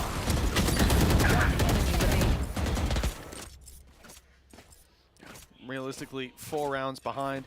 A couple of credits in the back pocket. 5.9 on Cider. It's a squad, no surprise really on the attack that they're not wanting the operator. But for FUT, it'll only be a matter of time before we see the economy flourish enough for one to come into play. That smoke pulled back has left him in an awkward position. The trade at least comes in with your boy Lewis down. The key thing is that defensive side now loses their smoker. A little bit more difficult to deny. Flash in, slowing down this showstopper, and they're safely out of its range. Yeah, the goal to take the space, and that's exactly what they've done. But they have to be wary of Garage. There's 3 players coming in from that direction, led by CNED. Mr. Fallen alongside. Good trade from Alorante, but Mr. Fallen's back. In fact, Alorante, he's actually getting cocky, looking for a little bit more. Has Liam alongside him and now left on to just the IGL. He knew the last positions, but they've doubled up. Looking to try and play together, maybe gives a small chance for him to get a magnificent spray down, but all the way back into the corner. A singular flash available for Mr. Fallen to play with, and I think now he'll realize the rough spot of where they're sitting from. Hoping to just get this one to half. We'll get the first for free. Now it's left all onto Alorante. He hasn't been missing, and he will not start now. They timed that really well. Both times he has to get off that defuse before it's halfway in order to force that fight. Can't get a chance to really clock it in. And if he'd have gotten that kill, it would have been tough to finish out the round without it being halved. I understand why he sticks it the full way. Now the scoreline's starting to get that little bit tighter. Here's that smoke again. Look, it's pulled back. Adicaptain wants the angle up top. By the time he realizes it's too late. Shadows traveling. I definitely like the ideas. I think definitely a little bit unaware of how quick those rotations were coming through in towards that Garage position. But the trades from Alorante were fantastic, and that's the thing. His individual ability, I think it's something that, especially if you don't watch a lot of the sort of Tier 2 or the DAC League, people aren't going to realize how good this guy actually is. I think they saw them all with the knife. We missed it with the replays, but the knife came in on A long to start this round. It caught a couple of players, and Fokus immediately moved towards the other side of the map. CNED's been wrecked by that nade. 34 HP. That Blade Storm now so easy to take down in these fights. Well, maybe I'll regret saying that in a moment. Let's see. He's got the dash, the flash. The Nash already picked up one for cracks. Mr. Fallen on another. CNED almost going down to the nano. Has to be careful. I almost feel like they needed to maybe gamble someone to try and get this onto half, because now that time, by the time they actually go back in, it's going to be desperately low. They do have the man advantage, but just look at that clock slowly ticking away. Another kill, though, coming through, but somebody has to get on this, and they're just going to be dying to all of that utility placed onto the spike. A nice cleanup from Fizzy and Cider. And very confident in his position. He knows his radius. Like, he was stood up. He definitely didn't. He knows his radius. Don't worry. Don't worry. He didn't even have his hand on his mouse. Didn't need to. He knew he was safe. He's like, yeah, I see where the spike is. I see where I am. It's all good. Yeah, as I said, I think while the lockdown was in, somebody needed to at least try and get that to half. Because once it gets to this point, clock too far gone, you still got a couple of snake bites. It's just a solid afterplant. There's not really anything that can be done about that. I think they even had a grab well afterwards. And I like this from Fokus, especially after the sort of blunder of that B-side take. their utility in post plants has been perfect. I do wonder if Fizzy already had the ult online. If that's the case, it makes sense to dive on his utility instead of dying to the spike, so you still get an orb, but they don't get anything for it, right? Because he already had an ult. I'm not sure, or if he got it online from one of those initial kills. Either way, Lime up top. Good angle, especially going through this wall. An opportunity. Oh, Krax is being chased down by the Boombot. That flash not going to get much for his trouble, but it actually might have blinded your boy Lewis up enough that he didn't see that util till it was too late. Planting. So probably just took the hit for the team. Could be. Rolling Thunder. There's so much utility on the site. Lime has now managed to find one. Fizzy is just within this pit. A little bit of a whiff, but he gets away with the rest. And the remaining players are still just trying to find him. Fizzy, over the last couple of rounds, has been fantastic. And from a 9-3 scoreline, since then, a single round has gone in the direction. And that's the thing. I didn't mention it in that first half, but I thought the defensive side would be strong. The post plant of this comp is filthy. And I think that might be now sort of the response that's needed from FUT is you got to try and fight them a little bit earlier in the round, because if you let them get into this post plant, you got nano swarms, you got snake bites, you got grab walls, like they can buy a lot of time. This is looking like an old school ratty Fnatic comp. You know, the priority of that Rolling Thunder was to be a little bit closer to the Viper's pit so that it caught people who were all the way back on long. Unfortunately, it didn't catch Fizzy. They just had no idea he could be that close because, well, surely he got pushed up in the air and backwards and we would have seen him. Yeah. But no, he had that small little blind side that ultimately cost him the round. If he gets hit by the Rolling Thunder, probably loses the fight thereafter. Players are only decayed a couple of HP on the way through initially. And then the pit falls, the round falls. Instead, they have ended up in such a gorgeous spot. And at 10-9, with economy up against the ropes for FUT, there's a chance we see an eco and an equalizer. Even with a bye, I'm not confident that it's going to go in FUT's favor. Not anymore. And this is a squad that, like you said, coming in, Tom, Fokus looked decent when it came to the defensive side compositionally. Didn't have a good defensive side. And so you start to think it's done. Yeah. It's clear that they've got some great executes as well. I think that's something that clearly the prep work has been done, especially in these afterplants. Everything looks perfect, especially you have to bear in mind some players are switching up their roles slightly. I guess Fizzy and Alorante both have played this before. Maybe that's why they're running the Viper and the Killjoy. But everything has been on point. Actually, you can even have to raise him for post-plant. And Lime, well, this time he's going to take out that CNED Marshall. It always seemed to get a kill in these rounds. The rest of the purchase is not great for FUT. An equalization round looking more than likely. And actually, it seems like Yedege is actually going to fall back, try and get some presence onto B, and FUT are going to gamble.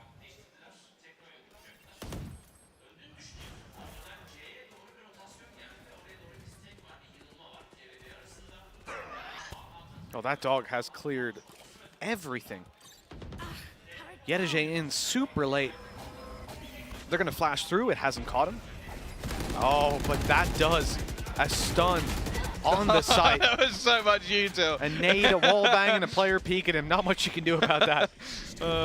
If he didn't die to the shots, the nade at him. Oh, he's on the side out of Captain! It's gorgeous! Straight down behind them on the back of a Paranoia. Fokus blindsided, but still they recover. He's taken that right out of the Redgar playbook. That was insanity. Just into the site he goes. In a round like this, I don't mind it. Sure, if he does it with an op, then he's gone to the Redgar school of thought. That's so nice, man. I love how he gets like 2 headshots in. He's like, that's enough. He's dead. Oh, he isn't? Let me finish him off. Still, it's not enough to win that round. 10-10. Not enough to do damage either. Like, look at the economy for Fokus. They lose a couple extra players. They don't care. The fight back has been unbelievable. They've managed to silence the majority of the players on the other side. CNED hasn't been anywhere near as consistent in this second half. I think Adacaptain was half expecting that smoke to fade. He got baited last time out, and now I feel like they're in his head a little bit. Smart stuff from Cider. But now it's a much more patient scenario. A deep push, maybe expecting some of a play in to be. The operator, of course, holding. But the thing is, with this Viper screen, realistically seen it depends how much he wants to stick around, how much he knows. And well, your boy Lewis is going to find out very quickly that Cena didn't go anywhere. Okay, it looks like they're trying to find him, though. Locate him once more. But the rocket's fired off in the wrong direction. The turret destroyed on short, but there's a second man holding it. It's a ruse. It's all a fake. Everybody rotating. They've used the lockdown.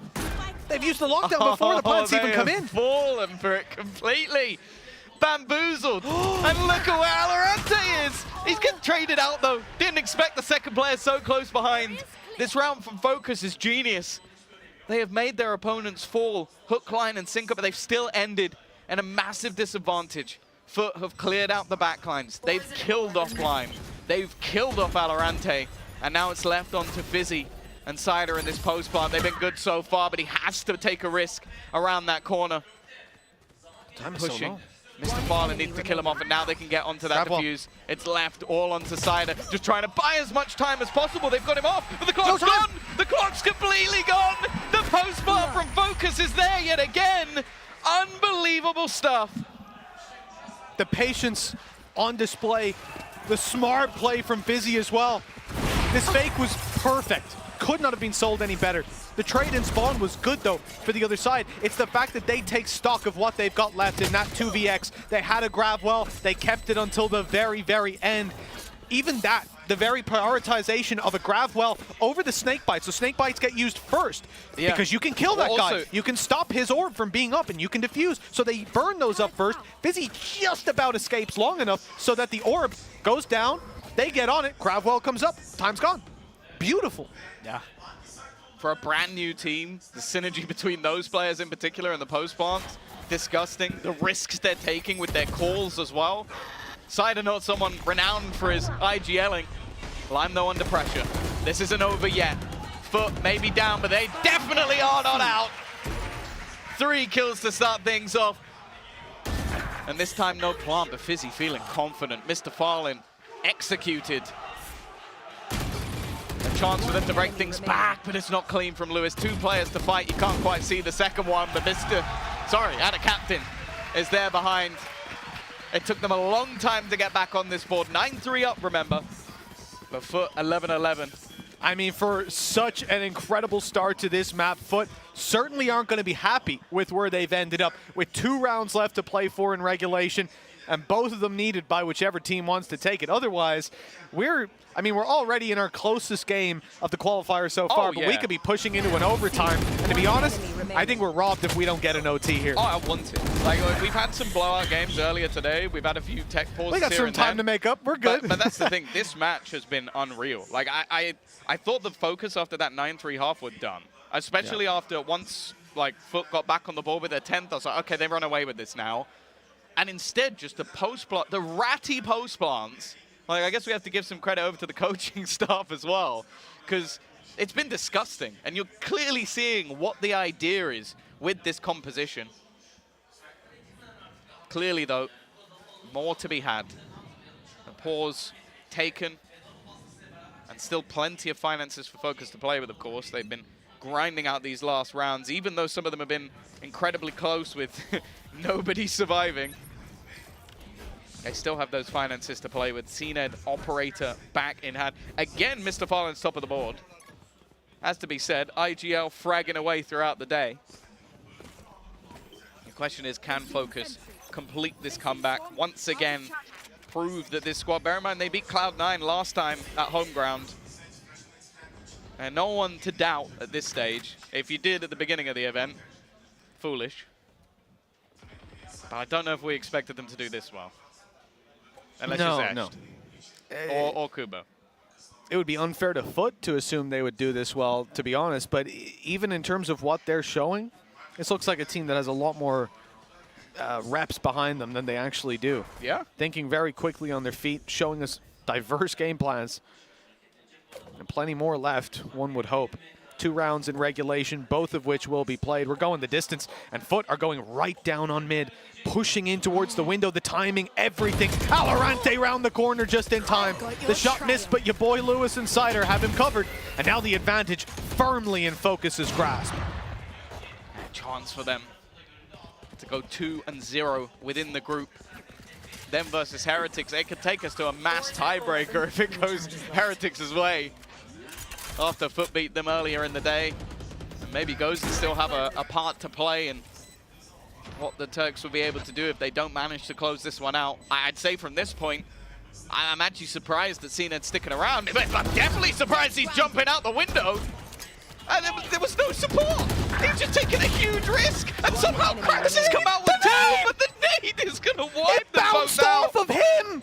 That's why it went in such a weird angle. It hit him. He headbutt the nade forward and then ran into it. That's so unlucky. What? Oh, God. This is madness. Look at this, Tom. Look at this nade. He throws it, and it smacks Krax. It smacks him in his own nade. Look how it's so unlucky. Placing swamp grenade. Wow. I've not seen that for a while. And the fact that it lands between the two of them, it's like, oh, no. The Fokus are laughing after that one. I'll tell you that. 12-11. 1 round left to play for. I think all expectations are out the window now. We saw FUT decimate Heretics in that first game.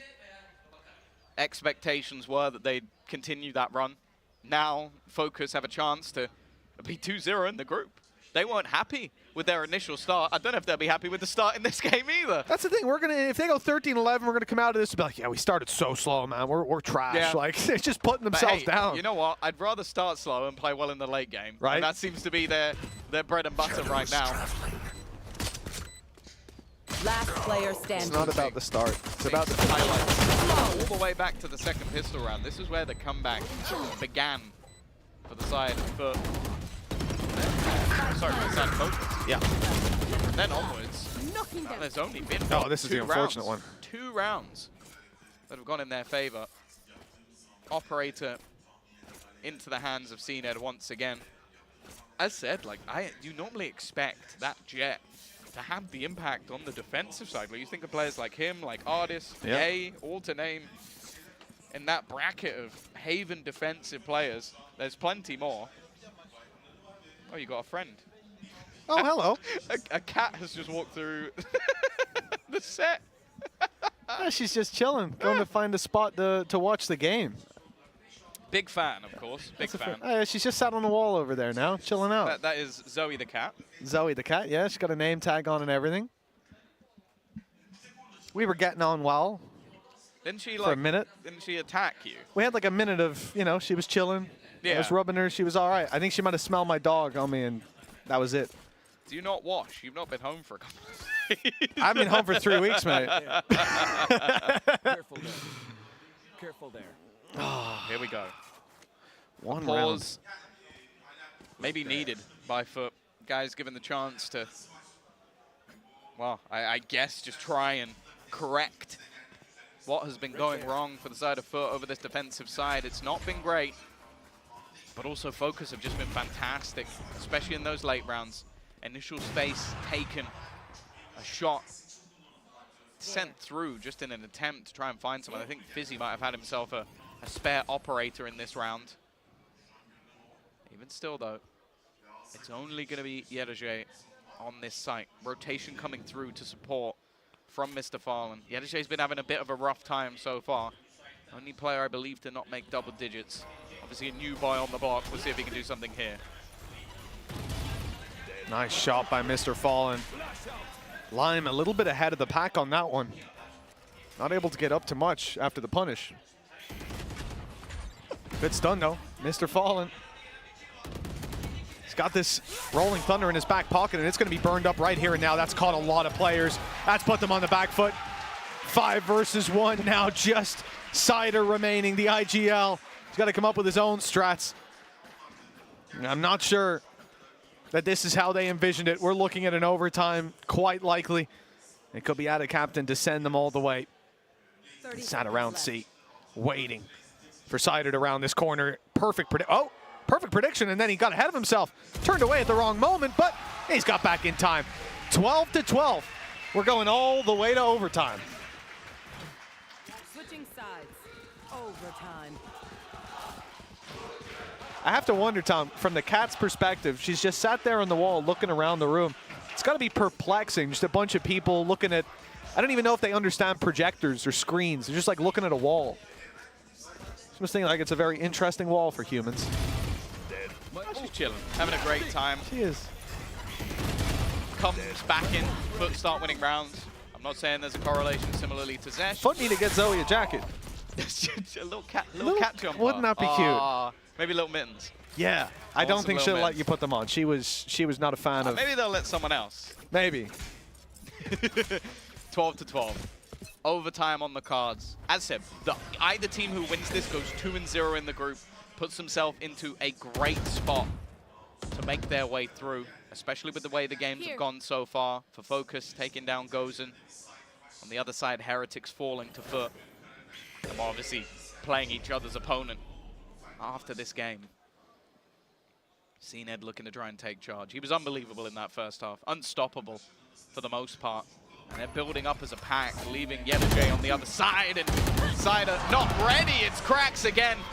That secondary duelist taking that primary role. Tearing Fokus a new one. On the remaining two players, well, there's no point saving. He's got his ult even. He's going to remove their utility. One of the main things that Fokus had as their strength in this map was their utility, and it won't be there for a moment. Fizzy was left fighting ghosts around mid. Now it's time to make ghosts of his opponents. 2 in front. Inside that smoke, Cracks looking for them. 4 already! No! He'll be denied the ace, and Fizzy even picks up another double, but 30 HP left. One opponent. Time ticking away, and it looks like he's in trouble. Can't get anywhere near that spike. He'll try his very best, sticking it inside the pit, but here comes the sprint through from Yedajay, and it's him to win the shorty battle, 13-12. FUT go even further, now 1 away from closing the map. Yeah. Somehow that got close. Somehow Fizzy that one made that one look competitive, but this round was all Cracks. From entry at the beginning, a dry peek in, both duels taken with no utility. The paranoia comes through after. And yet he just wipes the floor. The skill depth of this player, second to none.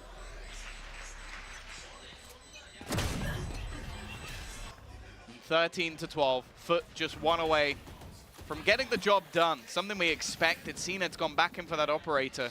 Obviously no shields available because of the cost. 5,000 credits to start these rounds. Doesn't allow for that extra little bit of shields. He's going to be vulnerable, especially he's playing around the edge of the Viper screen, which will take away a lot of his health anyway. And they are actually building back in towards his position. Needs to be something to clear him out of this spot. There will be the Tiger. I imagine spotting him from afar, even going to send him in. He's stunned up.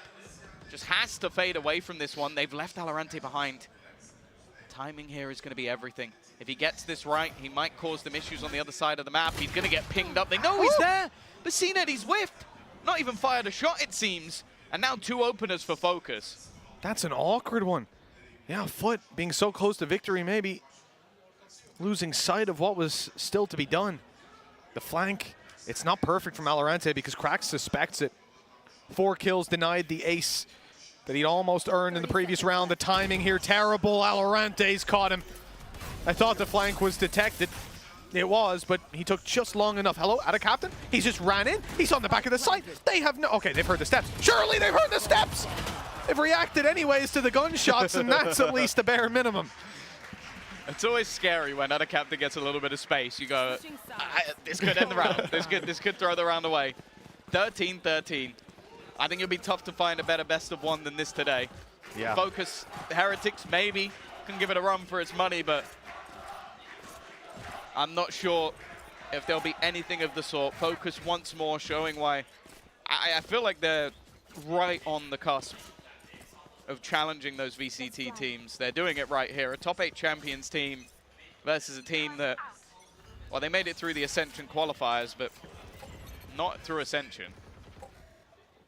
Obviously a different roster, almost entirely. 3 players changed and looking good for it. Your boy Lewis pushing up, taking a lot of control alongside Lime, but it's B. And the B site, wow. It worked very well for FUT, but they've not really cleared the site. However, they get away with it. Oh, and it's a drop shot for CNED, but a much needed kill.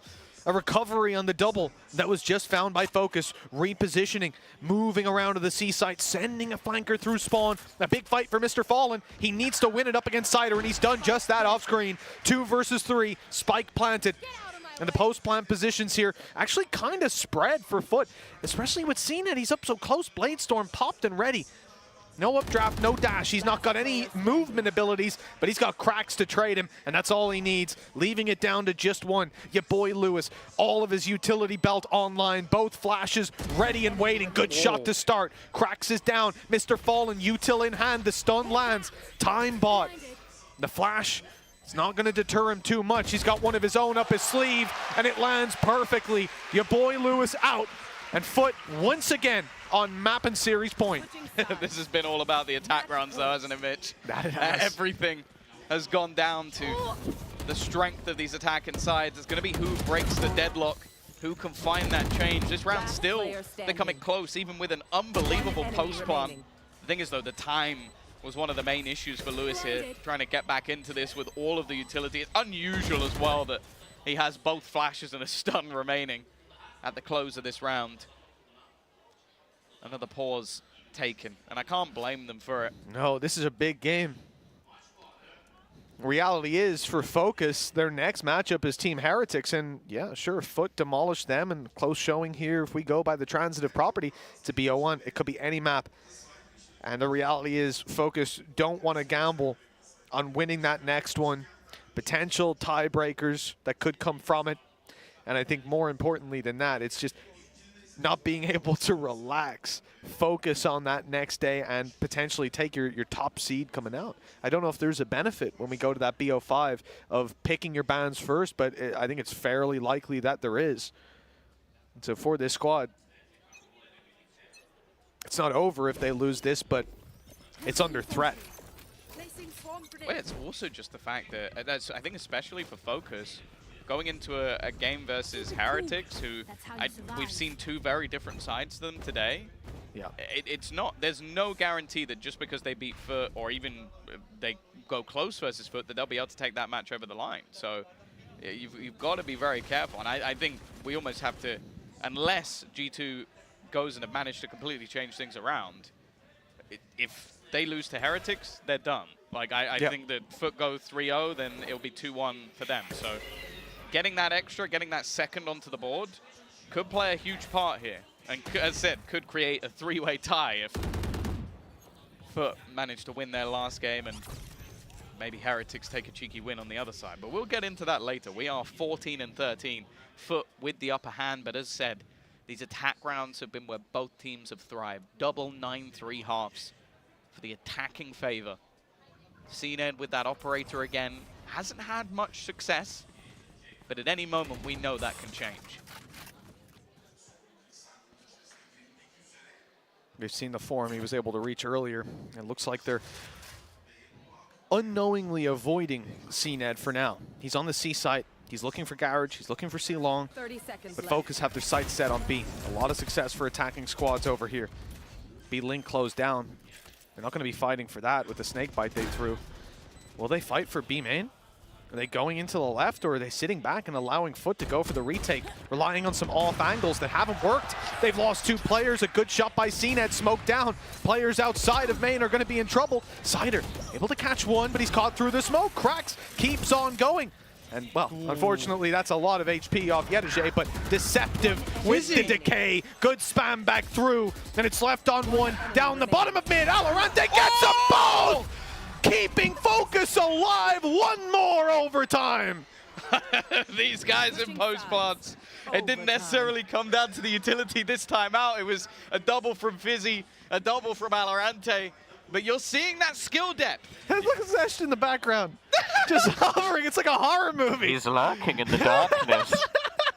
It's actually like a horror movie. I'm watching you over your shoulder. To be honest, I wouldn't want a Fokus fan standing that close to me. Please send me screenshots of that. I'll be making memes. Please also send me your best memes of that. I would appreciate it. It's a challenge. Are we making that a Valorant meme? Just Zesh lurking over Guy's shoulder. Sorry, that just tickled me when we turned to the cat. He's having like the worst day of his life. Like, no, another OT. Oh no, you see Zesh stood emotionless staring. Taking it all in. He's probably just wondering, who am I interviewing after this game? This job's been easy like, today. I've written my FUT questions. Like, overtime. God damn it. Oh, damn. Hey, look, sometimes it do be like that. Looks like another pause, and again, no surprise. As this goes on and on, you've got to reinvent the wheel. And, you know, it's tough to do. On Haven, with these comps, you can do a lot of different things. From what we've seen, though, teams just want to go towards that B site. And with the success there, I guess why not? The problem is, it's only a matter of time if you're going to be that predictable before they either stack it or they have a perfect response. It's funny as well, like when you're Yedajir on the other side, you got your debut, your first game goes kind of well, and then you come in and you're already playing like multiple overtime series. You're like, oh God, Yeah. Is it going to be like this all of the time? Much more stressful, I imagine, than anything that's been there before, and especially with expectations. As said, like, you're replacing someone like Moj. We saw like a little presentation in between the games where I think it was like them sort of almost, I don't know if they were bidding farewell, but they had like the shirt and all the owners and everything with him on the stage. So it's like you literally have the guy you're replacing in the building. So it's got to be a little bit nerve-wracking when you're that young star that's looking to try and basically fight back and prove that, okay, yeah, they got top 8 champions with the guy before, but I can bring something more. We saw even Fizzy giving us a little wave. He seems to be of high spirits. Yeah. Well, that's the thing. It must be interesting because he's moved away from a full Portuguese-speaking team on maybe a little bit of a gamble here, because I think Saw were a great roster, but Saw! Focus definitely have that. I know Sue had me backed up there. Right. Yeah, they definitely have that backing in terms of like having all of the background staff, investing into the coaches, the sort of like the analysts, and basically just having the support of the big Focus community as well. So I think that this has to be a big change for him.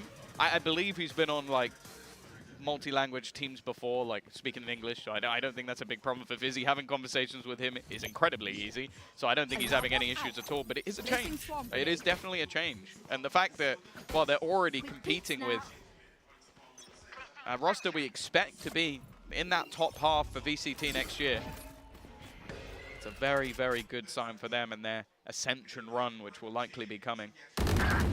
That's a great start, though, for Cena. As I said, on this attack side, he has just been a beast. Something so difficult to come up against, and Alorante, he's so unaware that he's just sprinted all the way through that side. It's looking like, again, FUT are going to have another opportunity unless this retake is sublime. That's why I love seeing this guy. Oh, hold on. He's up above. He's avoiding not only the spams, but the nade down below. And resetting for a fight. I love seeing CNED just speed checking people at the start of a round, getting into places they don't expect them to be that early on. And that's decimation. Once again, the attacking side comes out on top, this time flawlessly for FUT. It doesn't have any real benefit for them in an overtime, but yeah, I'll tell you what, morale is going to be high. Yeah, but I think they know. This is when everything comes crashing back down to earth. Like, they have not done well when it comes to defensive side. They were 9-3 up. Yep. I think 10-5 up. And from then on, they only managed a couple of rounds. They came right at the end. They almost lost the map before that happened. Focus had things ready to close. Luckily for them, they didn't. And now they have to dig deep and find that once again. The last round in the 2v4, they should have closed it. It should already be done. They've been given another opportunity at a captain where he knows it's possible that's a fake smoke. And now has to question if somebody's already managed to cross over to the other side. Oh, there's the paranoia fired out. Now going into the spot where the nade bloomed just moments ago. Still, the smoke covers that cross anyway, so it won't be a complete unknown for the side of Focus. Waiting for their players to move through Garage. The fight now onto CNED. He better be aware as he rounds this corner. Dash used to try and get out of there. We can see it on the minimap. He picked up the kill with Cider down. A good position to play from as CNED just keeps going off screen. Finally, Captain gets his chance to strike. It's awkward. It's labored. He's switching between for months, it's felt like. But in the end, FUT are able to come out on top 16-14, and it's a big round from CNED that does that. Incredible performance from this man.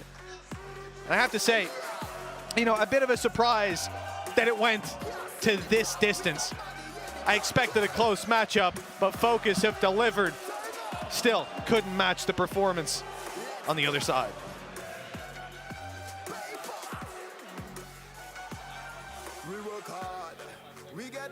Well, we'll be hearing from these boys in a moment, and I imagine FUT have got to be feeling fantastic. That's now 2 wins for them across today. 1 match to close out the day up against G2 Gozen, a squad that over the 2 games got 4 rounds thus far. It seems likely that FUT not only go through, but that they find themselves in a convincing position as the top team moving out of this qualifier stage. I don't think there's going to be any tiebreakers for them to worry about. Unreal. Yeah, I think obviously a performance that maybe, I don't know if they'll be happy just because they got it over the line, a relief more so than anything. I think very likely going to guarantee them through because obviously Gozen, even if they manage to win one of the other games, they've already beaten the 2 other teams that could overtake them. So it's not really possible for FUT now to go out. So it actually means that that match of Fokus facing up against Heretics, took me a second, it is going to be basically a decider match. Like they will have the head-to-head over the other one. So I think that's going to be one of the things that we now have to bear in mind. That becomes an incredibly important match. And for the other side of things, if the other one loses, that's basically it done. Like coming back from that is no longer possible. Yeah, it's a really tough position. I think the pressure mounting, but after that performance from Fokus, Transitive Properties seem to suggest they'll be the ones to come out on top. Can't help but feel like there's going to be something up Team Heretics' sleeve, though. BO1s, it can go either way. And from what we've seen today, nothing's decided, except feels pretty likely FUT are going out of this on top. It's that second spot that's really up for contention right now. Yeah, for sure. And I think, especially for, I think map's going to be so important. You're now down to a best of 1 for you getting through in the tournament. It's going to be so incredibly difficult to sort of almost comprehend. Like, you have to make sure that the map you go to is a good one because we've seen the other side of things where it's like, on Breeze, Heretics didn't even lose a round. And then on the other map, on Ascent, they got destroyed. So sure, different teams, you can't necessarily just go good on this map, bad on this map. But they now have to try and find either that middle ground or a round where they're going to do well versus the likes of Fokus. And for Fokus, this is going to be draining. Like, you've just lost a map, 16-14, where you had opportunities to win, literally had map point at 1 point, and that would have basically, as said, put them in a very good position, minimum, I think, a tiebreaker, minimum. So it's going to be a little bit difficult for them now to just go, okay, we have to completely reset from this and win this next game. Otherwise, we're pretty much done. Well, it's time to toss this over to the interview stage to hear what Zest is able to get out of the players.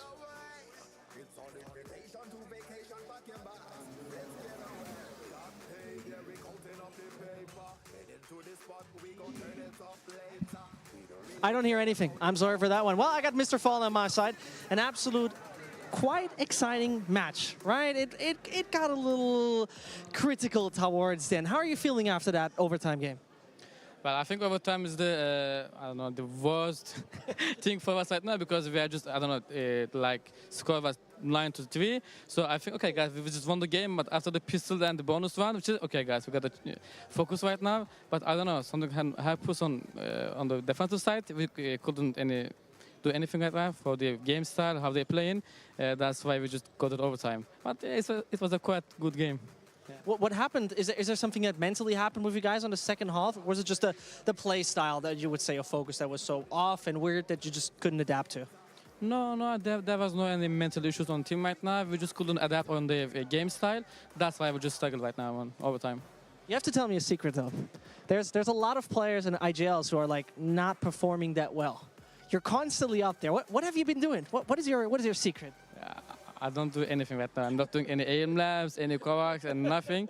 I don't know, it just happens. But everyone on the team right now is just speaking right now, and I'm just being comfortable right now for around them, you know. Because if everyone is speaking and giving you info, RGN is going, you know, going on easy on the map right now to read the opponents. That's it. You're right now up 2-0, so it's looking really good for you guys. Just give me an idea, considering who you think is going to be the second team, in case you guys make it, who's going to advance to the grand final. I think I'm not gonna pull this game right now on Fokus because I think they're just, I don't know, probably maybe lucky maybe on the attacker side, but I think Team Heretics is gonna become again on finals for the revenge. I say it's Heretics, yeah. We'll see. We'll see. We're going to figure it out. Till then, we're going to throw it back to the desk with Mitch and Tom. Wow, some big words, huh? Just lucky. Just lucky. I don't know. I wish we could do like a head-off interview with like Lewis up there and see what he thought of that one. Oh, I think that would have been pure entertainment. But hey, I respect the confidence. Just go, hey, I think that we didn't play to the best we can, and he actually did. He was like, oh, I'm not really gonna, and then he just said, I think Heretics are gonna get into the final. So I'm definitely intrigued. I think for them that would be a good thing considering how the first matchup went. Maybe that's just more hopeful thinking after you win 16-14. So I don't know, especially on Haven. Haven was always a pretty damn good map for the side of FUT. So the fact that it went that close, it's not bad. But either way, we've got plenty more to come. It's always been a classic, though, on Haven to push all the way to OT. I mean, it's going back to the origins of Valorant. I remember having plenty of heart attacks watching that game go 13-13, 14-14, 15-15, What team was go that? all the way. To be fair, every team at the time, but I will say Alliance had some sort of a technique for pushing it all the way on that map, but still winning most of the time. Not against BDS, but we don't need to talk about that. So I think the next matchup, Fokus versus Team Heretics, it's got to draw the eyes. It's going to send one of the teams through pretty much on the head-to-heads. Finishing it out, FUT versus G2 Gozen. It does feel like a foregone conclusion, but G2 have had a break now. Not just one match, the next match as well, that they get to sit back, go to the scrims, practice whatever they need to, and hopefully come back out swinging. And that's what we want to see. The final game of the day, it'll be FUT. The next one up, Fokus versus Team Heretics. For now, though, we're going to toss it to a break. We'll see you soon.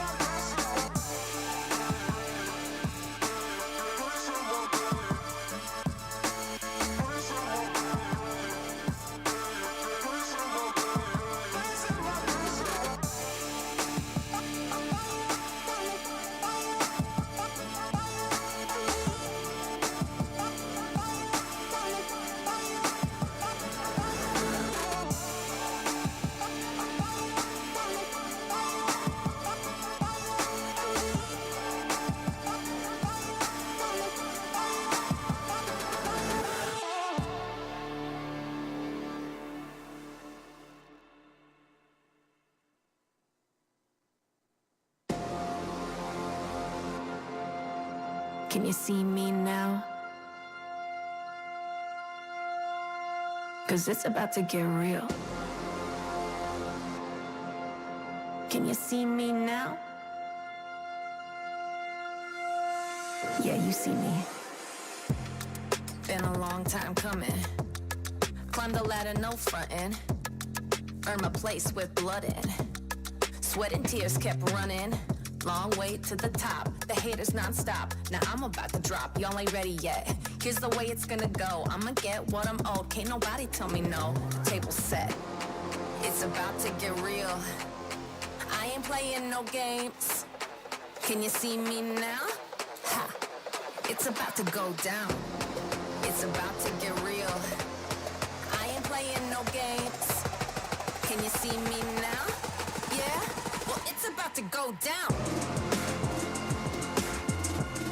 It's about to get real. Yeah? It's about to go down. It's about to get real. Yeah? It's about to go down. It's no joke, but it's funny. The dirty hands get money. So go ahead, stay unsullied, and I'll dive in when the water gets muddy. I'm calling the shots now, raising the cost now. Yeah, I'm the boss now, that's right. I'm pushing you over like a bulldozer, giving you closure, ignite. It's about to get real. I ain't playing no games. Can you see me now? Ha! It's about to go down. It's about to get real. I ain't playing no games. Can you see me now? Yeah? Well, it's about to go down. It's about to get real. Yeah? It's about to go down. It's about to get real. Yeah? It's about to go down. It's about to get real. Yeah? It's about to go down. It's about to get real. Yeah? It's about to go down.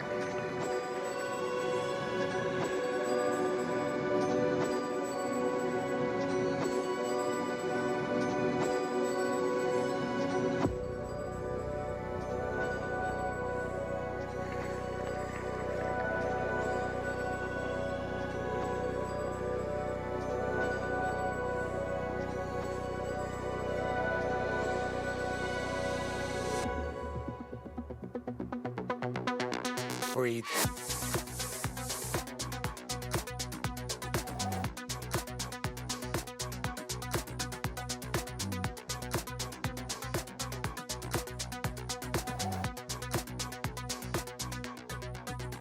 Breathe.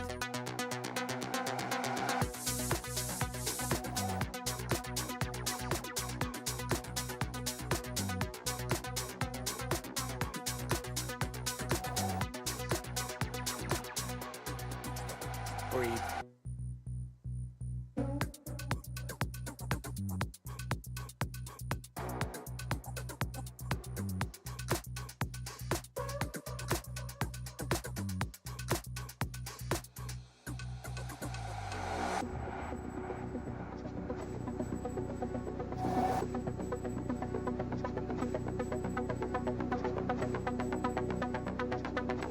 Folks, it's time to get on in to our second last game of the day, potentially, pending no tiebreakers. But with the way things are shaping up, there might not be. Both teams that we're about to see, Fokus and Team Heretics, are 1-1. That means whoever wins this one, going to be sitting 2-1, sitting pretty to make it all the way. Now, the only thing that I think would affect it is if we end up seeing that FUT lose to G2 Gozen, then potentially, depending on how things are laid out, could be tiebreakers to depend on first, but it should be top 2. Yeah, it should be 2-1-2-1, right? I don't know if we'll do one to decide a seeding order or something like that. But then one of them has beaten the other one, Head-to-heads, exactly. So I think, it depends where we're set at. No, I'll tell you what, one man out there definitely knows the rule book back to front, and that's your boy Lewis after last time. He knows exactly what's going down. Heard they have we can ask him after. the rules. He studied it back to front. To be fair, good advice for any team out there is to study the rule book back to front before you play. That's a good idea. Just avoid any further issues. So, we're going to be looking at Fokus versus Team Heretics. It's a BO1, like we said, and the winner, most likely, is going to be locking their spot in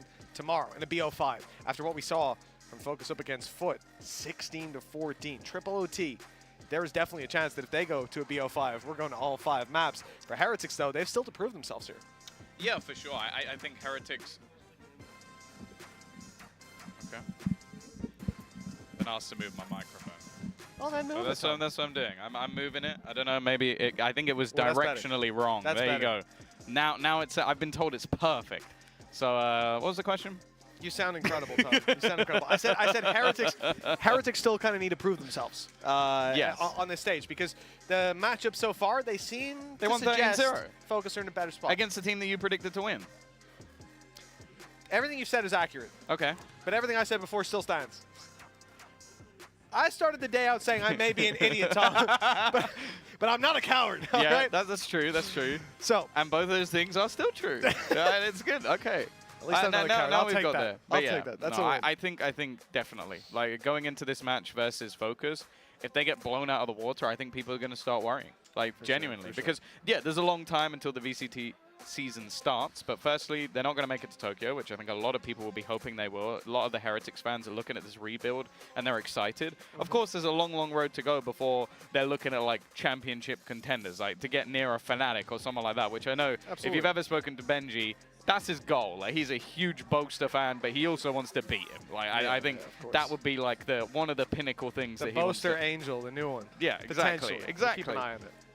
But that's the thing. It's like, I think that there's a way to go, especially when you look at the way they play versus FUT. But I also think that they went to a map which was already good for FUT, who now have seen it. Like, that map, for me, was one of the worst choices they could have gone for. It's obviously based on their own confidence within their map pool. And that's fair enough. Like, yeah, they've had more time than most, I'd say, to actually practice because they've had their team ready for a while. You look at all of the changes going on in the EMEA scene. Yeah. They were the ones who got theirs done first. They clearly went after who they wanted. These young, talented players, a lot from the Ascension scene, building rather than... I think a lot of people are happy because we're not seeing the same recycling of talent. It's a new wave of talent coming into the VCT next year. This wouldn't be the be-all and end-all, but if they do get blown out by Fokus, I think some people are going to be going, you could have signed the Fokus team. Yeah, I think it is, though, like, somewhere that Heretics can be pretty comfortable in is the fact that this is a roster for the future, even if they don't succeed now. So 19.4 years old is the average age. Exactly, exactly. And as you said, take Boo out, it's 18.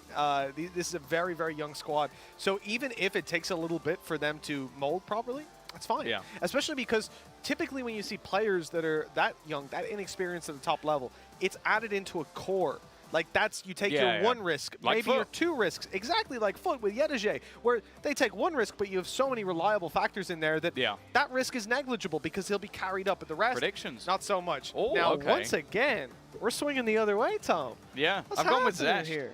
Honestly, obviously I did this prediction before we just saw Fokus play, but that has now cemented my confidence in this team. I think that I was a little bit disappointed just with that first game from Heretics. Like, and the 13-0 blowout, yeah, okay, it was a good victory for them, but ultimately they were using a bit of a wackier comp, and they played against Gozen, who have already had a blowout defeat today. It's going to be hard to pick yourself up from that. So I am yet to see anything that really fills me with mass confidence, whereas now at least I've seen Fokus go into that sort of second game, and they should have won. If anything, they got to 12-11. They probably should have taken it over the line. So I don't know. I think that Fokus right now have my confidence, but we'll see.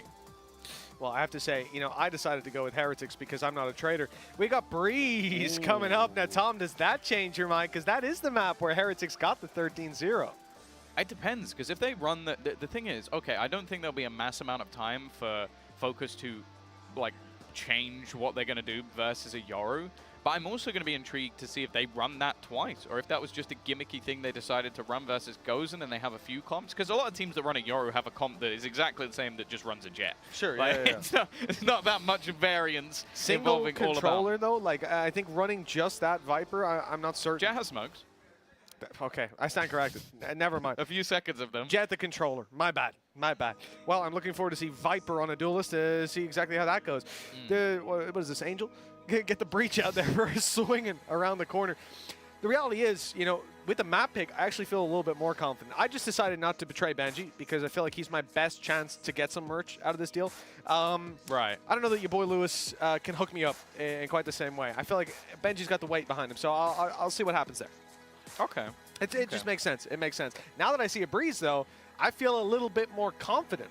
I'd feel even more confident. We got Yoru on both sides. In a Heretics sweater. We got Yoru on both sides. One team running the double controller, though, and the other is still sticking with that solo controller double initiator. So it's definitely a bit more interesting to see a double Yoru. Because now that is something... Have we ever seen a double Yoru Breeze? I'm certain. I'm Breeze someone now. Probably. No, yeah, I'm certain there's been a double Yoru. Yeah, I don't doubt that. Like maybe a bind game or something. Exactly. But on a Breeze, I can't think of many teams running it as a whole. So maybe in another region, it's definitely possible a Pacific team like gambled it, like tried to match a Paper X and then got slammed. But like, I don't know if we've ever seen them play it against each other. So that's going to be really interesting because that creates a whole different ballgame. Also, it means that both these teams, especially the team that starts on defense, I can't remember who that was, is going to have a little bit more of a troublesome start. Because that's always the thing with Yoru.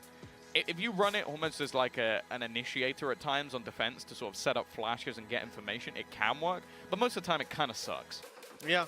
You see, the thing is, I like the defensive rotations and then offensive space taking. I just wonder how chaotic it can be when you have them both on the same side. Yeah. Trying to take the space, sending out all that utility, defensive decoys as well. Very strong for faking out. Heretics are starting attack side as well. Something I want to say as well is that Miniboo, when I saw him pick Yoru, it wasn't something that sprung to mind as like he is a Yoru player, whereas Lime is a Yoru player. Yes. Like he is a guy that like his old roster, it was I play Sentinel and Yoru, and that was a lot of what he did. Hell of a difference, by the way.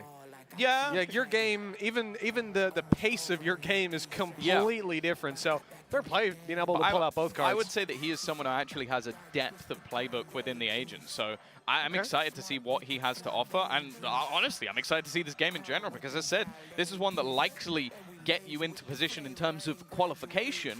And, whoa, one of these teams is going to be struggling that little bit more and basically losing to another Yoru. Now, the difference between the two is no Sentinel. Now, I will say the Sentinel for Benji is basically an initiator. You might be looking at this and going, oh, 2 initiators one side, or you've got a couple on the other side. But this Benji's initiator is basically going to be used in that fashion, like to try and get information for the squad.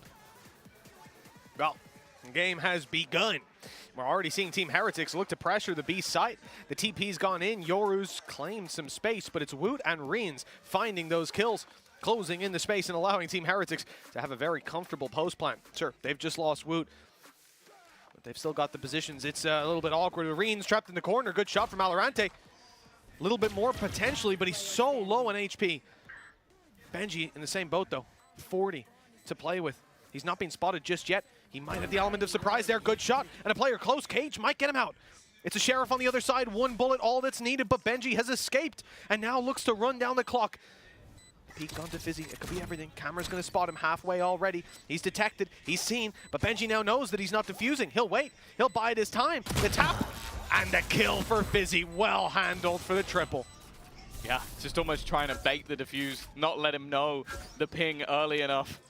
And Fizzy, even with a little bit of celebration. A little bit of celebration going on there. I think having a good time on the stage already, though.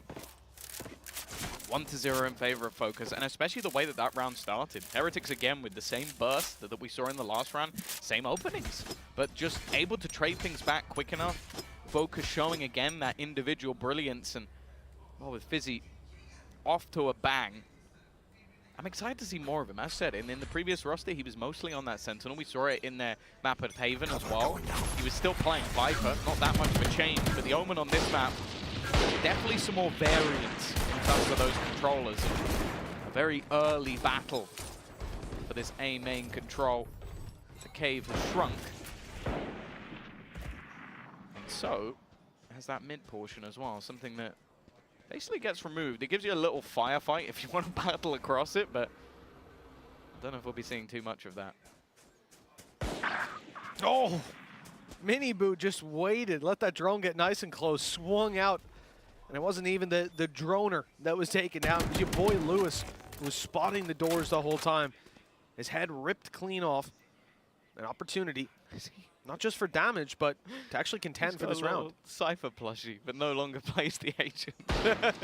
He's gonna have to get a new one. I just noticed this sort of floating head on his cam. I was like, what is going on? Is that Zesht again? Just popping up? If you just see teeth in the background. Well, the paranoia is going to be used up. It's kept them back for just a moment. Give Fizzy time to take that cam vault out. And also Cider, time to sneak up. Firing a little shock dart. Didn't do too much, but the kill on backside, something. Nice shock. That's going to land. Spike planted. A little too far, apparently. Didn't take the kill on the low HP Rian's. He now has a chance. And even with low HP, this man is scary. It's Boo to take the kill.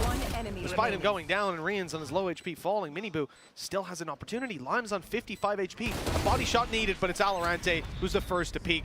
And the headshot doesn't connect. Yeah, still for Heretics, that's a great round. Oh, for sure. He came in with a Marshal and managed to drop 3 opponents. Miniboo doing fantastically well with the Marshal, and especially in his game versus FUT, he really struggled. Like, it was a quiet game from him. In the second one, I'm not really going to take too much away from it either, so him getting off to a good start is a great sign, especially because of the amount of information you can get with his ultimate. It's so valuable, that dimensional drift. I know somewhere in the world, Lothar is screaming about pinging in ults. You can ping them in the ults! Shoot me, shoot me, shoot me! He'll definitely, the thing is, I know he'll either be watching this or watch it back because of the Yorus. Exclusively that, and he'll be going, man, that's not actually how you're supposed to use that one. I would do it like that. We love you, Lothar, I promise. No, I'm kidding, we do. Okay, little angle. I like the idea of jumping up on top early on. It hasn't worked out for Fizzy. It's a bonus round, and they actually had Alorante close by to just be able to pick up that gun. They knew how much of a risk it was. Good decoy usage defensively. We said how strong that can be, and it's sent here just through B main to destroy, well, first of all, tell you if there's someone close, potentially catch them off guard, and almost more importantly, take out that trap wire. So now those players are worried about it in the back of their head. And you can tell it was a decoy because, well, it didn't get shot, right? The trap wire is just active. You're not going to have an actual human being just running in a straight line waiting for the trap to get them. I don't think you've watched my gameplay. That is accurate. But I have a suspicion that Lime is less of a noob than you. We're both British. At least marginally. We'll see. Maybe we can get Zesh to ask him in the interview afterwards. Yeah. Is he better than me? We'll see. I think he'll be offended just by the question. But either way, pressure's starting to come in. Alorante's utility popped. Snakebite down. Now the time is starting to tick. 30 seconds, and he's able to basically pull rotations. But in fact, they're starting to fall back themselves. They believe this push has almost stopped completely, and they're leaving Lime alone. He's going to spot the flash, have a few counters of his own, but he's been pinged up by the dart and decimated by Woot. The read from Fokus incorrect. And now because of that, they have to try and fight back in, and it is not going well. Planted. Last No, it player really is. standing. With Cider down, it's left on your boy Lewis. And with the Sheriff in hand, he quickly meets his end. Around for Heretics that they're expected to win, but so dominantly, we would have liked to see a couple of picks go the way of Fokus, and solid execute shown yet again. Good promise to start this one out. As we see Team Heretics with full rifles and their opponents on the same, it's really the credits that separate them right now. Heretics sitting pretty, even if they lose this one, of course, with it being round 4. But on the side of Fokus, although their credits might not be remarkable, their ultimates are very close.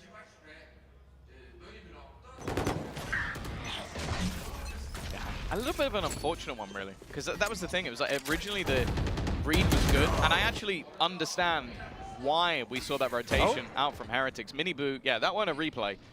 He's already managed to find that opener. An aggressive push again. That seems to be Fizzy's goal with this defensive side. Omen is, he's consistently pushing. Took the fight in top mid. That's the second time he's gone into A main as well. And well, so far for Heretics, that's just been a huge win. They get a free kill. They take out some of the smokes as well, which in retakes would be hugely valuable. For your boy Lewis, I mentioned he might go back onto that breach. He has done for this game. Let's see if he's going to be able to get anything done here. The Lime's being taken out, unfortunately. His early peak punished, and A main is the only site, part of this map, more so, that's being contested by this defensive side. They took their fights, they looked for mid-aggression, nobody there, and all the bodies fall in A main. Luckily, though, they have gotten back here in time. With that orb going down, it looks like they're just going to be running it straight through. Never mind. Valorant does so well. This is winnable now for Cider. The ult didn't find him either, unless I'm mistaken. He's at least made it behind the wall now, so he could be either side. Got an advantage with the reveal as well. Good information, good shot on Miniboo. Great correction, and the follow-through is there. Cider leading by example. Wow, what a huge round. 2v4 scenario. Valorant managing to double up, and then his IGL, a newly found IGL as well. Perfect read. Like, if the player was literally anywhere else, that he's completely wrong in terms of where he has to aim, but he read that to absolute perfection. Woot gives him the fight he wanted. And now Fokus 3-1 up on that defensive side. Bear in mind, obviously, again, it's a completely different game, but it was a 12-0 attack half last time out. Yeah. We don't know what to expect from that defensive side, but whenever I see a Yoru, I expect you'll come to the attack side. Sure. Yeah, and I think that's fair to say. The space take should be a massive advantage. Again, we've seen from Lime some decent usage. Again, here it goes. First trap is going to be destroyed. It's a little bit of a headache for this squad that we're so consistently seeing these decoys go through. But what they're doing here is not shooting it, letting it run its course, and late on, moving in towards B together. The hope here that they've rotated, that Lime will be on his way. But unfortunately, at least for the side of Heretics, Fokus are still stacked up here on B with 2 players, a Viper utility ready to go, and a very interesting wall in play to deny. Great shot on Boo. And that is well, a pretty big punish because you're losing so much with Boo falling. It's your only controller. Yeah, that's the rough thing for this attacker side. Maybe it doesn't matter. Woot is crispy clean, and Valorant is going to be needed once again. Called upon, but surrounded. Woot has taken over this one with Benji, always causing trouble. Oh, look at the position of Miniboo. It's ratty. You rat. Enemy remaining. Disgusting gameplay. And then he's right back into the action with the rest of the team. Fizzy is going to spend probably quite a lot of time. Look at the clearing. He's like, oh, is he around this corner? Nope. Is he on A site? Nope. And in the meantime, he's all the way back with his team. And in fact, there's a secondary lurk left in Woot, back in mid, in case he did decide to go for this. Great round coming out from Heretics, but ultimately, as you said, like, they lose Boo early, and it just came down to some individual brilliance from Root. The fact that he just walks up mid, finds an insta-kill, and then manages to basically clear out B solo. Well, I don't know if you're going to be able to rely on that every single time, but the kid's pretty good. And again, because he finds that kill, it opens up the space for Miniboo to get into the position and catch the rotations. It's all about the timing of him just shift walking up there and taking the fight. this one here, exactly the fight we were talking about. And you see Minibu now starting to creep his way in. Sova's completely focused on B site because that's where the push is coming through, and that little gap is exploited. All the while, Woot gets 2 kills and sets them up to close out the round without any contention. Really beautiful round from the side of Heretics. Plenty more to play for, but that's the attack side that we were expecting to see. And now they've left Fokus with, well, let's say they're wanting for credits. I'm expecting, well, nothing else to be bought. Yeah, it's just, even the Sheriff from your boy Lewis is a deep investment. That's the thing. He is very good with it, though. Like, I would say, honestly, it's his best weapon. Maybe other than Ray's utility, but I don't know if you count that one. Just nades. Just a nade. Nades, blast packs, anything like that he's pretty good with, but they are going to have those pistols. Nice start from Minibu. I was going to say there's a lot of ultimates available. One of them that was close was that Viper's Pit, but that's now gone. Time to jump. Also, Spike found. Fake They teleport. continue this push down. Mid. So many players on the other side. Fizzy, actually, he's been up there many a time. Maybe not expected this time out, and Minibu spotted, but they've just left this back. Rotation still looking to fight in towards middle, but the fact is Heretics, as we said, they've been very good at just controlling any sort of aggression that's going to come through from opponents. Not really worried about those thrusts. We've seen Fizzy, as said, many times now, push mid, push main, and they have countered him every single time. I think this is the first time he's actually managed to get the opening kill off it, and now they go into this A side where there are 2 players. 30 seconds left. But they've got a huge advantage. It has started to diminish, though. Oh. Shock Dart close. Damage. Decent on the second as well. The spams, though, end up getting returned. Cider now 14 HP. The snake bite did a lot. The spams even more.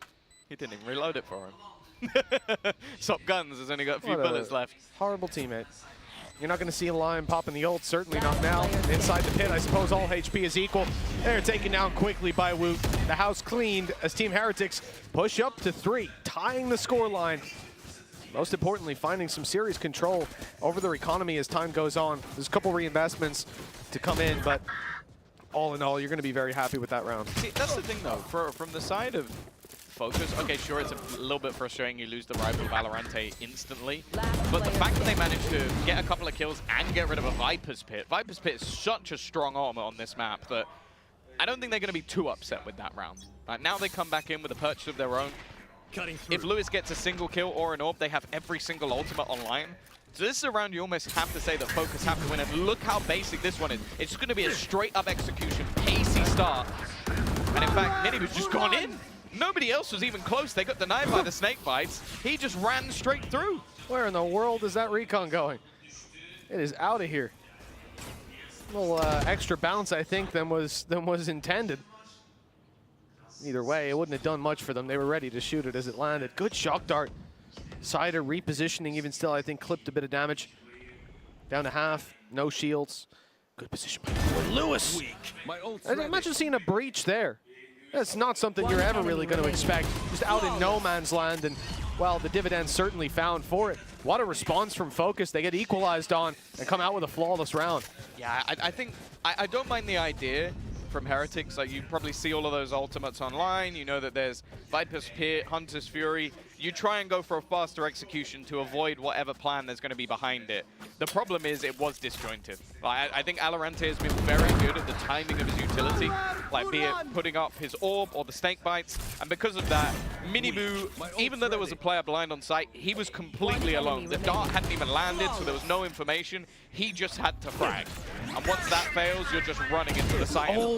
Oh, such a good setup. They have a exactly flash to start, a stun afterwards, but Boo just being a little bit staggered on that aggression ends up finding the punish, taking the kill, and then it's followed up on by Rians.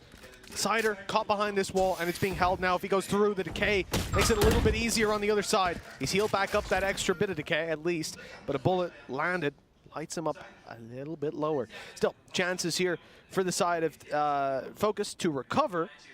They need to find some kills soon, and everybody is fragmented. Of course they are, because they only have 3 players alive to cover such a massive map. And make that 2. Yeah, shots not landing either. Rian's had a quieter start to this game, but I don't think that's going to last, what we've seen from him so far. And now, well, this seconds left onto Valorant again. His reaction speed, I feel like, is second to none. He's so quick.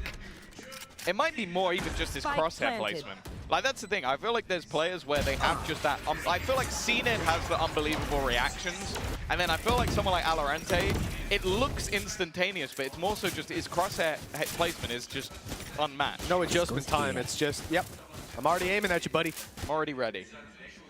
4-4.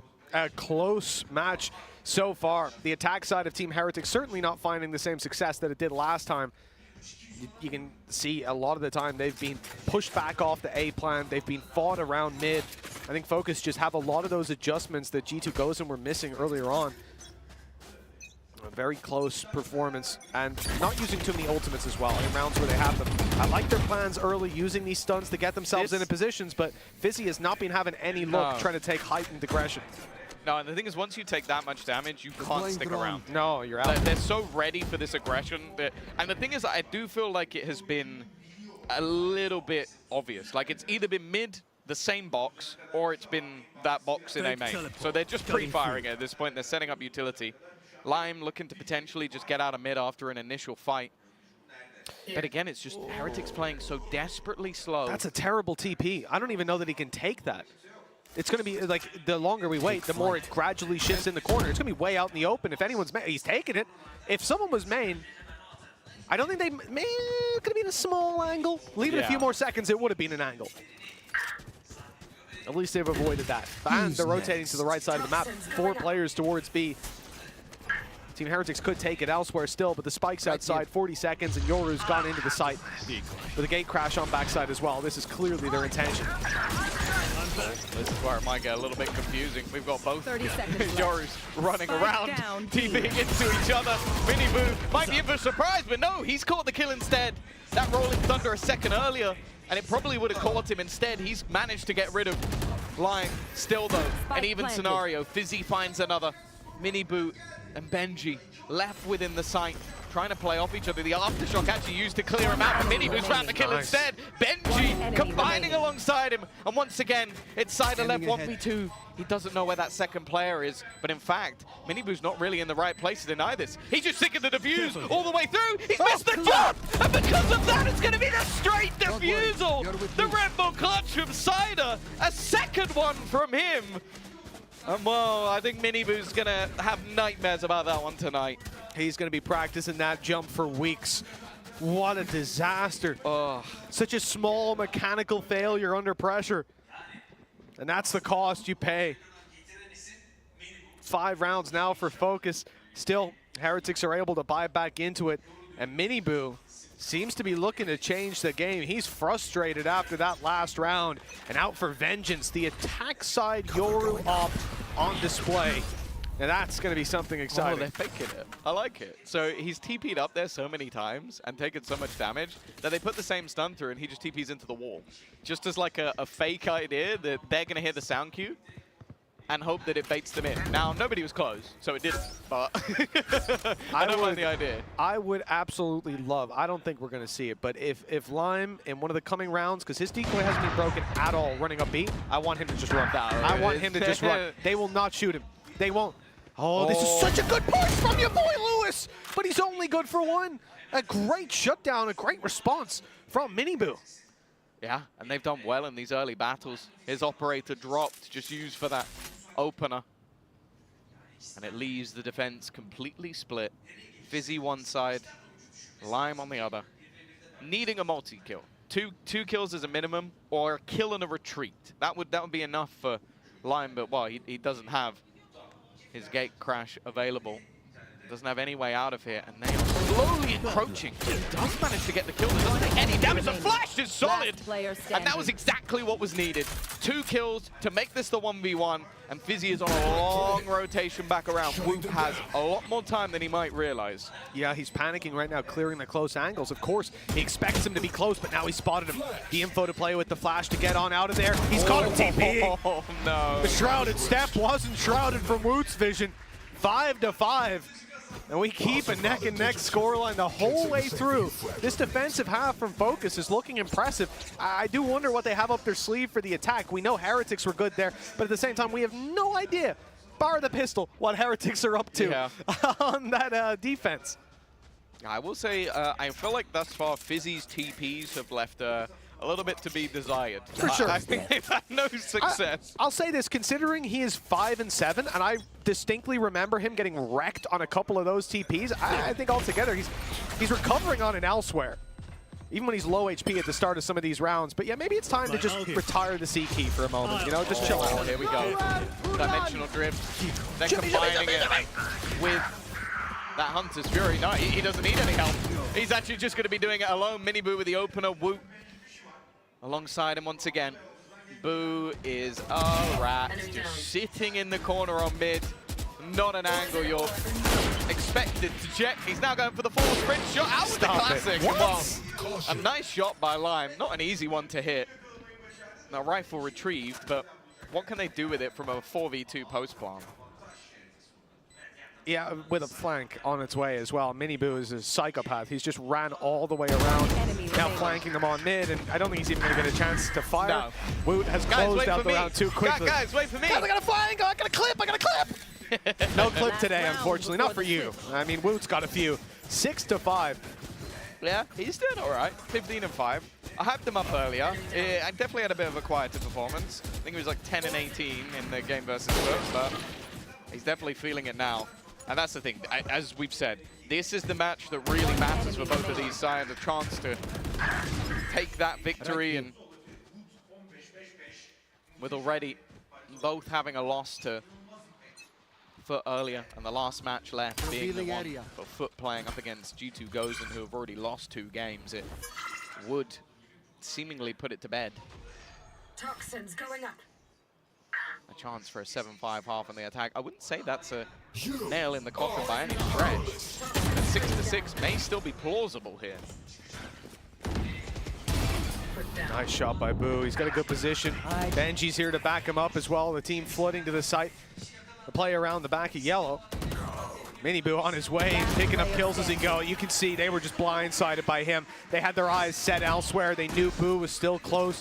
They wanted to punish him, but there's no way, not when Mini Boo's there to back him up. It's still one of those things where I just feel, I imagine like, playing with like one of your friends, like at times it must be difficult when you have to say the hard truths. I almost wonder if it's the opposite, because I feel like with your family you can normally be very honest, but at the same time that must be difficult when your brother's going, you shouldn't have done that, and you're going, who are you? You're my brother. You think you can talk to me like that? I'm telling mom! I'm telling mom! I feel like Mini Boo just knows where it's at though, because like, if you have a brother that just goes, you're not ready, bro. You're not ready. The team's like, should we pick up your brother? He's pretty good. He's like, no, he's not ready. Mom, Boo said I can't play Yoru. Let your brother play Yoru, Boo. Mom! Look, I think that like you have to have that element of just being able to take the hard truths in moments and being able to say them as well. And I think it certainly seems to be the dynamic that they have. And look at this push coming through from Fokus. Lots of players making their way in from middle. 3 players swinging on that one angle. Mini Boo surrounded on all sides. He's trying to find a safe haven to fire back from. He's got teammates to help him out with that. He's dancing around the pyramids. He's absolutely ruining their chances. A great flash to catch your boy Lewis off guard. Well, it looked like he was in a lot of hot water at the moment, surrounded on all sides, yet still, he's able to make it work. Yeah, again, you look at his starting position. There should be no way he gets out of this alive. He's the focal point. I think his teammates did very well, almost just playing that distraction, finding kills along the way, but this is the star of the show. Thriving within the chaos, taking that top spot now, 17 and 7. Him and Woot have looked like a terrifying force within this game thus far. 8 and 5. Extending that lead a little bit further. The importance of this game cannot be undermined, with the likelihood is the winner of it facing off against FUT in the final tomorrow. The other's done. That's it. Over. And not a whole lot invested into this one. A Sheriff for Alorante and your boy Lewis, to be honest. Those are 2 people I'd say probably should have a Sheriff. most likely to be able to do some damage. But you can see on a map like Breeze, you're not really going for those SMGs. They're not even going for a Marshall. They've gone straight for Bulldogs. Rifles on everybody. Boo, the extra kills means he gets a Vandal. Now, it does mean that the majority of them do have the light shield. So maybe the pistols will be able to do a little bit more. But you can see the range they're playing at. They're not really giving anything. Fake again, trying to drag these players out of position, but both teams have been so patient on the defensive side. Good flash. Woot following up on the back of his own. Hasn't got any more util to work with. With a Bulldog in hand, that might be all he needs. Eyes are drawn elsewhere. They're trying to look for him. But instead of finding Woot, they end up running straight into Benji Fishy. Right around the back of the site. Spike dropped, and it's Cider all alone. 1 versus 4. Classic in hand. And one hell of a clutch if he makes this work. The first fight is the last one. 3 kills for Benji Fishy.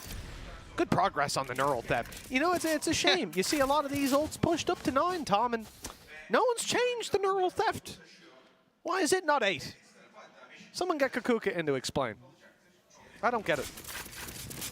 We wouldn't want to spoil it for the viewers, you know, getting to see such an impactful ult so often, you know. Absolutely. That is true. At the end of the day, if you get rid of the neural theft, you might as well just delete Valorant. Yeah. Delete the servers. What's the point? This is all... People say that about Jet. Like, why we play. It's one of the defining characteristics of this game. Obviously the same for the neural theft, he says. Oh, Fizzy. Sarcastically. Hey, Fizzy's got this time. The TP up top finally has a reward. It might have a second because Miniboo wants to get curious, wants to peek in. He spotted a second player. Bad flash. That's not where he wanted it to bounce off. That's okay. He'll retreat, give up the control, and they'll fight for it a little later with the rifle recovered. They haven't lost too much. I mean, it's Woot, so they really have, but we'll ignore that. Still a fairly fearsome bonus round. As said, rifles across the board, still enough to purchase into the next round. Not that far off the dimensional drift either, which information on this side could be huge. Mitch still praying that Miniboo would sell some sort of crazy fake, but just a fake out this time. Standing ahead. Oh, there's the TP. He's on the site, but he hasn't been spotted. The decoy was drawing eyes. Oriens and Miniboo get shredded. Team Heretics not looking to have too much of a fight in them with the Bulldog round. Again, are we terribly surprised? No. But to see it this dominant is a little bit of a shock. I mean, you know, Fizzy's entry, the follow-ups there, full site flood. You say that, but I think after watching Haven, I'm not that surprised. I expect Fokus's execution to be on this map to be unstoppable. Like, their Haven executions were fantastic. Like, you can see where the work has gone in for this team. And that's the thing. They also seem to be popping off late in the game. Well, if they lose too many more rounds, they're getting late in the game. So this is where I expect Fokus to really start to build into this one. A nice, clean start to this one with 4 players surviving. Of course, as said, that was a bonus round. Okay, there was definitely some bite to it, but it seems like they managed to control that nicely. And again, you just see these little things, like the timing on that. The TP through, then the fake out, and then Silent knows, okay, that fake out's going out one side, I'm going out the other side. And the chances are, well, you gotta pick one. You're gonna watch the guy who goes out first.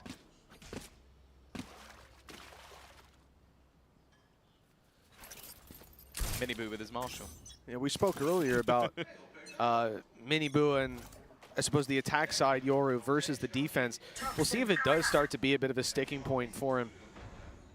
I still think there's so much that you can do there, and we saw it out of Lime. A lot of the utility in Yoru's belt used to just harass his opponents, keep them back from taking map control, and rob them of any trap wires, for example. Obviously not really a feature of Fokus's attack. They don't have any of that utility to destroy. It's about finding different useful ways to navigate this. And mid is wide open.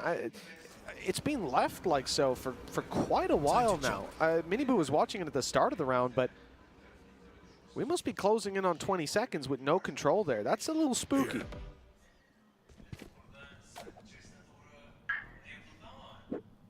Time's ticking as they do look to double back towards this side of the map. Snake bites have been put behind the utility. Clearly some information had.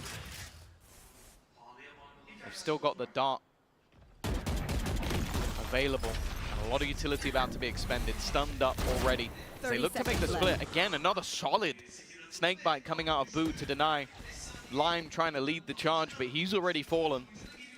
Boo in a good position. It's labored, but he does get the job done eventually. Spike will still go down, and now they start to fight back. Fizzy just taking control. 3 kills already. And now Benji, that late rotator, probably a bit surprised after Boo's initial heroics that they found him late in this clutch. And I don't even know if it's worth it. Small gap, and he's just blown it wide open. What an incredible round from Fizzy. Benji's out of here. He's made that same read that there's no point in saving, carrying it through to the next instead. No point running in, rather. You want to carry it through to the next. Where I was going with that. Just tuck in behind the box, and yeah, no one's going to be anywhere nearby. I think by the time Spike explodes, he's miles away. So he's safe, rifle through. Still, though, there's going to be a lot of players struggling for cash. I don't know if we're going to see maybe Benji one side of the map, the other stack up elsewhere. 1-4 setup. They've been comfortable leaving mid wide open anyways.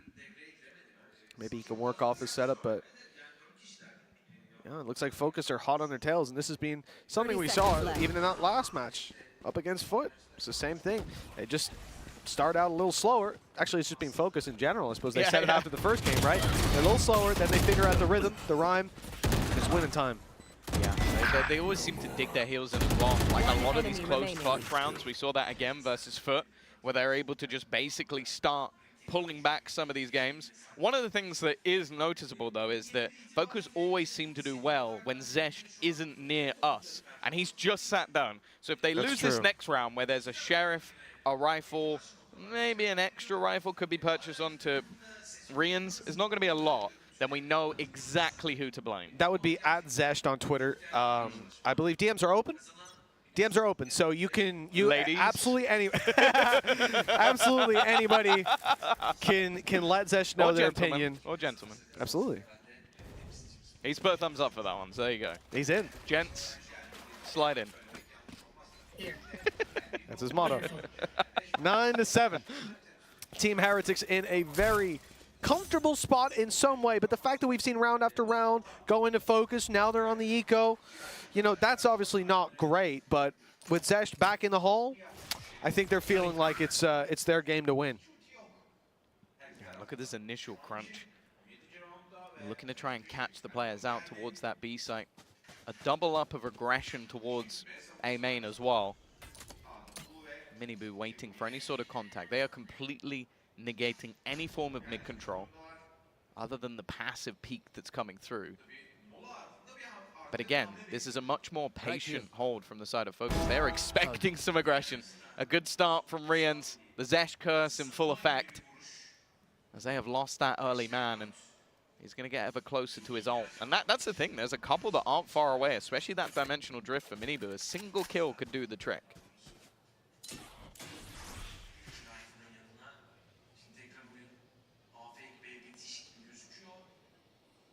40 seconds, and they're very split. There's a TP to at least get Lime back over towards the rest of the squad. He'll send his decoy, he'll flash, he'll make some presence alongside the drone, and I think he's about to teleport. Yes, there you go. Back to B. Didn't move. He's still pushing forward, though, but he's been caught. If he waited just a second longer, he might have had himself that little bit extra, but instead they managed to get that site for free, trying to avoid the curse that's been put in place. And now, in a retake scenario, a 4v4, but with weak weapons, this is going to be a rough one for Heretics. A really nice fake sold. I love the setup. You see Benji try to get the early flank punished. Now the rest of the squad having to mount their way back in, and without Rians, he's just being dropped. That was the rifle. Now we're down to just Sheriffs, just these pistols to try and make it work. There's a TP out towards the window. Great repositioning from Fizzy, and they can run the clock down. Hunter's Fury popped, and they're lined up. Both hit with that. A follow-up that stops the defuse, and with them both hit, nobody can stick it. The time surely too far gone, and with Fizzy there, it's all too easy. 8 on the board now for Fokus. They are hot on Heretics' heels. So in the 4v2, Zesh started celebrating, and then 2 players died from Fokus, and I saw the sheer fear in his eyes. Definitely got a little bit too close there. You look genuinely scared. Oh, God. Well, again, the climb back. As I said, focus on the attack side, especially in the buy rounds. They have looked fearsome on Haven as well, and here. But this is where we are going to have a purchase. Miniboo will have that dimensional drift. On the other side, I can see 4 people don't have ults, and then I can see Mitch's foot, so I don't know if they're... Okay, nope. Your boy Lewis doesn't have his either. Oh, look, the push inside the orb. Heretics have rifles. I mean, this is like a pistol strategy, but they knew Fizzy was up and around somewhere. A follow-up as well. Cider, your boy Lewis, falling like dominoes. The teleport will be sent out. Gate crashing into the B site, reuniting with Valorant. They've already destroyed 1 trap, and they... Well, this is not the ideal time for a replay. Please stop the replay. Please cease. Oh, we can see it. We can see it up there. Cancel. 2 versus 4. I'm gonna. There we go. We're okay. back. We're So back. Valorant has crept in. Gate crash is still outside B. Welcome back to the show. Benji Fishy on the back side got reinforcements. 2 players already rotated in. Light outside of A, but A is not the target. They're in the right position. Heretics just now need to close out the round. Oh, but a bullet to the side of the head. Great shot from Valorant. Swing in. It's a double peek at least. They're able to trade it. Put them in somewhat of a winnable position. Post-plant setup for Lime. He's got a gate crash going out. He's going to go A. He's getting out of here entirely. I thought he was planting and then going main, but no. No, he's running all the way back around. It's all up to Boot. No, he's tucking in. I don't even think he's going to see. He's coming. Oh, I thought he was going to come back up. But yeah, no, he's made it all the way in. Alorante made this one possible. Now Lime has to try and take it over the line. Focus in these clutch scenarios throughout the day have been fantastic. He's going to try and reposition completely, but for now at least, running all the way back around. Hunter's Fury being thrown in just to try and clear some of these off angles, and because of that, he's getting more and more time to reposition. It's whether or not Boo has any idea. Lime is playing this one to perfection, and he's got 1 dead to rights. He knows exactly where the first is. It's the second that he doesn't. Orian's even with his teammate seemingly dead if there was a player there. He had the read in his mind. Great round. What a fantastic play. The flash that came out from Lime I thought was so smart. It's on the doors. It's telling you I'm close, I'm around here, and then he runs, hightails it out of there. Oh, I've seen this one before. Look, a punish onto Fizzy, who has been really trying to use these angles to his advantage, but combining that orb as well to just block vision is so smart. Still, you have to commend them in this 2v4 for making it so incredibly close. Good idea, definitely. Like the pop flash out from Woot, out of the orb just to blind that player in the corner. And then he's the one that gets the kill. That's how good the flash was. The player was still blind even after. 10-8. Still can't count Focus out just yet, but Heretics edging ever closer to that match victory. Now, though, the ults, well, they're somewhat even. Rolling Thunder, Viper's Pit, actually on both sides. And then you have that null command and, of course, the neural theft.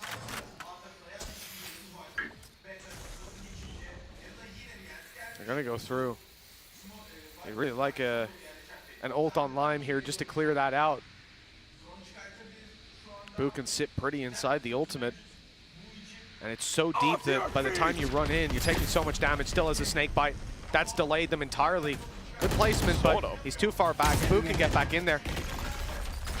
He's in just on time to keep it back up, regenerate the integrity of the fuel, but he's been caught through it. Even still, the trades come in thick and fast with everybody so low. Stray bullets in the smoke is all they need.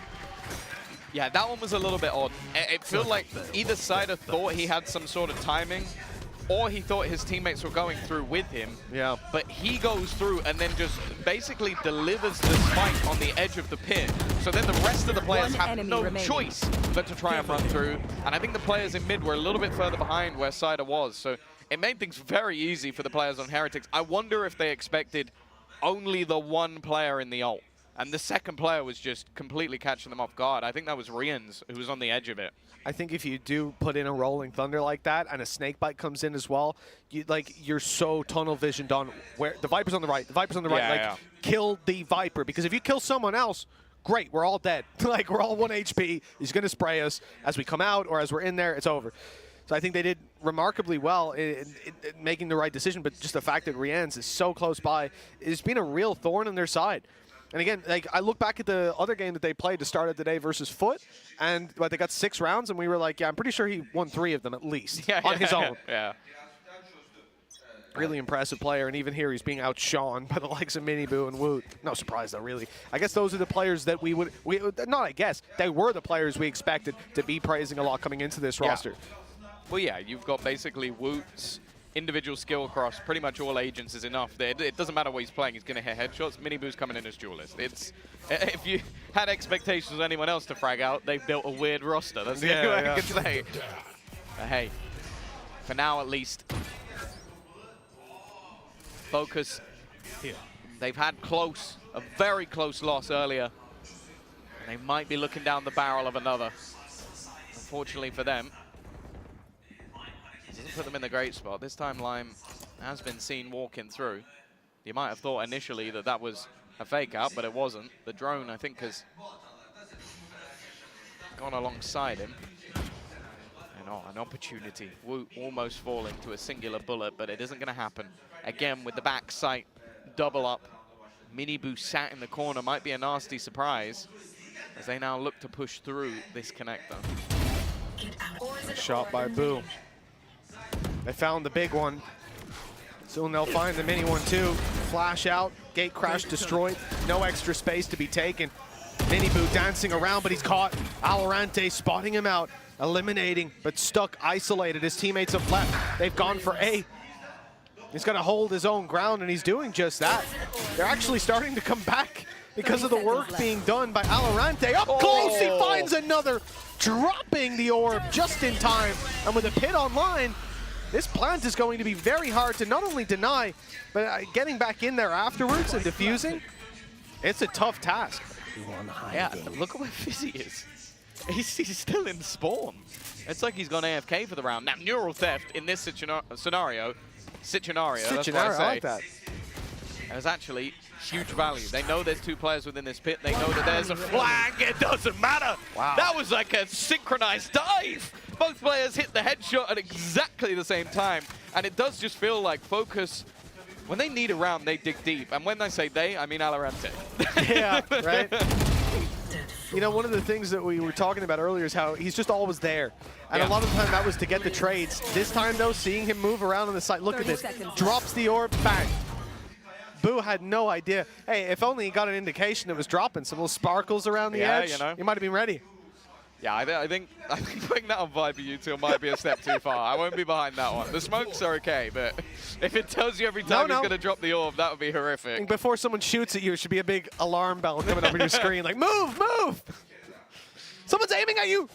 There is an orb nearby.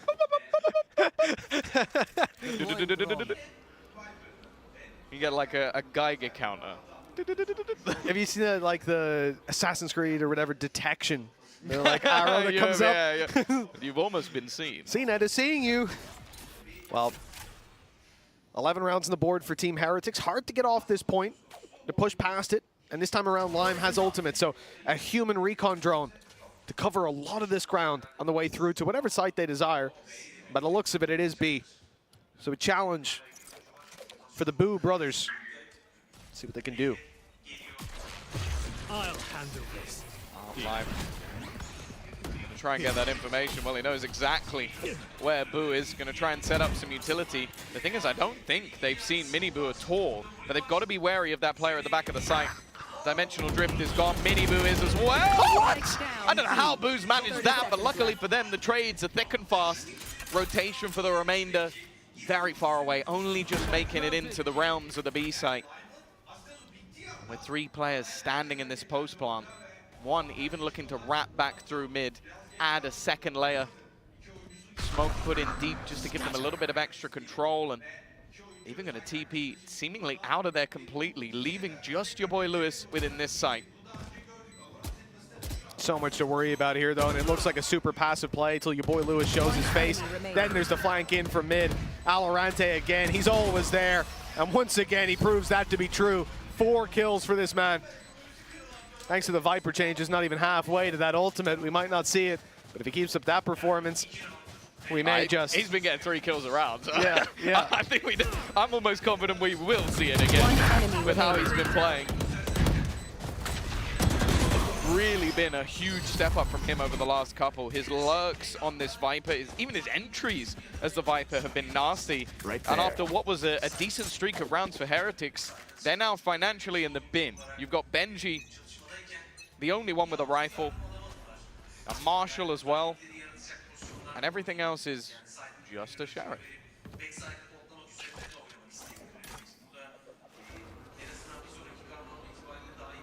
Enemy mark. Are they committing off of this? Yeah, they're all funneling in towards A main. This is going to be a full push out of this squad. Counter wall in play. Can drop around at the same time. A second afterwards, but they're going straight through it. Flashes, stuns, everything used. Snakebite up close. The decoy almost getting shot, but it's not vulnerable. He is, though. Doesn't matter if you hit him in the head. Lime, though, able to grab a double. Still dancing around those pyramids. There's more to be done. 2 more players have already rotated into position. Sheriff's up close. Shot from Woot gives it away. Now, I mean, that flash is null and void. It'll do nothing for them. This one, though, that might just get them back in. An angle, but even with the headshot angle, it's not enough. Easy cleanup for Fokus. Neck and neck, 11 to 11. They might just steal this map away from Heretics. I don't know how they do it. Each time looking down, each time looking out, but there's definitely some mental fortitude within this. I think we're going to cut back to Pal at the end of the game, and he's going to have my hairstyle.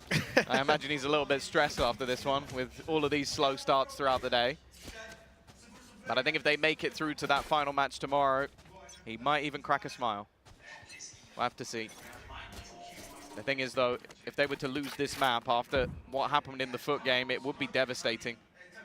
I've definitely proven that Fokus can swing with the big boys. Oh, it's being watched. It's being watched for the first time in a long time. There's no one there to take the fight, and Fizzy has the timing of a god. Unreal, and especially holding this angle. It's going to be like the least pathed. I don't even know what you're trying to say. A place that you path the least. A least pathed. Pathed. It's not pathed. Least pathed? Path? Pathed. Pathed. Okay, pathed. Yes, the least pathed part of the map. Oh, I'm sorry. Over pathed. The pathed. I tried my damn best, Tom. It's not my language, okay? You're going to mock my accent when you can't even say the word. No, it's weird for me to say pathed. You can't hear him saying the deep pathed. Pathed. That's how I'd say it. Pathed. And then it sounds weird. It sounds like, I don't know. Anyways, point is, he's in a position holding something that I think hasn't been held for a year. The least pathed. The least pathed position. Sir. No, jolly good. But he gets a jolly good reaction. Reens! Speaking of jolly good reactions, that's Lime and Alorante down. 2 big heroes for this squad. Fokus need to dig deep. Your boy Lewis not on the raise, not up to all too much. And it's a 2v4. Fokus on the back foot. Shock Dart, good. Fizzy, good. And now it's winnable again. Boo is in a lot of heat. Do they know he's here? I don't think they saw him yet. Oh, they're about to. Spike will go down. Smoke used to cover his retreat. They're going to expect him at the back of the site, and now it's left all onto Fizzy. He's found his retreat back out into A main, maybe expecting the flank to be coming. The other player is Benji, normally playing the opposite side of the map and just desperately trying to isolate these duels. But the fact is, Heretics, they're coming in together. He spots one of them on the cross through, but knows that he probably has to try and take a fight through. They're sticking this. Boo's holding it all the way, and I think he's just smoked himself off. I don't know if that was the plan, maybe expecting they'd push him, but instead, that has become a blunder. I didn't know the defensive side Omen was alive. I didn't even know they had one. That's crazy. I think I sort of see what he was thinking, that like they would drop the orb and both just face him while he's spraying away, going, no, you got defused, and then he's dead. But they made the very obvious adjustment of just defusing while it's smoked off. That's quite unfortunate, to say the least. I think it looks a lot sillier than it is because it didn't work in the slightest and they immediately adjusted. It's just a panic play. Sometimes you do that. Now with Boo finding that defuse, he got this Viper's Pit online, which is huge for 12-11, locking down a part of the map they've had a lot of trouble with without having to commit bodies to it. Just one guy holding the choke point and one guy holding the other choke point of double doors, and now you're stacked on B. Focus have nowhere to go for free. This is going to be a battle. Well, that's the funny thing. They're the ones actually with economy issues, even though they managed to win the round. Lime is going to go running through. They're trying to isolate Boo, and they have done it. Flashed him consistently, but it's all a ruse. Benji has not moved. Neither has Riams. Those rotations haven't been pulled, and because of that, side has gone down. They're going to have a decent idea that Benji's still around here. The judge up close, now hiding within his cage. The wrap, but he goes down. Lime just headshots him straight through it. A huge kill that gets them into an afterplant, but the retake's still possible. A 3v3 scenario. Regulation could still close this, but Lime has taken over. He was used as a ruse, a fake sent in on the other side of the map, and now he might just win them the round. Your boy Lewis is the best position as well. Boo doesn't stand a chance. He had to rush to the site to help Mini Boo. His brother now stands alone in a 1v3, and we're looking like another OT. Looking for the record. Great flash. He's going to run through it. I thought it might catch him off guard, but Alorante seemed more ready than ever for that kind of a play. 12-12. We're going the distance yet again. Yeah, unfortunately, when it's a 1v3 and you have a teammate to your left and one watching mid, you don't really need to look away from that angle. You really don't. If he was watching anything else, I think he have serious issues. He gets blinded up and still just smacks that headshot. You gotta respect it. I saw he was still blind when he hit it. This, you know, I get it, right? He thinks there's players on site. He gets inside the cage so they can't shoot him when they jump over the box, but instead he's standing on the most pre-fireable corner of the year. Unlucky for Benji. And the fact that your boy Lewis positions himself there, it's great for late round to obviously deny that defuse, to deny the rotations. Even better for just catching those rotations straight up in mid. Well, Focus and overtime. They've been the only team to head there today. Once versus FUT, once versus Heretics. Last time they lost 16-14, and well, to lose for a second time would definitely be brutal. See what they have to offer. Already, wow, a lot of utility being expended just to put pressure onto Benji. They've spotted his utility, but this is almost a bit of a ruse. It seems like they're going to go pushing elsewhere. TP being sent over onto the A site as a couple of players look to try and pressure into mid. They'll have that fast rotation if necessary, and Alorante already looking to try and hold them back, as this is setting up to be an A execution. Certainly looking like it. There's a reveal here for Cider, gone up and over. It's going to catch one player, but they don't know about Boo. He's dodged the flash, stuck in behind the box. And his teammate now gets out of there because of it. The A side under threat, but Alorante and your boy Lewis are holding strong. A cage for Benji just about avoids that shot. Lucky to still be alive, honestly.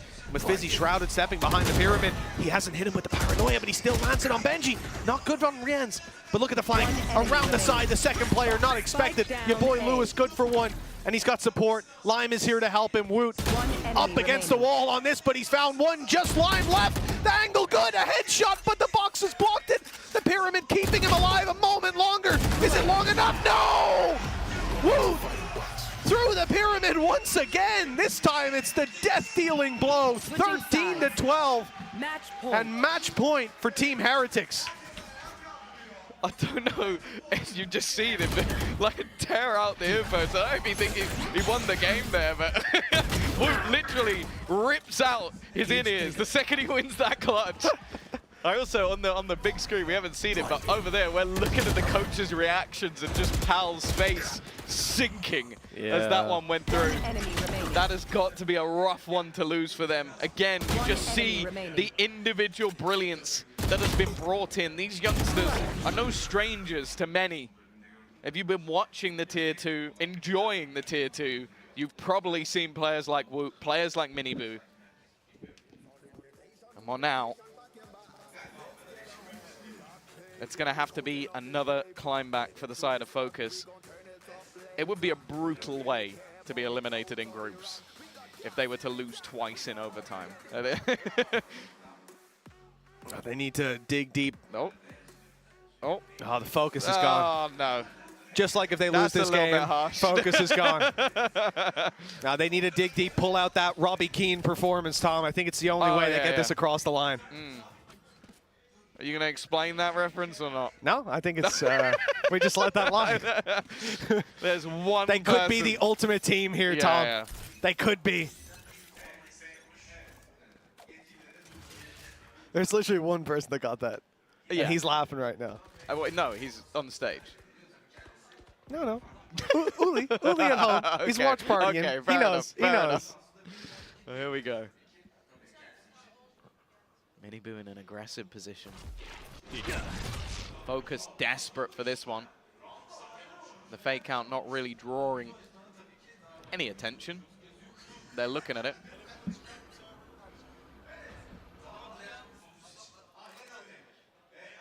Yeah, look. A minute on the clock and still no clear intention on where they want to go. Fokus, one slip up here and it's all gone. No one wants to be the one to make that mistake. Right now, they're hoping Team Heretics get aggressive, peek out on some angles, and give them opportunities, but those opportunities are not presenting themselves. It's time to go and seize them. 40 seconds left on that clock, and Fokus, they've played a lot of mind games, thrown a lot of fakes, and it looks like they're going for another one.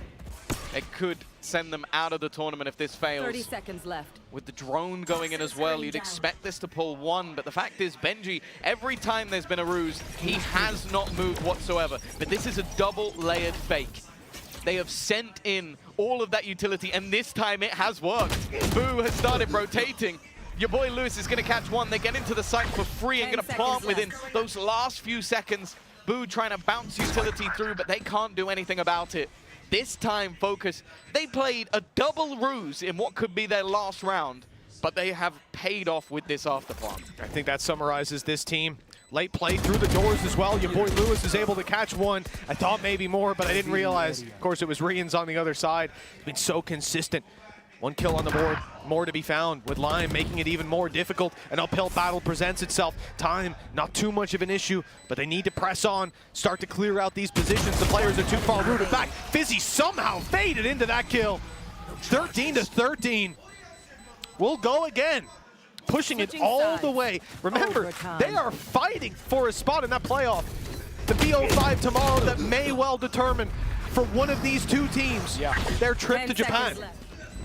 That's unbelievable to take it in this distance. I can only imagine the emotions down on that stage. What we're assuming will happen is a 3-0 for FUT, a 2-1, and a 1-2, and a 0-3. Yes. So whoever wins this game is 2-1. It doesn't come down to round difference, head-to-head. And even that's the thing. Even one of them goes 2-1. Even if it goes 2-1, it would just be a decider on who's first. It doesn't matter. Yeah. So this game decides absolutely everything. And the fact that they have the upright balls to go for a double fake in that round, even if they do lose this one, Fokus, you've got my respect. That was a risky play to make, but it paid off. He had the players to drag it over the line. Now they're getting aggressive, and Woot is ready and waiting. Give him a firing range, he ain't gonna miss.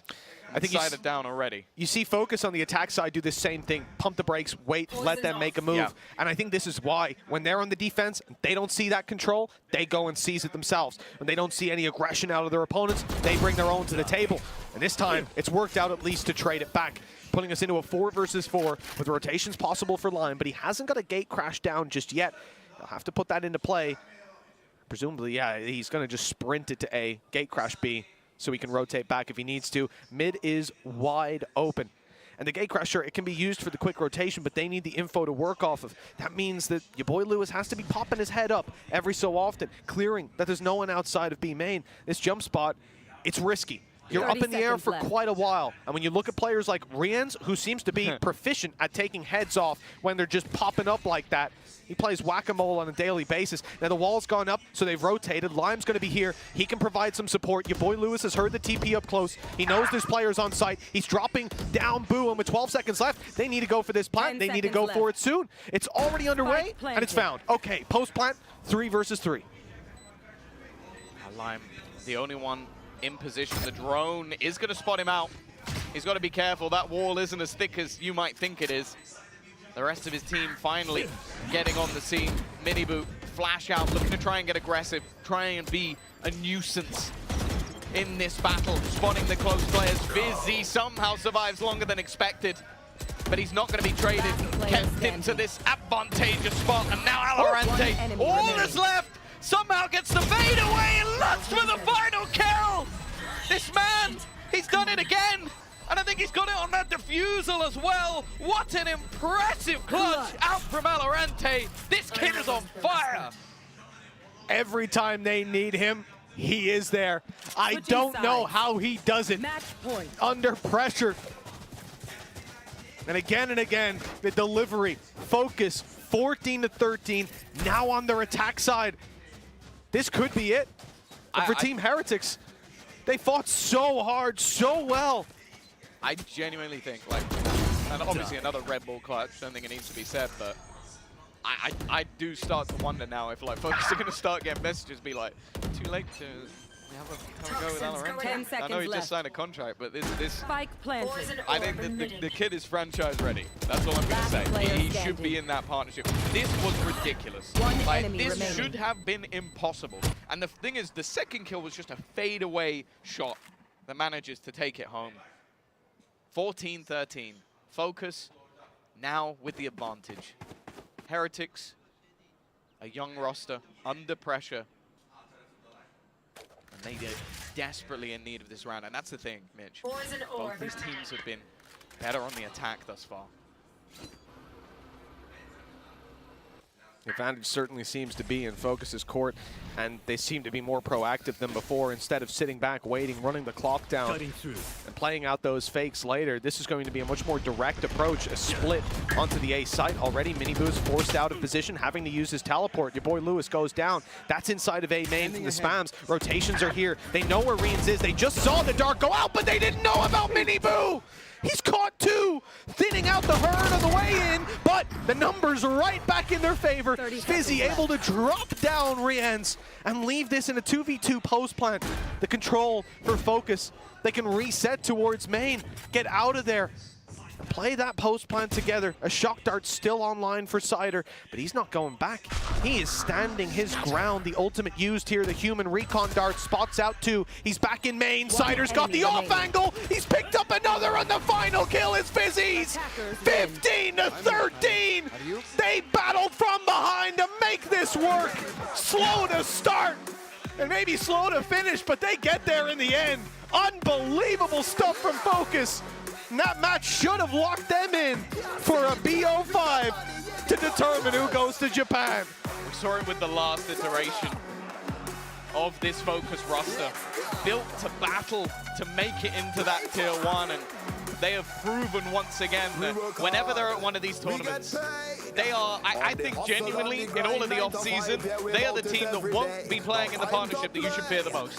Because they always seem to come well prepared, they always seem to come with depth in their roster, and they also, I can't use any other word, they just have the biggest balls of any team I've ever seen play. Like, to do that double fake when facing elimination point. Like, you need a wheelbarrow, because otherwise they're dragging along the floor. Like, I have so much respect for the call being made, the coaching staff coming up with these sort of ruse plays. And I have to say, we both hated Breeze. That was one of the most enjoyable matches of Breeze I've ever watched in my life. I gotta say, you know, the 13-0 earlier was so-so. Yeah, I didn't enjoy that one. but this one here, what an absolutely unbelievable game. With the stakes being so high as well, to see it run the distance, to see every facet of these teams being required to push it across the line.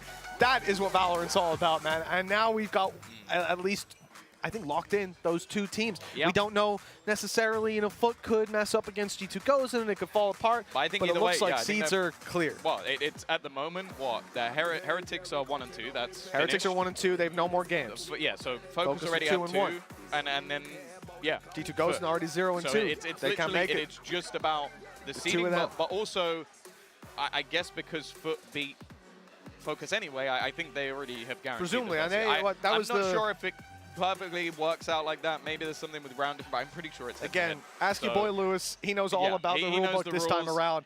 But I got to say, man, I don't know what it is about Focus putting on these close performances. Just in the game before, the 16-14 on Haven, they've had a long day up on that stage. They're enjoying the limelight, and I don't blame them. Nice.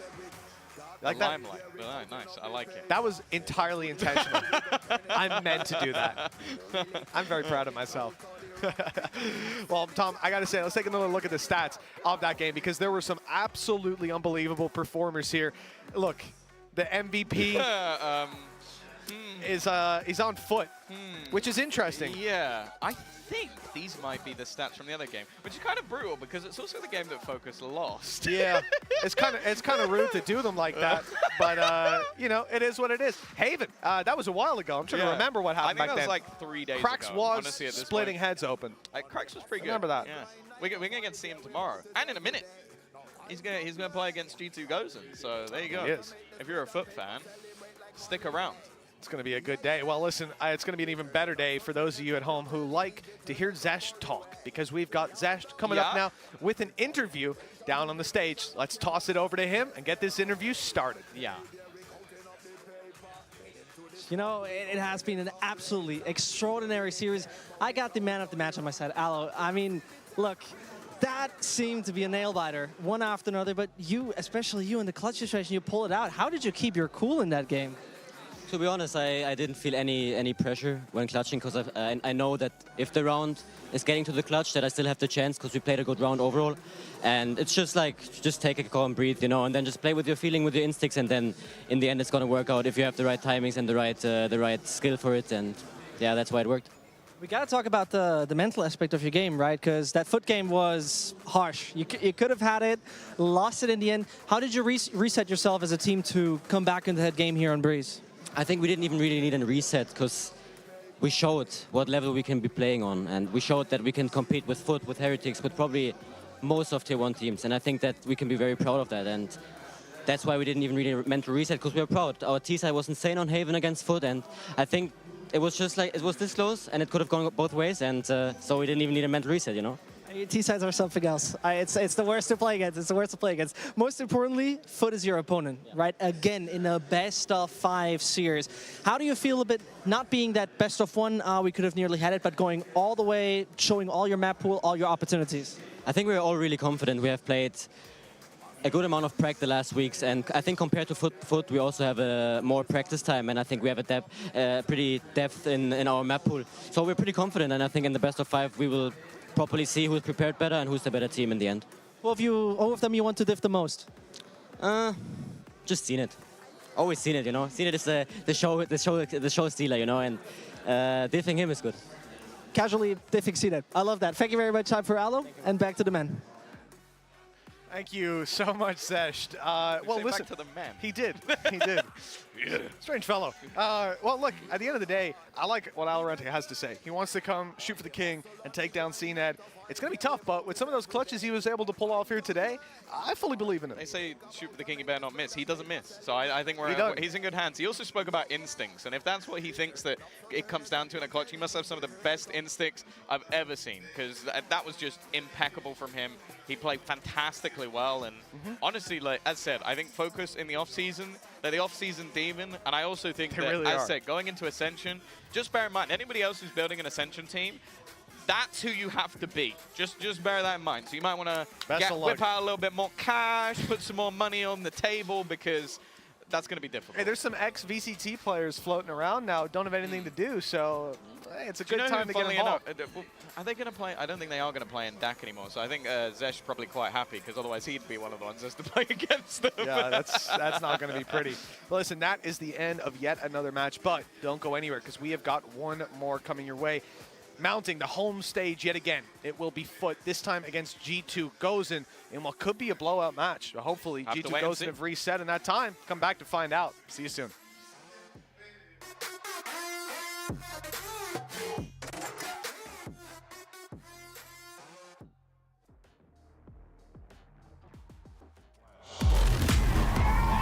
What a shot! Just get connect! They silenced the hater! Stop in their tracks! Attackers win.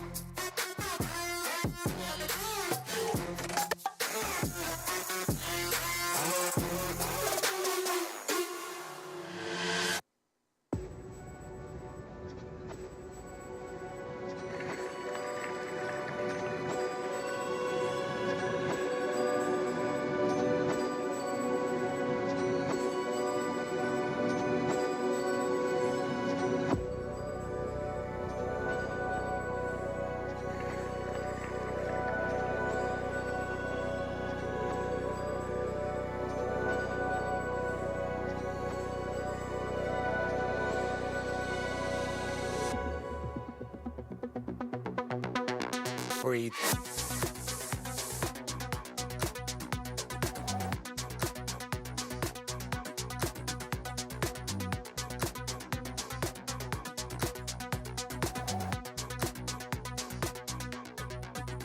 Breathe.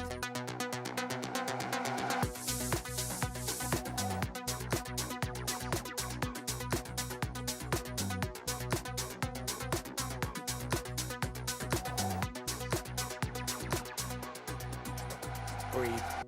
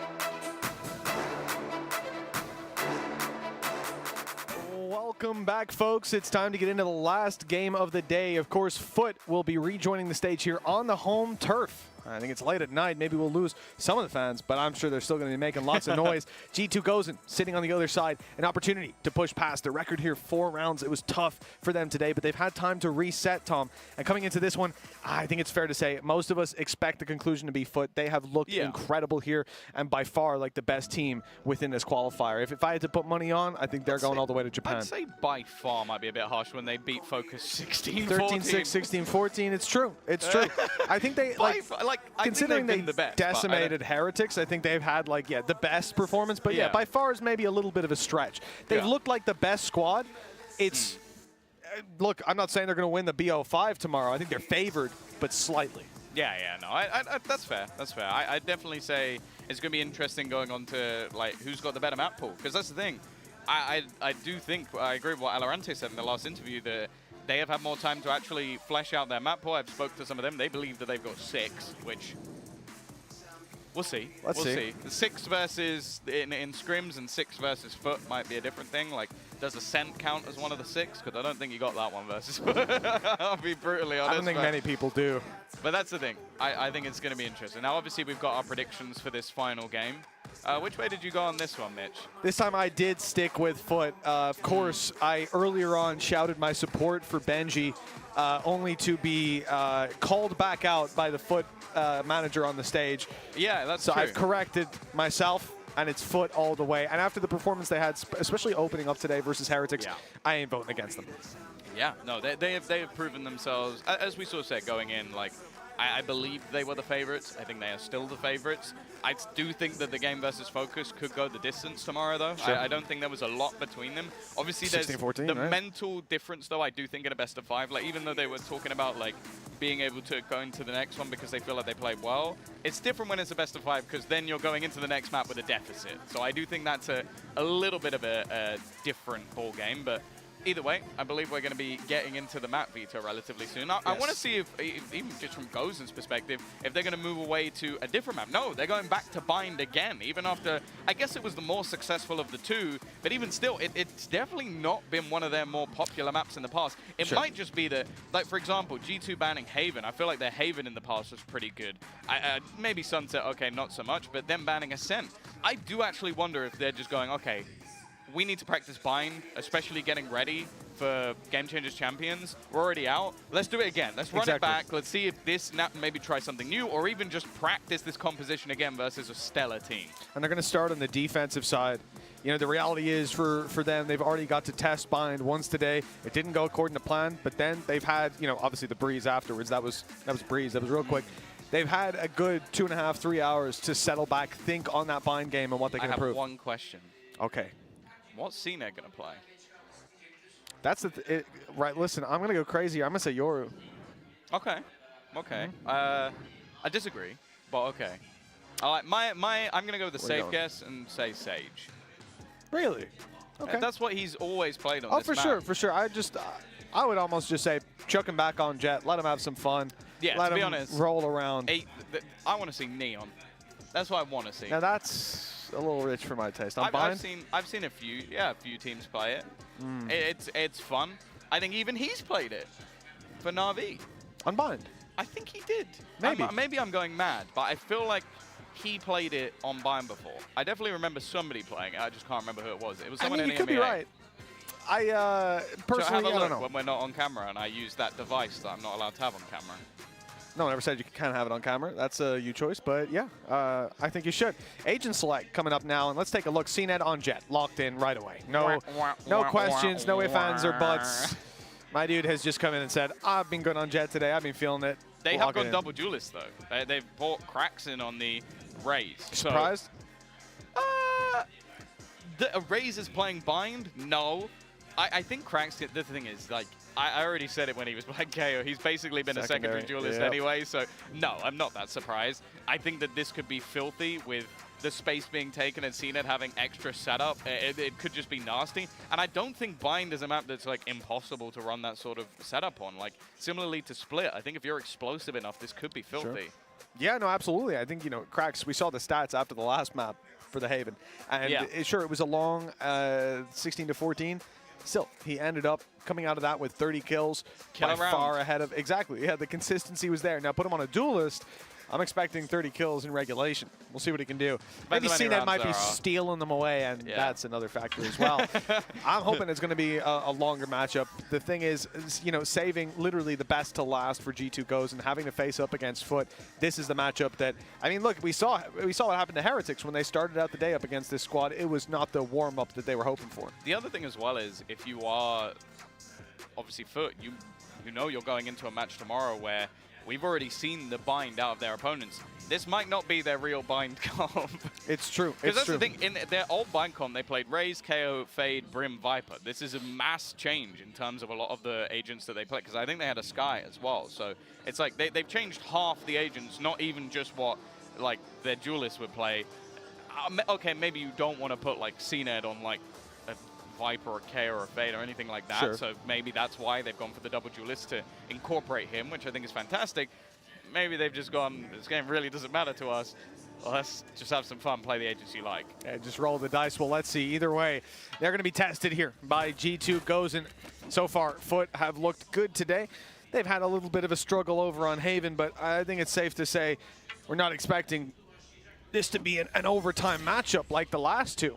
That said, we're hoping that G2 Gozen can surprise us and come out swinging. Petra on that Raze didn't really get to swing in the same way that we saw out of your boy Lewis in the previous iteration of Bind. He was on fire. We'll see if she can capture that performance or if it's going to be Cracks blasting his way to success. Attack side, start for FUT, and this is G2. By that regard, getting a great opportunity to test out their defense. So, different pistol from them. Aggression on B main. Yeah, breaking news. If G2 win this game, we will have a decider. Because according to the rulebook, it can't be done by head-to-head or round. So that'll be very interesting. We'll have to see. I still think it's unlikely, but that definitely makes this a little bit more. They can get the FUT guys and the Fokus guys to play another match. Either way. Cracks looking to not make that a possibility. Already opening things up, spike down, and looking to fight forward. Heals being used, and Anna Captain taking that firefight. Leaves just Roxy remaining. Tough position to fight back from, and it is going to be the pistol going their way.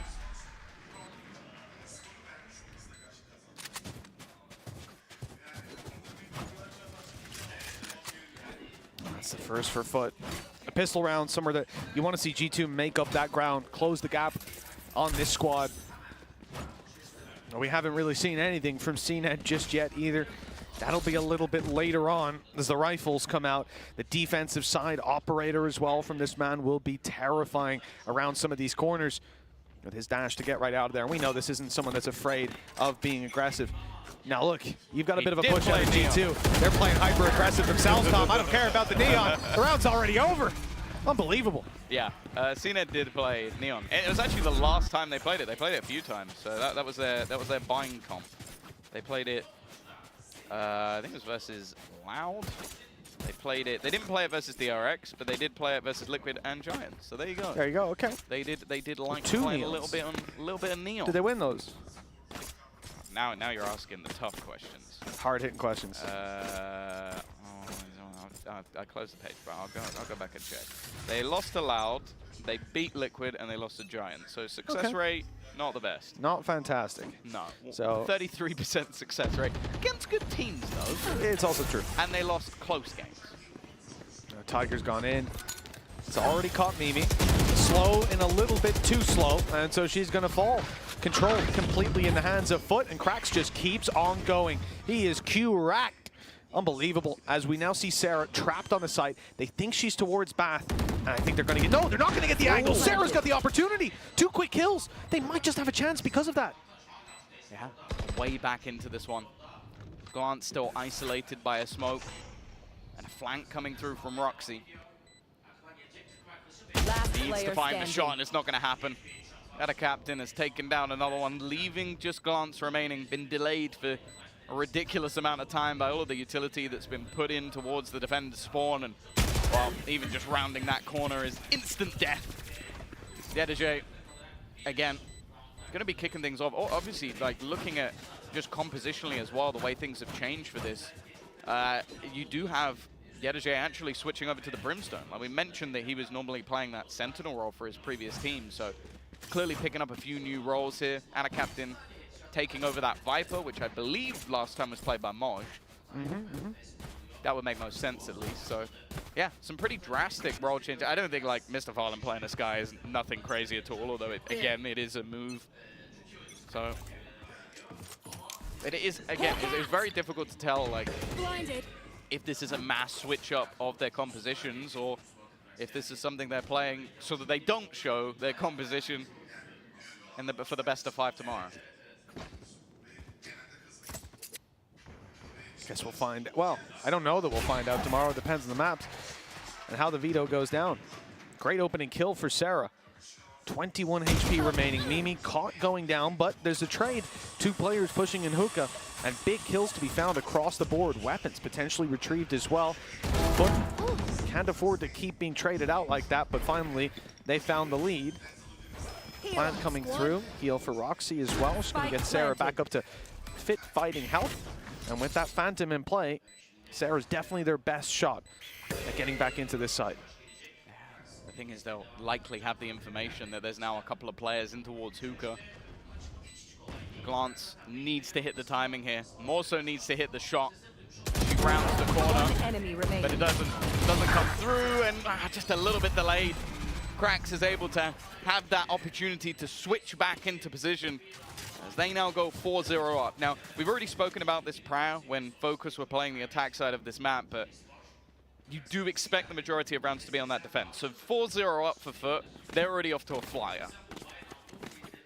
Showstopper online for the side of FUT as well, which on the attack side can be so useful to just break down the doors of a site and find yourself all that space.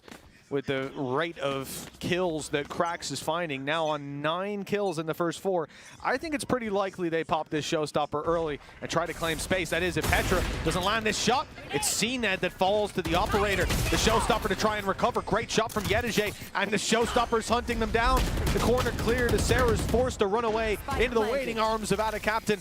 And the teleport for Roxy trying to meet up with Sarah, who's now gone the way, oh no, the way of the dodo. Mr. Fallen, Ada Captain, cleaning up house. This buy round has not gone according to plan. A shutdown from FUT. They lose CNED to the opening op pick, and from then on, it's flawless. Yeah, it doesn't look like it's getting any better at this point. 5-0. Glance as well, someone who actually got off to a very good start when playing versus Fokus, yet to grace the scoreboard. Mr. Fallen hasn't had a lot to do. And we mentioned Krax. You mentioned 30 kills. Well, as of right now, even though he's 10-0, if they continue on this trajectory, he won't make it. Well, you know, realistically, they'd have to be 15 rounds. They can lose a couple of rounds. Okay, so they'll need to throw. Okay, he's up to 11 kills, and he's actually gone down. First death and first kill, and a knife. A knife for CNED. Oh, no. Oh, he's just on an absolute tear. I actually don't think that was like him BMing. I think it was that he went round the corner without a gun in his hand. Having to be a player there. You know, you'll take those. Even follows up with another kill. Look, it's a round where you've got pistols in hand. It is what it is. I can see Mimi smiling in the cam, which, gotta be honest with you, I would not be smiling. So I can respect that. And I think they are very much in a position, like we said, coming into this tournament, it's an opportunity for growth and an opportunity for testing things ahead of Game Changers Championship. And, well, I think they'll be very happy to have had that opportunity to test things out. I cannot believe the audacity of that man to just dash knife out. Oh, she's stunned. Yeah, no worries. I know what to do. I got this. I know exactly what to do. A pause at 6-0. We'll be looking for a resolution. Realistically, though, just look at the ult economy right now. It is stacked for both teams, but with FUT being 6-0 and with good reactive ultimates like your Orbital Strike, with CNED having a Blade Storm as well, they have a lot to fall back on. A res for Mimi, but even finding the space to get someone back online, so far they haven't had that. It's been, they get a kill on the side of FUT, and they take that space. They flood into it. At least the ult's starting to build up, but on both sides. A couple of orbital strikes, res available, Viper's Pit,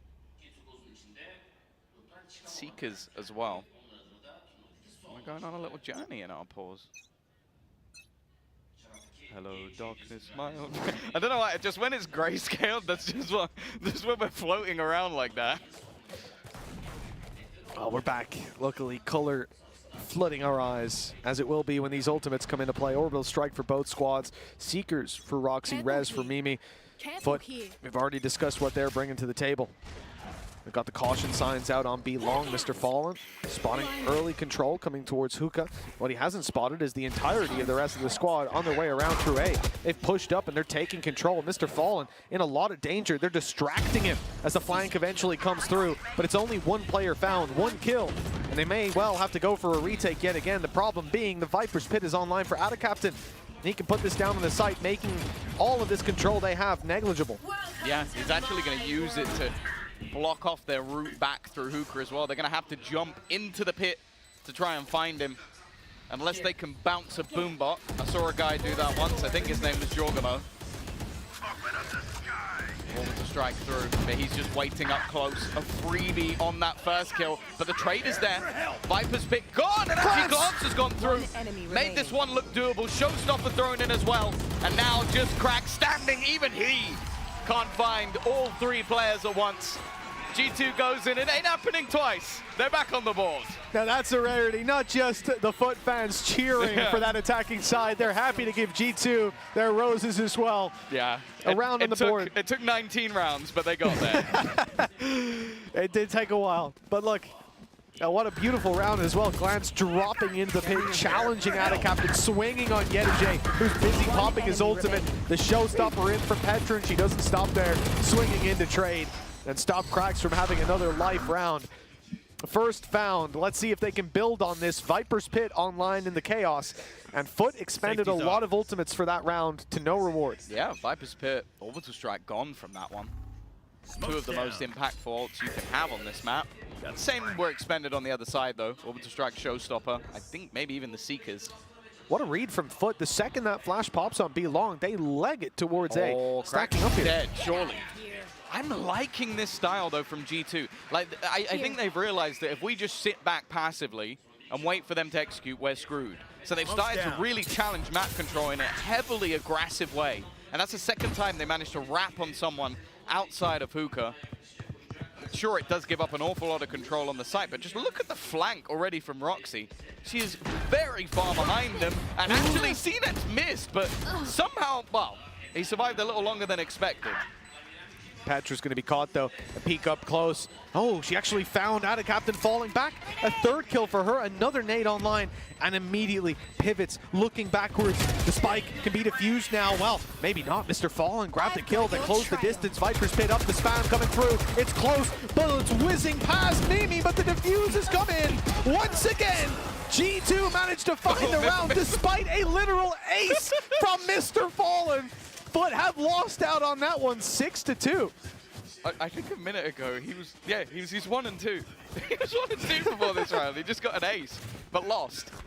And again, I think a lot of that comes down to Petra. I'm really not minding seeing her pick up the duelist in both games where she's picked up this raise. You just see her, as I said, like taking a lot of the pressure off her teammates, feeling confident on that agent. And I don't know. Yeah, sure, this match is definitely not going the way they hope it would, but that's something at least I'd say is a saving grace coming into a match of Bind. I think taking this back to Game Changers would not be a bad thing whatsoever. It's just to find the depth within the rest of the team because, as said, like you've got Sarah playing on a new role, Roxy moving away from Sentinel. This flash needs to be fantastic. I assume there's a flash coming. Smoke fading. No indication that it was fading. Maybe CNET needed it. He's being caught off by Petra. How could he have known, honestly? No, there's no way. He lost count. Fallen again, though. This is a problem. It just the thing is, if Glance is able to, well, definitely now knows that this position has been given up, but Mr. Fallen being this far forward might be a nasty surprise. Mimi will go down. His 6th kill in a row for his team. Nobody else has joined him for a while now. Oh, Yedijay is going to be mauling. He checked this 1 second less, even too late. That was a little awkward, but she got there in the end. Glance taking down another. A second fight, the same scenario. A Viper pushing on Bath. This time, it's Adacaptain. He needs this kill. His teammates under pressure, and the frag is his, recovering on that map control. Now being able to fight alongside Crack, still with a nade online, but he doesn't need it. He's swinging out, using his blast packs to deny the defuse and push that player right into his waiting arms. Beautiful round from Cracks yet again. Yeah, he has been unstoppable. Like, this is going to be the only argument now to put CNED on anything else, is just the Cracks is 14-3 on a raise. Like, we saw it earlier from Lewis. I think he might be about to outdo him. Oh, that would be one hell of a matchup. Right. Cracks versus Lewis on Raze tomorrow. I'd watch it. Maybe we'll watch it today. Maybe. Maybe. I'd say Gozen have got a way to go if they're going to make that happen. For sure, for sure. And in this round, right, we've got showstoppers for both squads, but G2 are coming in with just the Sheriffs, not expecting a huge investment when it comes to ult economy. Usually it's going to match that comes in terms of the rifles. The only exception being is if they find an opening duel or so, they might pull the trigger and look to capitalize further, especially with the res.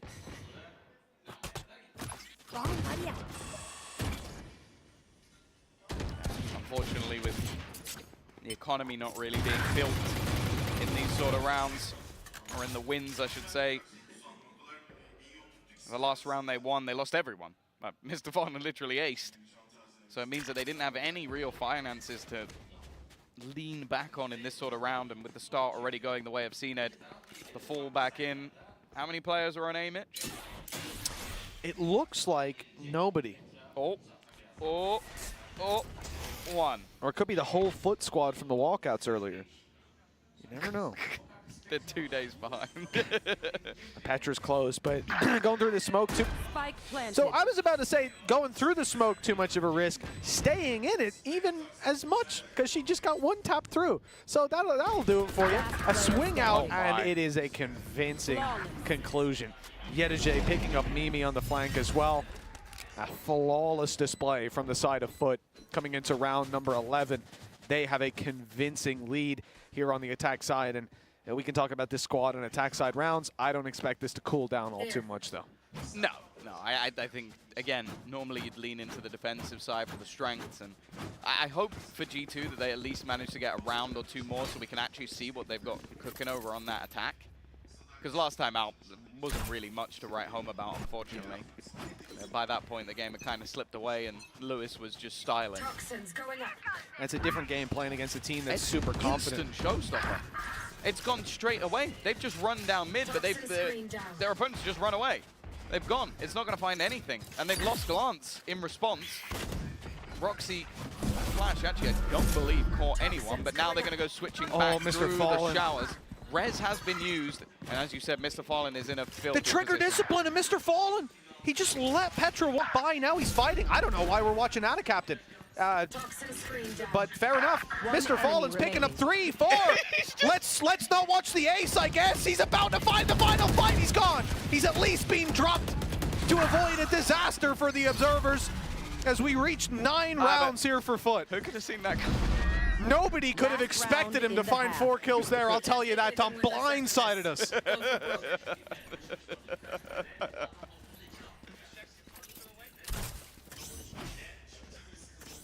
Oh, 9-2. We've got ourselves another dominant performance. For they did this earlier in the day when they faced Heretics. Looking like they're going to take the 3-0. Obviously a very close game versus Fokus. It sets things up nicely for a revenge match tomorrow. The battle that will take one of these teams to Tokyo. And the loser, well, back home. They made it to Istanbul, but not quite as impressive. Now doubling back. Again, Roxy going to be under pressure. Has a small amount of support, but that is almost gone. And the showstopper is just going to be used as almost a distraction. I think a 10th almost guaranteed, especially with Glance going down. Big fans of Out of Captain. Out of Captain fan cam, I was going to say. Let's see what he's going to do next. Oh no, we don't get to. Mr. Fallen's picked up Petra through the smoke, and look at this. Sarah's popped the ulti, of course, you know, last round, why not? They still ran it down, and the flash was perfect. 10 on the board for FUT. frankly, unbelievable half from this squad. Even with a couple of rounds that we saw from G2, a couple promising positions, their recovery time and time again was, you can't fault it.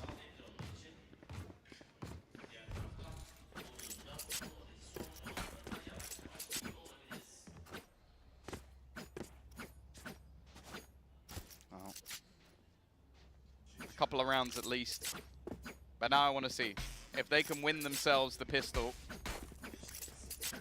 I want to get to see some rifle rounds for G2's attack. That's the thing. Last time out, again, it was a similar scenario on Bind where we didn't really get to see what sort of ideas they had. As I said, they've sort of switched everything up. Time to hunt. Scout destroyed.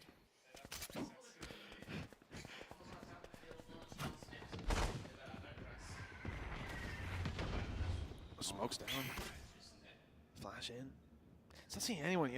Really strong control for them. Popping that wall up inside the smokes. Should be a free plant. Ada Captain has to go huge here with the snake bites. And he has done a lot of damage with the decay. It should heal back up decent. No, it hasn't actually. It was just a snake bite. Yeah, I think he must have like banked it off the wall while jumping.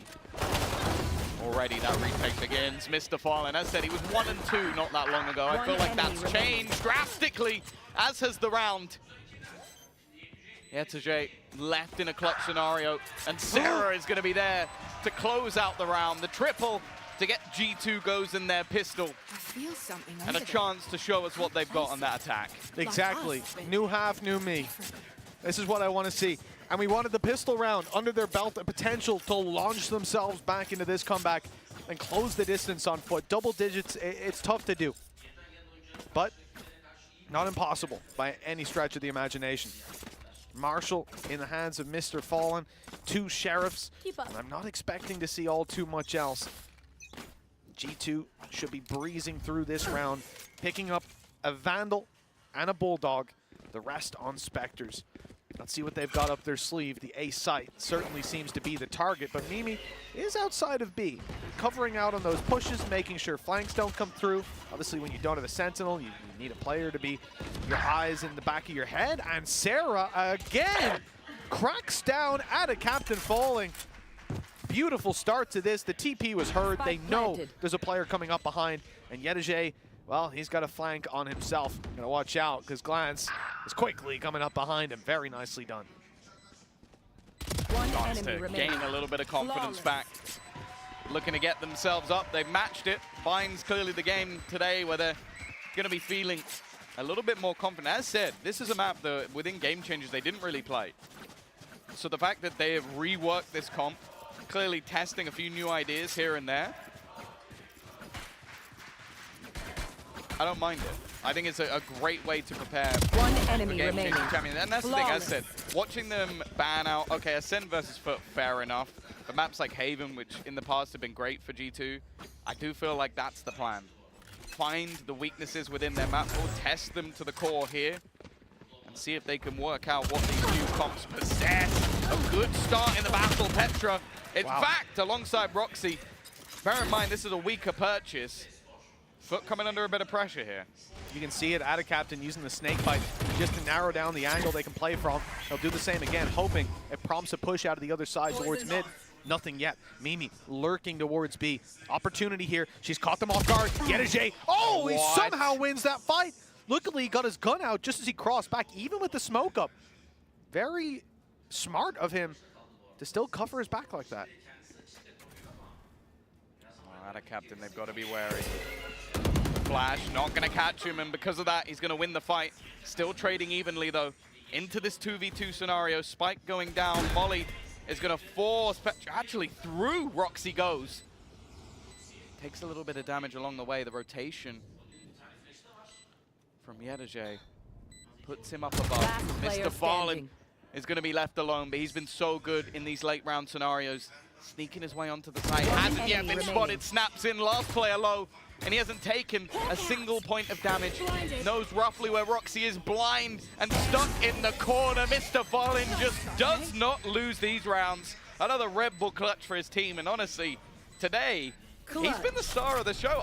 Like, CNED's been good, but I don't think anybody matches up to Mr. Fallen. That's what I'm saying. Like, this guy, especially with CNED on the team, because that makes it so much harder to deliver solid performances because that guy's eating up the kills typically, taking your space, opening fights. Like, bear in mind, at one point, Crax was 10-0, and he was 1-2. He is now 1 kill behind Crax. It's unreal.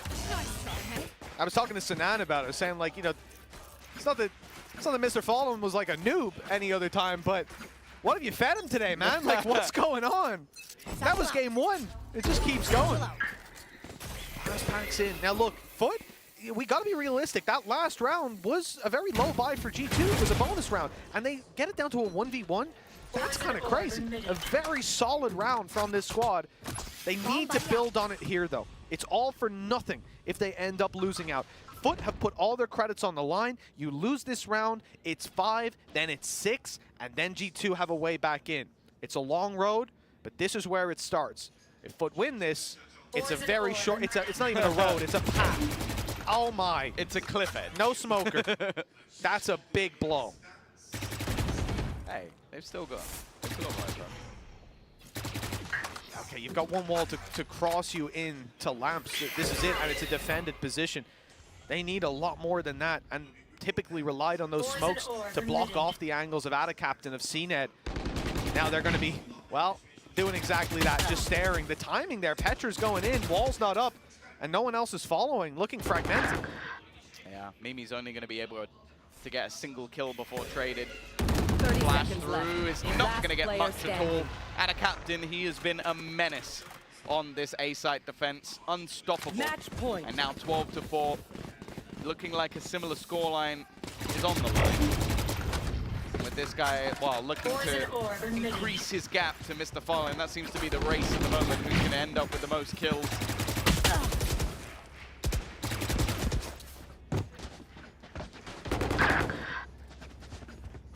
A lot of ground to make up, and that round there was where they wanted to start 30 to do seconds it. left. Last player.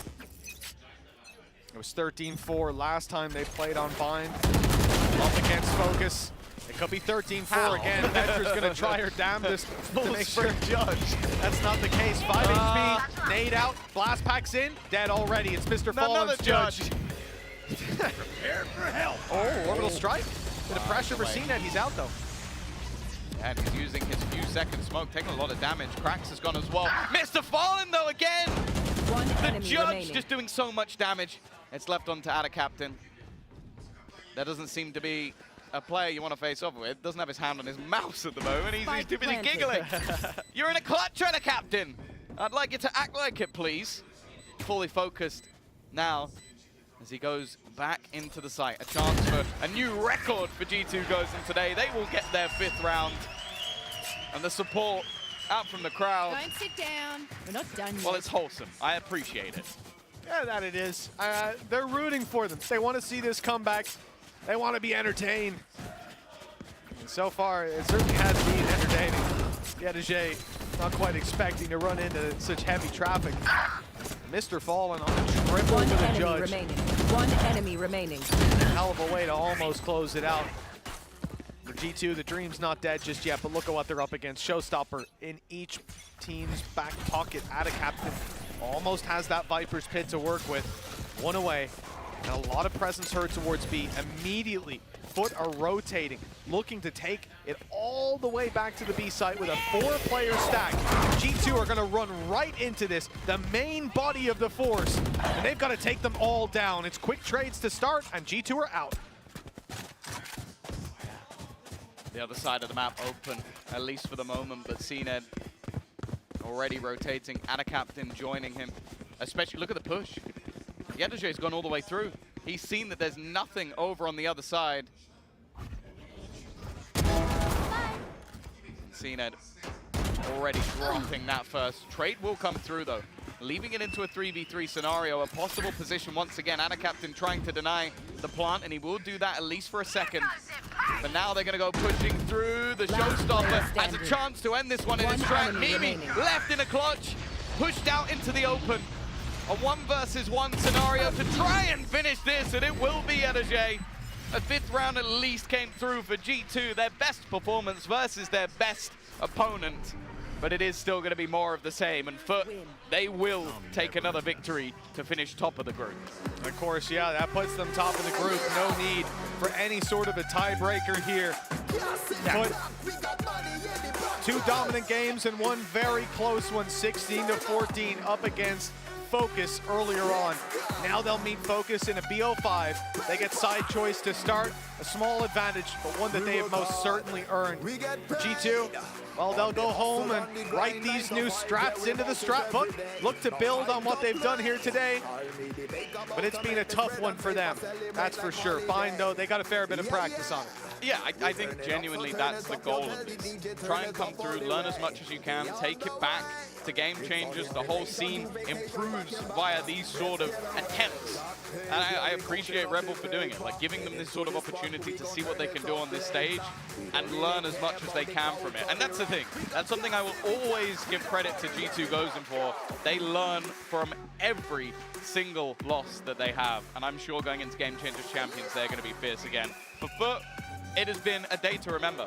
They have come in with their new players, some literally announced just yesterday, and they are looking good. Still, I'm sure a fair way to go before they're looking at that top 8 champions at the end of next year, but I dare say I feel like they're hot contenders within EMEA already. Oh, most definitely. You know, I think it's so wholesome as well. Obviously, G2 were boot camping over at the FUT facility the last couple of days. They've been doing their scrims from there. There's been a lot of really wholesome tweets, especially between Mimi and Ada Captain. And, you know, it's fantastic to see that's the last game that wraps up their run that sends FUT on to this BO5. And I have a feeling G2 are going to be in that same crowd, cheering, waving one of those FUT flags coming into tomorrow. For now, let's take a look at some of the stats for what we just saw go down here. And as you can see, an incredible performance from Mr. Fallen, 22-8. Considering, like you said, Tom, the guy started, what, 1-6? I know that he was 1-2 for a long time, just because he didn't have anything to do, and then just went on a tear. I think he got an ace, a 4K, back-to-back. Like, it was just it was a great day for him. I think player of the day, for me, is Mr. Fallen. I think second, Valorant.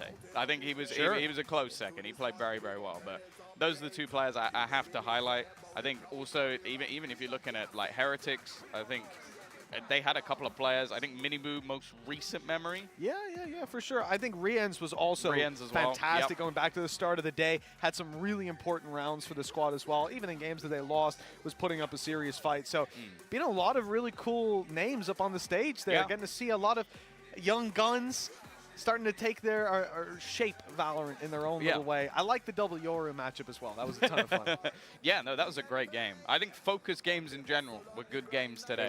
They were. We got some good battles. But I believe we might actually take a look at the standings, how things finished out throughout today. Obviously, for those who weren't here, FUT have won every single one of their matches. The closest was versus Focus. Focus then went on and in OT beat Heretics, and that was enough for them to top the board. And for G2 Gozen, it wasn't quite their day, but as said, I think they're going to learn a hell of a lot from this. Well, you know, at the end of the day, that performance from G2 Gozen only 1 round shy of what Heretics were able to put up when we started out the day on Ascent, right? This FUT squad is coming in and demolishing the competition, again, with the exception of Focus. After, triple OT game earlier on today between FUT and Focus, we now get to see them in a BO5. And it's going to be exciting. I don't think it's going... Look, if we get less than 5 maps, we're all robbed. We deserve it. But with all those OTs, it might run late. I hope they get their beauty sleep tonight. They're certainly going to need it. And I think on the other side, you know, reality is Focus, they got off 1 game earlier, so they might already be back in bed. Who knows? Maybe, but they surely they had to wait around just in case they did have to play that extra game. Correct. So if they had gone home, well, it wouldn't be the first time. they might have thrown the competition. That could have been awkward. I got to say, though, Tom, altogether, today, it delivered. Lots of BO1s. It started out dominant, but we ended up getting there in the end. Yeah. Do you want to throw a brave prediction out for tomorrow between FUT and Focus? Oh, I don't need map score or anything. Just I was going to say 3-2 FUT. Oh, you're going 3-2. Okay, you're going all the way. See, yeah. I almost just don't want to curse it. I want to throw a number out there only for it to come back to bite me. I think FUT take it. 5-0 I hope it's... Oh, all right, yeah. Let's all the maps. Let's play scrims. Why not? Let's just do it for fun. Yeah, well, it would be fun. This has been a lot of fun here today. But, Tom, you know what? I think we've made it through all of our schedule, our post results as well. We got our teams lined up, no tiebreakers, nothing messy, and it's a late one. I think it's time to send it to one last break and say goodbye for the day. Of course, the reality is we'll be back tomorrow, not just with that BO5. Don't forget, there's also a show match happening beforehand. More information on who's playing that very soon, but you want to make sure you tune in for that. And afterwards, one hell of a hype series. Tune in tomorrow. We'll see you then.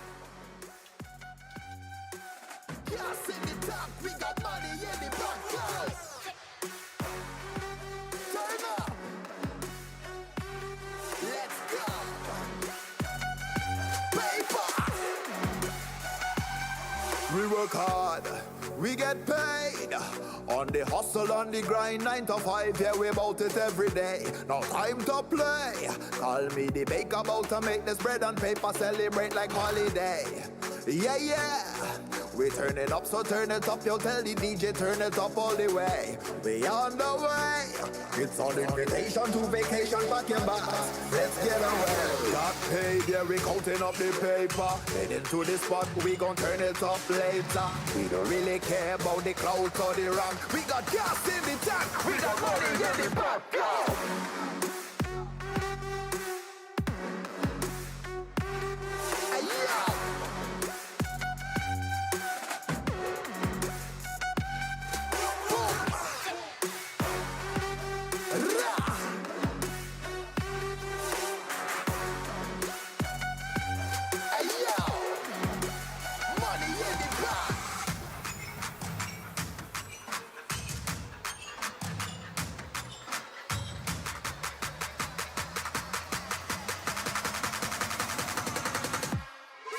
Got paid, yeah, we counting up the paper. Heading to the spot, we gon' turn it up later. We don't really care about the clouds or the rank. We got gas in the tank, we got money in the bank. Go!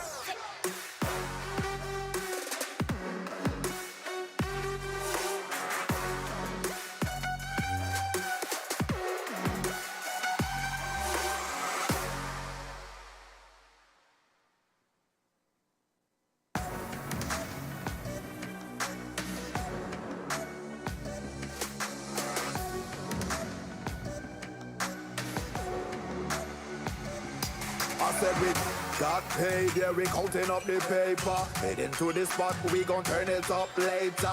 We don't really care about the clouds or the rank.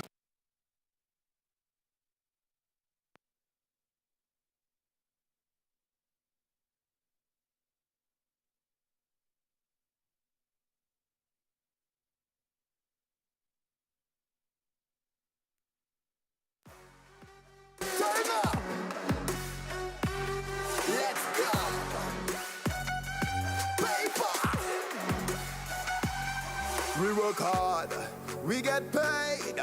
On the hustle, on the grind, 9 to 5, yeah, we about it every day. No time to play. Call me the baker, about to make this bread and paper, celebrate like holiday. Yeah, yeah. We turn it up, so turn it up. Yo, tell the DJ, turn it up all the way. We on the way. It's an invitation to vacation, back in back. Let's get away. Got paid, yeah, we counting up the paper. Heading to the spot, we gon' turn it up later. We don't really care about the clouds or the rank. We got gas in the tank. We got money in the bank. Go!